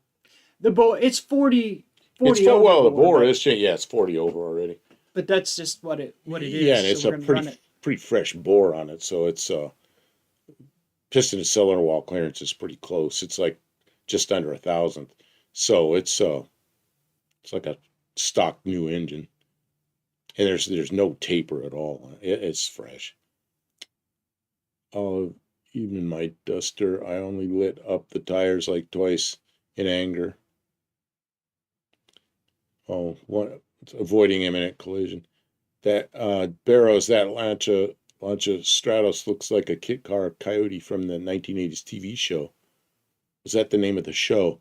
I don't know. That thing, I remember when that thing was, I didn't know it was 1970. I remember it was being in a bunch of magazines and it was really a cool car.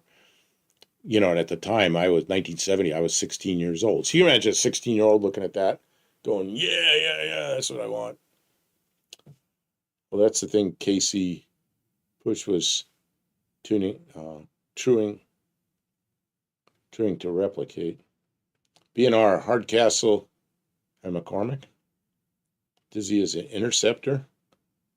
Of that Zero was just a concept car. The real Stratus was a mad rally car. Okay, so the real Stratus is the one next to it.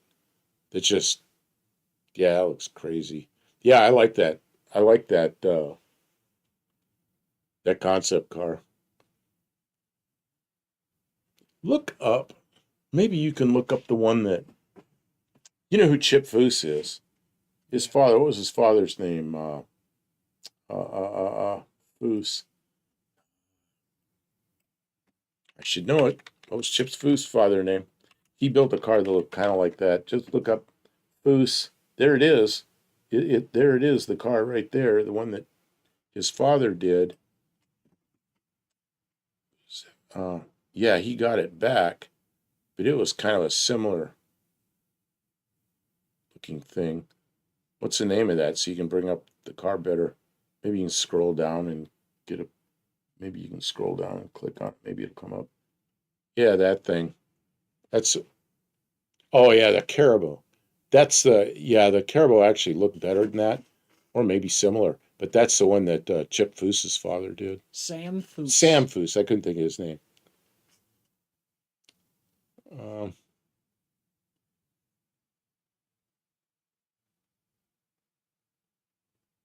his dad's name was Mr. Mr. Foose. Foose. Yeah, that's see, right. that's how I was. There are a lot of men I knew when I was younger, and people would ask me, like you knew him well. What was their name? And I go, Mister, Mister Stafford, Mister Banks, Mister Harvey. Those are all the men in our neighborhood. They weren't my father.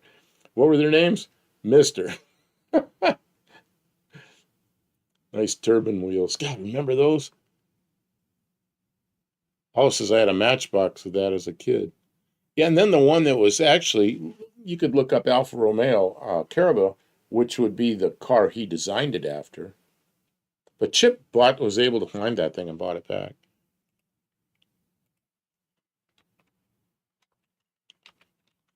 Um,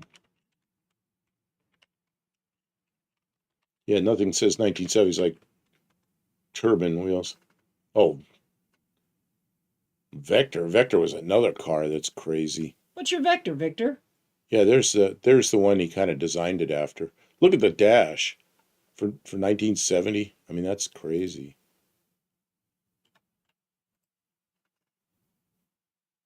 That's wild. Yeah, and the Vector. I mean, if you ever watch, who's the guy that does all the high dollar cars, the reviews on them? Can't think of his name. I watch him sometimes. I don't think you watch him much. Okay. The guy that who does all the reviews on the high dollar cars? He's got like millions of subscribers. Doug DeMuro. Doug DeMuro did a review, and you could search it. And he did it on the Vector, which is a car that was built in Southern California. And it's one of the best reviews he's ever done because he talks about how crazy it's like one of the weirdest cars he ever did. Another one that's a weird car that I really like. What's this? What Olive said? Oh, I don't know. Yeah, Doug DeMuro. Another one he did. Oh, what was that thing? It was a car built by. It's right there. I can almost say it. It won't come out. It's a four-door, low, square, boxy looking, low, wedge-shaped car.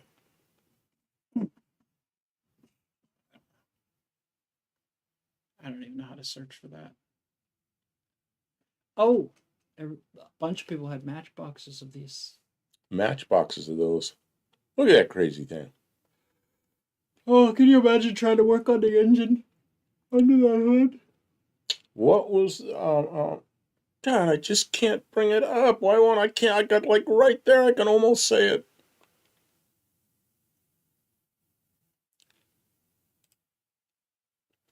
That's pretty cool. Man, that 1967 rendering.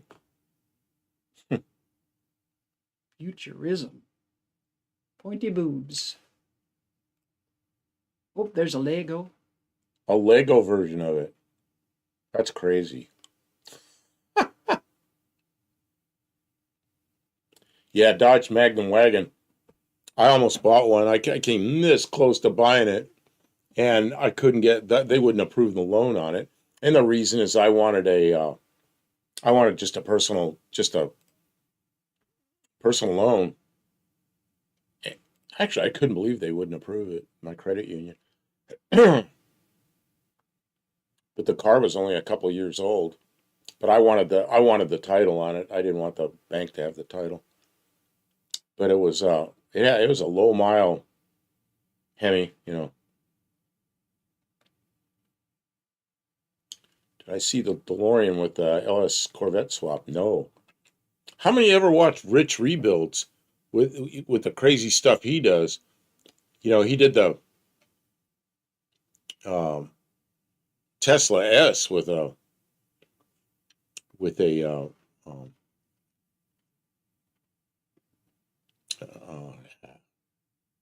just said it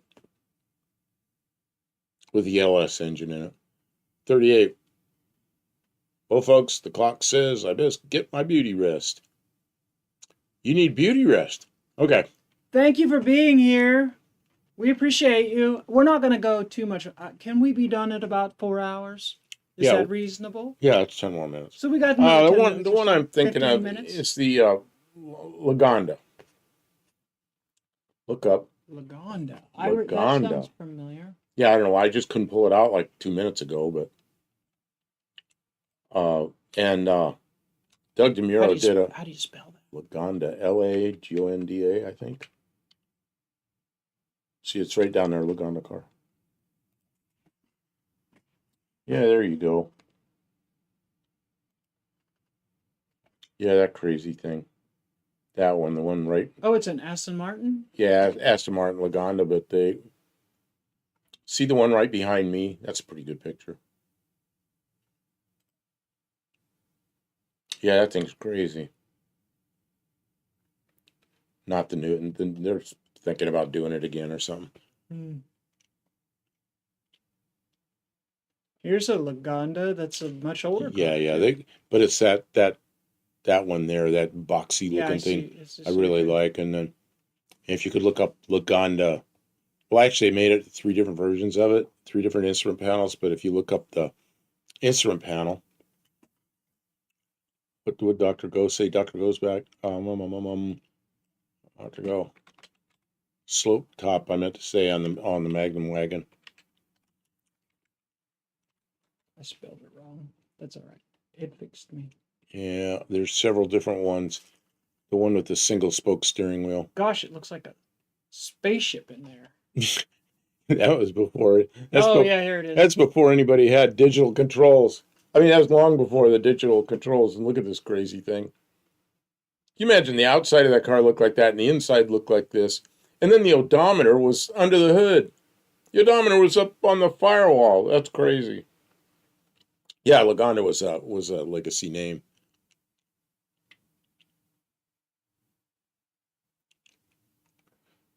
Mariposa McNabb, hugs and hugs. Thank you for your goodness you share. Stay warm. We're staying warm. Finish up my evening. Finally back from Baltimore. Thank you, Mariposa. Thank you for being here. Please come back. We try and have a good time every Tuesday night here in the studio where we can do the visual stuff. And then we around 10 p.m. Central Time. It's hard to say, but maybe Wednesday, Thursday, Friday, Saturday, Sunday, any of those nights, probably like 2 nights a week, we end up streaming from the shop while we work on stuff, try and keep projects moving. Yeah, what I'll do is sit there and I'll keep the chat going. We've got it on a big, just like here, we've got a big screen TV on its side, so I can see the chat from a pretty good distance. But I'll sit there and keep the chat going. And Kim will usually be working on something, or I'll be helping her work on something. And we just hang out in the shop late. We always say we're late at night. It's a cleanup crew. So we do that a couple of nights a week too. That's pretty wild. Yeah, can you imagine driving that? That's crazy. Yeah, and then they changed the steering wheel and stuff on the later ones. Yeah, look at that. Look at the color scheme on that. Is that weird or what? Aston Martin. 1982 Aston Martin Lagonda dashboard, yellow and green and wood. Remember So car strange. phones? Remember when there was a phone that was built into the car? Oh, man. Expensive cars like this one probably came with one. Oh, man. The first cell phone I ever dealt with, I had a girlfriend and she wanted a car phone, and I installed a car phone, and it was analog, and it had a receiver up front that looked like in a house, and it hung up, and then there were cables that went back, and the phone itself was a big radio unit that went in the trunk, and there was an antenna in the back, and it was hardwired into the car. You know, you answer like, hello? You know, it had a curly Q cord and everything. It's the first cell phone I ever worked on. Nice. Hey, pretty funny. Very nice. You know who she is. She's the one that died recently. Aw. Cancer I'm so patient. sorry. Well, she and I split up decades ago. Hippie long. I think James Bond took a Laguna underwater. A Laguna, but not a Lagonda. No, you know he took under. Wasn't that a? What was that? Was that a AMC Matador? I don't remember what it was. Some crazy car they took underwater. It had fins on it, so it would drive around. I saw that car. Is it the spy who? It's that thing. Okay. That thing. It's a Lotus Esprit. That thing. It's in a museum in Las Vegas, and I stood there next to it. Oh yeah. Yeah. I see it there. Oh yeah, there it is in a museum. There you go. Da da da da da da da da. There's a guy named Rick that comes in here sometimes. There's a guy in here named Rick that comes in here sometimes, and he lives in the Las Vegas area. He lives in the Las Vegas area, and his wife took me to this museum, and they had all these movie cars in there, and it was pretty fun. There was a Matador in there too. I think it was a flying Matador.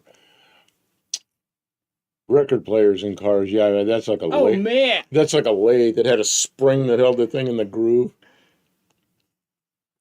Something I'd never seen till recently is a record player where the record sits still and it looks like a Volkswagen bus, and it sets on the record, and it's got a speaker on it, and the bus drives around the record like this. And the music comes out of the speaker on the Volkswagen bus as it drives around the record, and it stays in the groove somehow, and it works its way to the center of the record. Diamonds Are Forever, Lotus Esprit. Hi, Mariposa McNabb. I believe we are in some of the same groups on Facebook. Hello and welcome. Thank you, JB, for being so inviting. It's good to greet new people when they come in, so they feel welcome, and hopefully they'll come back and participate with us, because more is kind of better. AMC was the man with the gold gun. McGarrett on Hawaii 5-0 had a car phone. It was Big Mercury. Imagine the chicks you could meet. Right? You could pull chicks all the time with your car phone. I got a phone. Well, you just drive around holding the phone up like this. Can I get your number? I want to call you on my car phone. Steve Edwards, where's the chitty chitty bang bang? Yep, before Hawaii was all on meth. Yeah, I don't know. I haven't been to Hawaii. The last time I was in Hawaii was in, it was a long time. It was in 81. I was there, and last time I was there, I was in the Air Force in 1981, like January of 81. I was there at Christmas of 80. I know that, probably January of 81. And every time I left there, I'd look out the window of Waikiki Beach in the airliner leaving. I think, okay, I'll be right back, because there's always something to do in the Air Force at Hickam Air Force Base. And then one time they never sent me back. It's like, whoa, I didn't get to go back. 65 GTO had that option, factory record player. Oh, God, I think Chryslers were the first ones with it, weren't they? Like in the 56 or something?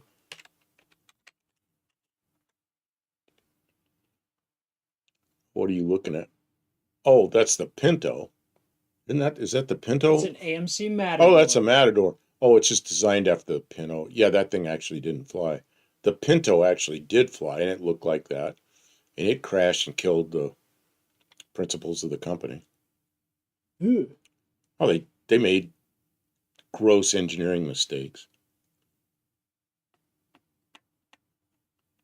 Okay, Kim. Yes. Next week, next Tuesday, 1957. 1957. Guys, you don't have to wait until the night of. You can send emails sooner, or you could just have them ready and send them during the stream, and we'll talk about cars. What's that? Put my email. Oh, it's just the same name of the channel, but at gmail.com. Yeah, But yeah, the Pinto and the Blues Brothers, was that because the Pinto that actually flew, it crashed and killed the company principals. Okay, the that's my email. If you want to send pictures, send pictures. There's a few people I didn't get all their pictures. Like I know Buddy Carfano sent in more pictures than I showed, but sorry, man. Uh, and 1968 is the word. 1957. We're going to do 1957 next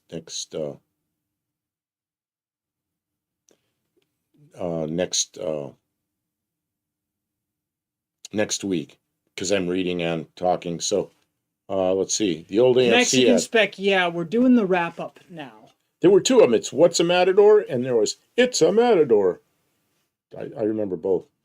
1957 Bonneville was Rochester fuel injection. Yeah, that was something. Okay, yeah, we're done. It's 11 o'clock. We've been here 4 hours. 4 hours? We didn't We even been- show any of Mexican specs cars tonight. Oh, we didn't? No. Oh, we didn't get to Mexican specs cars. No, we didn't. That was rude. We said we were going to do that hours ago. Okay, what we'll do in lieu of that, we can put up Mexican spec. Please put up a link to your Instagram, and then at least we'll do that. And next week we'll hit it hard with the with whatever you've put up recently. But if you can put up a link to your Instagram, people can go in there and see all those nice older cars that are available in Mexico to be imported into the U.S. Oh yeah, you posted 2 Fairmonts. Okay, can you click on that? Maybe we can go in there for a minute. Yeah, we could take a minute. Just a minute. Oh, see, here's it from last time, too. Let me see if I can get... Just freshen up. You gotta refresh. Mexican spec. Let's see what's new in Mexico. Yeah, there's a Fairmonts right there. Which There, one? This one? that one and the one next to it. Okay, let's start with this. Oh, that's not such the best picture. You can click the picture over. See right next to my ear. See the arrow next to my ear. Yeah. Yeah, but I can't do it from here. I'm gonna make us a little smaller. Oh yeah. Okay, I see. I see what the issue is. Yeah, I'm just gonna shrink us down here. I'm gonna shrink this part of it down. Oh, here we go. Sorry, Matador. guys. Give me a second to get set up here. We're gonna stick around for just a few more minutes, guys.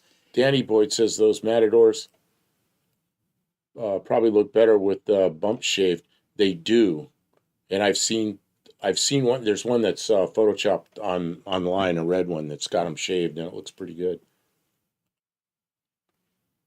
Not the best photos this week, Mexican. Okay, there you go. This is a wagon. Yeah, hey, now there's an instrument panel I like. What speedometer's in it? I can't see. Is that a Mexican spec or is that There it American is. spec? It is a Mexican spec. That's the speedometer I want. Really? Yeah, because it's in kilometers, so it goes up to much higher. And mine only goes to 85, which is graduated in fives. It's really annoying. So, yeah, Mexican spec's going to find me a price on one of those out of a junkyard or something. Oh, it's got a 5-speed in it. A 5-speed in a wagon with a 302? Oh, my God. Can you believe that? 81 Ford Fairmont wagon. Let's see if we got some better pictures. This is better pictures. That's a box top, which a lot of people like that better than the one that I have. But a lot of racers like them. I don't know why. It's not my favorite. I'd rather have the wagon. Yeah, and see, look at this. The Mexican spec one, that's a Ford Fairmont, but it's got the Mercury grill on it like mine does. It's got the Zephyr grill and headlights. I don't like that fuzzy upholstery. That's a V6. We never got V6s up here to the best of my knowledge. And it's a V6 with a 4-speed manual. Olive says, I'm suddenly interested in the 5-speed. Well, you know who to get a hold of. It So- could be yours. Let me do the plug. Mexican Spec, who acts as a moderator for our channel on a very regular basis and is known in the community. He moderates for a bunch of people in the car, YouTube, streaming kind of. Anyways, he's not a fly by night person. He's around. He's in the community. He He has he, depends on his good name to he be known throughout our. And he is in Mexico, and he is familiar with the back and forth between the U.S. and Mexico. So he enjoys classic cars, and after a certain age, they can be imported into the United States, and it's not an issue because they're older now. But they're Mexican spec cars. A lot of them are nicely restored or nicely maintained or good original condition. He keeps his eyes out. He's like a spotter for them. And then he posts them on his Instagram and on his YouTube so that if someone's looking for something like that, they can contact him and he will help facilitate the purchase, sale, import of that car. He knows the process. He does it in the United States and other countries. He said he had a couple cars he was maybe going to be shipping to Australia. That's pretty interesting. I think he's a shipment going to Australia. And so he's been busy with that, and he tells us about it. And we like to tell people that this is something that is possible because most people they don't know. He's got happy customers in the U.S. And if they wanted to do this, they wouldn't even know where to begin. Well, where you begin is you enjoy some of these options that Mexican Spec is finding, and then you contact him. And the best way to contact him is through Instagram at Mexican Spec, or through YouTube, or right on here, right on our channel in the middle of our stream. You can say, Mexican Spec, I love this car. And the other thing he does is he has taillight lenses, side marker like lenses, I think turn signal lenses, all those kind of lenses. I bought lenses from before. They're perfect. They're just exactly like originals. And I have them on my Valiant. So, and if he sends you something, he sent me things, I think 3 different times. Every time. Tracking number always works. Little slow going through Mexico into the U.S., but the tracking is customs takes a minute. Yeah, and a lot of it's our fault. But it's taillight lenses. They don't care. It goes through. It just takes time. But the tracking in both countries works, and you always get your stuff. So, I check out this Bronco is a 2-wheel drive model that was never sold in the U.S. That's cool. That's cool. Oh, there was some. I just looked at this morning. What was really different? There's something really different about that. Yeah, look at those wheels and tires. There's something on the interior that was different. Oh, I know what it was. Look at some kind of homemade anti-theft device on the steering wheel that he mentions in there. Yeah, it looks like it's like the club. We have lost connection. We lost connection. No, we still got. It came back. We got stuff flowing there. They will hardly notice. There was a little service disruption, but it came back, so they'll probably hardly notice. They call it a B200 with Bronco equipment. Interesting. There's a difference, Buff. There's a difference, Buff. Okay. I don't know what he's talking about. There's a difference, Buff. What I was saying was that thing on there is like kind of like the club, only it's a self-manufactured thing. The club. The gas filler door is in a different position on the Mexican vehicle than the U.S. truck. Okay.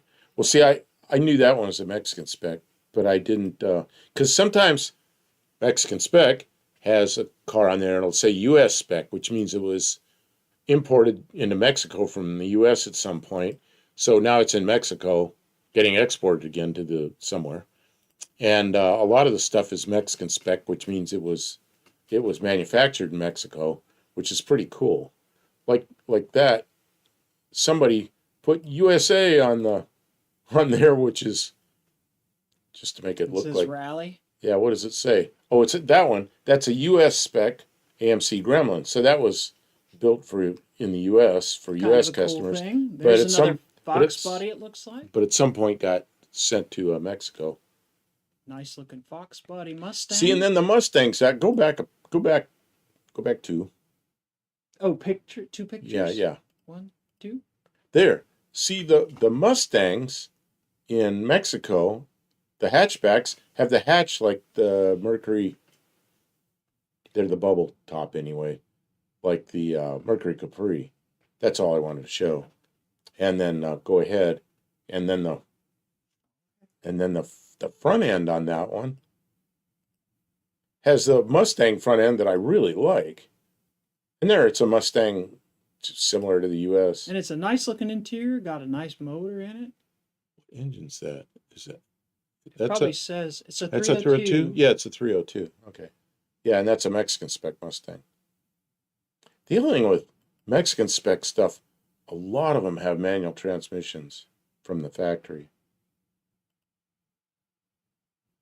Anyway, So, guys, Mexican spec, I think we explained the thing that he does, right? He doesn't make, I'm fixing car contents. We try to tell him, like, when you go get cars, you should do like a will it run and will it drive. He doesn't like to do that. This is the thing he does. He helps people import these cars, and we support him in that because he supports us in our live streaming stuff. And it's like what you do for people who are cool to you, you are cool in return. Yeah, we don't always spend a lot of time on it, but we do like to make a call out to him because he's been good to us. well, we said we would. And Right behind my head, there's another Fox body. yeah, What is that one? That's a 80. That's a Mexican spec. Oh, go back a picture. Wow, it's got the good taillights. Oh, because it's a notchback. Oh man. And it's a 5-liter turbocharged coupe. What? got nice seats in it too. Check it What? out. Somebody did the interior. Oh, it's got a fuel look at cell. that. Somebody did. Oh, look it's at up. this. It's done up. Oh my God. It's probably already sailed. Yeah, I would have liked that, but I know right now that's more money than I had. Oh God, somebody's going to get a nice car there. It's got aluminum heads on it. It's a 302. Oh, Mexican 4-speed. Spec is working on a video on that car he sold. That's great. Okay, well, good. Looking forward to that. So check him out on YouTube and Instagram. It's just something to click on sometimes and scroll through and see if something catches your fancy. You never know what will come, or you never know somebody who has a real interest in a car will say, "Boy, I really wish I could get such and such kind of car." And you say, "Well, I know a guy in Mexico who can import a car like that." And they will be like, "Really?" And it will be like their dream car that they would never be able to find here. So Look who at knows? that thing.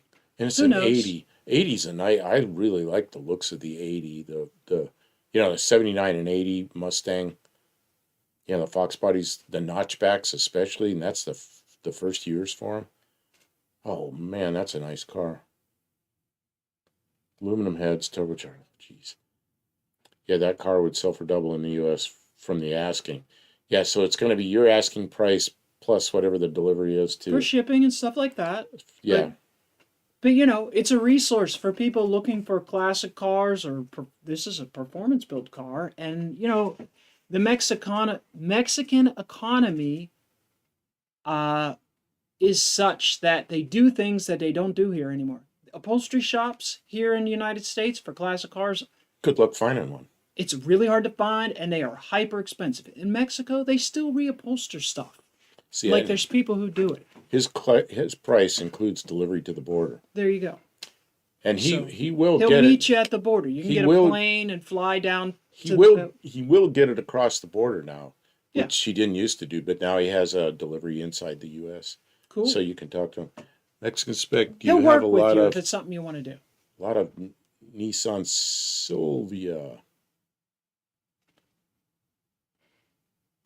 Yeah, maybe we could have Mexican spec on here some night. He doesn't. He could appear showing just with his voice and then showing his cars or something. It's a difficult format for me to manage when we Okay. have, because we used in the past Okay. we used StreamYard. So Mexican spec wants to know, what is a Silvia? Because he wants to know if he has them there. Can you look I'll see. I'll check. to see what a What is Nissan Silvia? see, I'm lost.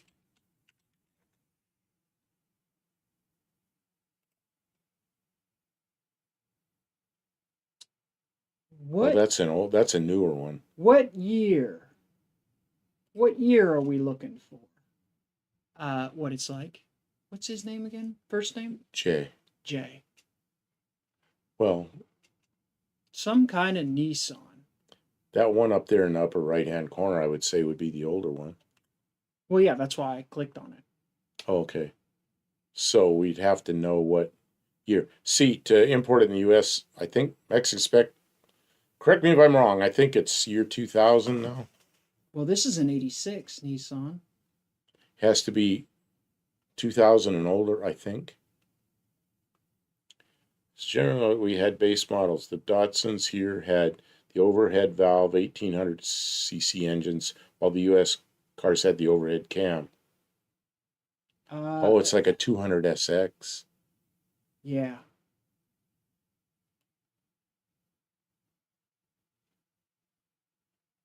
I'm guessing that's. Oh, Jay, your son wants one.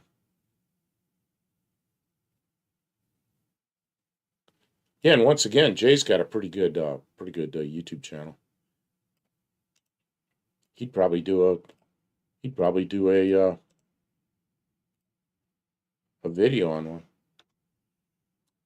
Yeah, it looks like the 200SX was what was sold in the United States, or North America at least. Okay, if it's 2000, it has to have been made before the date of Oh crossing. no, these are 80s, 87, Okay. 85. Oh, I brought that up, and he's replying. If it's 2000, it has to be made before the date of crossing. We can go by the date of manufacture and the date it was first sold. Yeah, here's a pretty sweet What is a one. Skyline? Yeah, the 200SX. That must be what it is. It's like a non-US 200SX. Not sure. Could be long. Any Asian rear drive is high demand. GG Mopar, I have to run. Yeah, we have to run too. Thanks for Okay. being here. We did run over the Yeah, time we thought we were going to be. We've gone 15 over, but we wanted to cover some of this. And thank you, everybody. Check out Mexican Specs, his site, and check out what it's like. We put up a link to his YouTube channel, which is pretty cool if you like old cars and engines and things. He covers like one at a time. Oh, Dr. Art said he wants a Fairmont box top. Oh yeah, well good. Cool. Yeah, he's Dr. Art's a good guy. You'll enjoy his. We know him, and he's just far enough away that it's kind of inconvenient to drive down there a lot, but we do go down there in the sometimes. summer when the weather's nice and it's an hour. We'll see him. Hour and a half down to his place. He'll be around. Yep. All right, Okay. guys. Take we'll care. We'll be in the shop later this week working on a Dart. Be safe.